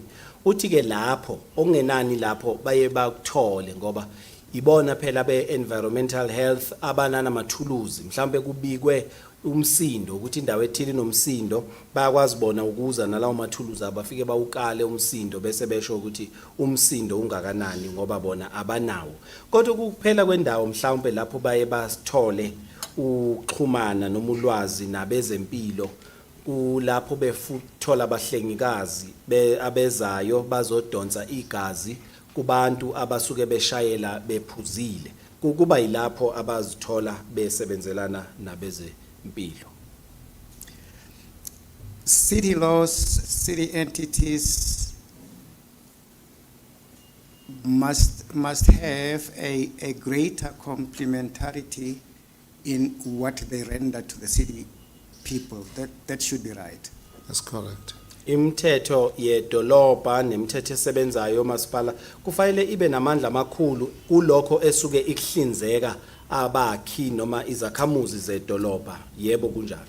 How can that be enhanced in your mind? That complementarity. It's disturbing to hear each party saying my mandate is, as though that mandate is singularly different from the purpose all of you have. What's your comment? I'm of the view as well to say that we need to work as a team so that we don't miss whatever that we need to do. Like I've said, the city has what it calls a CRAM. CRAM is where all city departments are coordinated to do whatever that is supposed to be done in the city. Joburg, JMPD has also come up now with what we call a Joburg 10+, the ward-based policing. Joburg 10+ talks to us deploying whatever resources that we have in a ward. The plus will be the city departments that will also come in. Whatever operation we do, we want other city departments to be involved. It doesn't help us to do an operation where we say that we're dealing with illegal dumping when pick it up is somewhere else. Because when we need to do such an operation, PETA must be able to then do a follow-up and ensure that there's no more dumping happening at that place. For argument's sake, by putting your waste bin there so that people can then throw their stuff into there. So it is not going to help us if we do an operation alone with regard to the public and miscellaneous bylaws when JRA is not present. So that's why I'm saying that we need all the city departments so that we can then do the work jointly so that we can be seen that we are doing something. Otherwise, working in silos is not going to help us at all. Ubeke uadvocate sebuza umbuzo ukuthi ngokombono wakhe ufakazi ucabanga ukuthi kungathuthukiswa kanjani ubudlelwano bokubambisana ekusebenzeni ukuze zakhamuzi zithole izinsiza ngoba into emkhathazayo ukuthi umuntu uyafika lapha athi owami umsebenzi noma wethu umnyango umsebenzi yilo kuphela lokho akukhona okwethu manje kungathuthukiswa kanjani ukubambisana. Ufakazi uthi ukuze kukwazi ukwenzeka ukubambisana kufanele kusetshenzwe njengeqembu noma i-team. Uma kungaba khona okunjalo ungakwazi ukuphumelela. Ukhulume ngohlelo lweCRAM athi lukhona kuleli dolobha liyasiza ukuze kubambiswane lezi inhlaka ezihlukahlukene zikwazi ukusebenza ndawonye. Bona njenge JMPD uthi baqhamuke nohlelo libizwa ngokuthi i10+.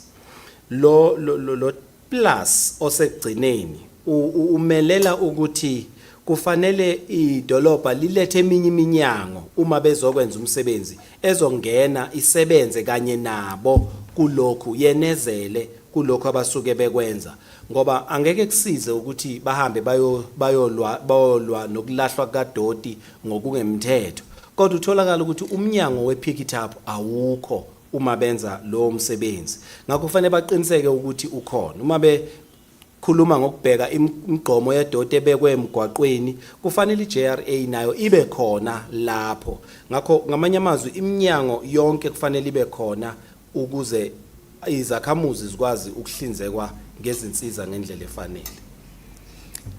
CRAM is a acronym for what? What does it stand for? Citizen Urban Management, but we can still get that. It should be on the website.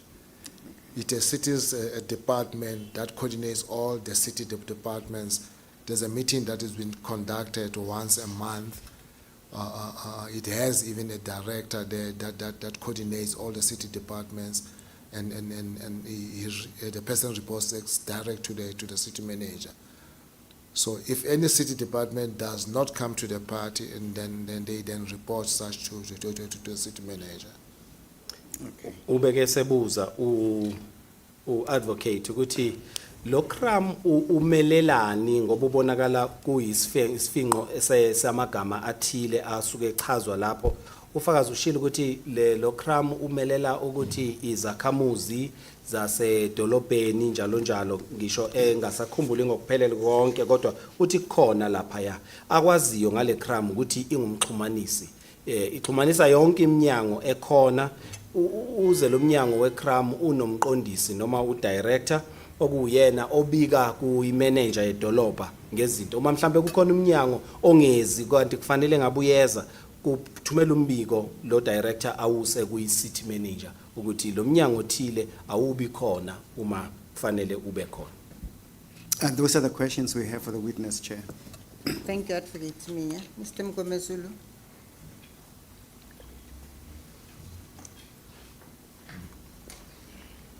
Thank you, Chairperson. That's 2 or 3 questions.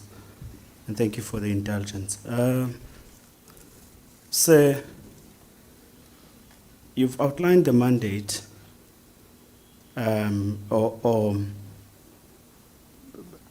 basically your mandate in page 571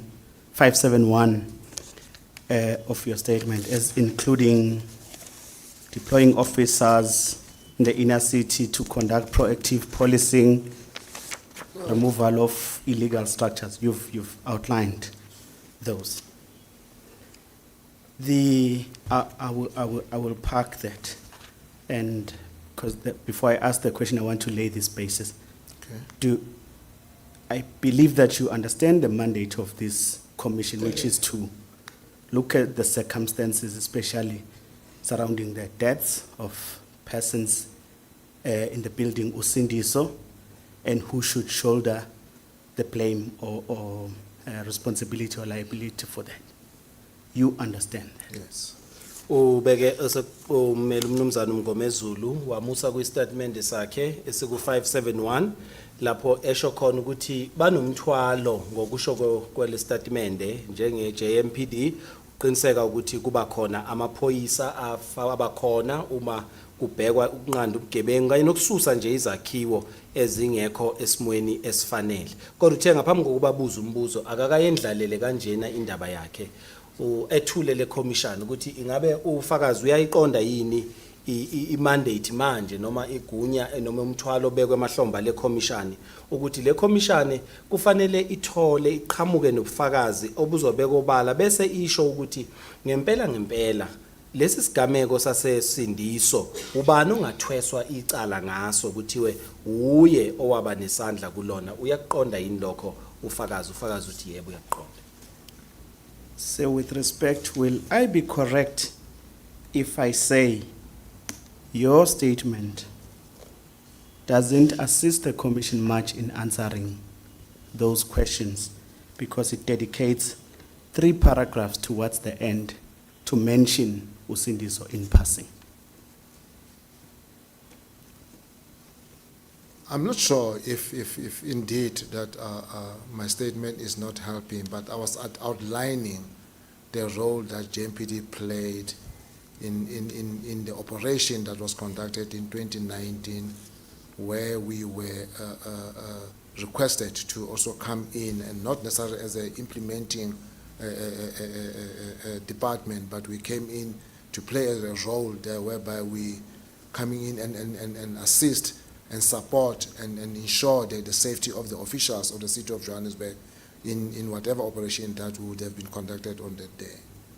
Uthi ummeli njengoba ke esekushilo lokho ukuthi useyaqonda ukuthi le commission efuneka ithola ubufakazi, kodwa ngokwestatement sakhe ufakazi kubonakala sengathi le statement asiyisizi le commission ukuthi ikwazi ukwenza lokho okufanele ikwenze, ukuthola ukuthi ubani ngempela onesandla noma ongathweswa umthwalo ukuthi uyo benesandla kuloko. Ngokwestatement sakhe ufakazi simane nje sithi sidlula ngasekugcineni bese sikhuluma kancane ngosindiso, ngakho asilisizi ngalutho le commission.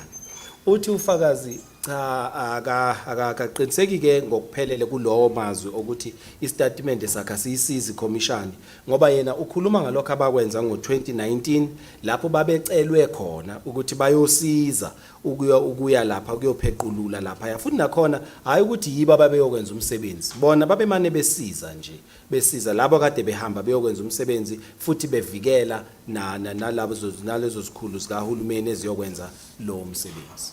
So the last question, Chairperson, would be, with all the powers that I read out from page 571 of your statement tells this commission, say that you provided support in October 2019, whereas you have wider powers that are even saying conducting proactive policing. So therefore, the clarity that I'll be seeking is that taking into consideration those broad powers that you have and what you have testified you have done, have you done enough? And what you have elaborated to the commission, is it enough to assist the commission to answer those questions? That will be my questions, Chairperson. You are treading on dangerous grounds, Mr. Mgomezulu. I don't see the point in clarifying that kind of line of questioning. It is withdrawn, Chairperson. Yes. Thank you. I will not allow it. Thank you, Chairperson. Okay. Ubeke ummeli umnumzana uMgomezulu esethi ngokwamandla negunya abanikezwe lona njenge JMPD, igunya elikhulu lamandla abanikezwe wona, kodwa bese kubheka ukuthi bamane baya nje lapha baya ngo-October 2019 bayophequlula amandla abo. Ucabanga ukuthi le commission bayihlinzeke okwanele yini emsebenzini wabo, noma amandla abo bawasebenzise ngokwanele yini kulokho uma kuqhathaniswa negunya nalokho abakwenzile uma sekuziwe senzweni? Ngakho ke usihlalo wecommission ube sethi ayi akubonakala sengathi lapho umbuza ubuzayo usafuni lokho okuthiwa iclarity noma ukucaciselwa, ngakho ubona lo mbuzo engeke awuvumele ukuthi uqhubeke. Ngakho ummeli uMgomezulu bese ethi hayi ke ngiyawuhoxisa umbuzo wami. Mr. Sidumedi. Chair, no re-examination questions. Just to assist CRAM stands for Citizens, Relationships, and Urban Management. It's a directorate, one of the directorates within the city of Urban Management. Yes, and Urban Management. Citizen relationships, citizen relationships, and urban management. Urban management. Scrum. Just keeping my fingers crossed that Evidence you must not say, you must not get evidence from Okay. crime. Chair, So you'd like to have the statement admitted? correct, Chair. Thank you. The statement by Mr. Trevor Ramolemisi will be COJ 15. It had 5 annexures. 15.1 will be the summary of the investigations conducted. It was a front page of a spreadsheet that was TR1. And then 15.2 is the 2 spreadsheets that were flighted from directly from the screen. I'm aware that the chair and the commissioner does not have the actual hard copies, but will now make the hard copies available to make it TR2 on a statement. And 15.3 is the investigative diary from GFIS. 15.4 and 15.5, Chair, you'll recall it was the front pages of the SAPS docket confirming the withdrawal of the cases against the 2 suspects. It's 15.4 and 15.5 respectively. They were TR4 and TR5.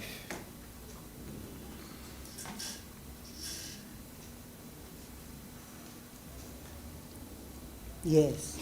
Then with regard to the statement by Mr. Samson Tagu, we beg leave to admit as COJ 16. So the actual statement is COJ 16. It has 2 annexures. 16.1 is the Buyam title presentation, which was SS1. It was a presentation titled Buyam title, it was SS1. And the last one is the Region F crime statistics. It will be 16.2.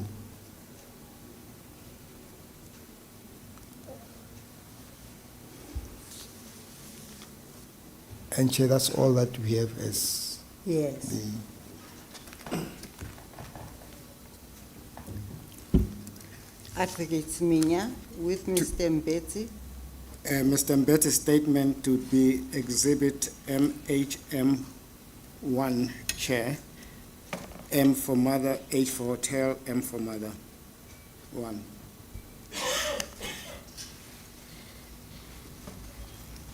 I move that it be admitted into evidence. Thank you. Yours have been admitted into evidence, Mr. Sidumedi, though you did not move. My approach is just, it's a question of the state of mind currently at this late hour. Yes. And that would be the business for the day, Yes. Madam Chair. Mr. Sitago, thank you very much for having come to give evidence before this commission. You are excused as a witness, sir. Thank you so much. These proceedings are adjourned until tomorrow at 10 o'clock.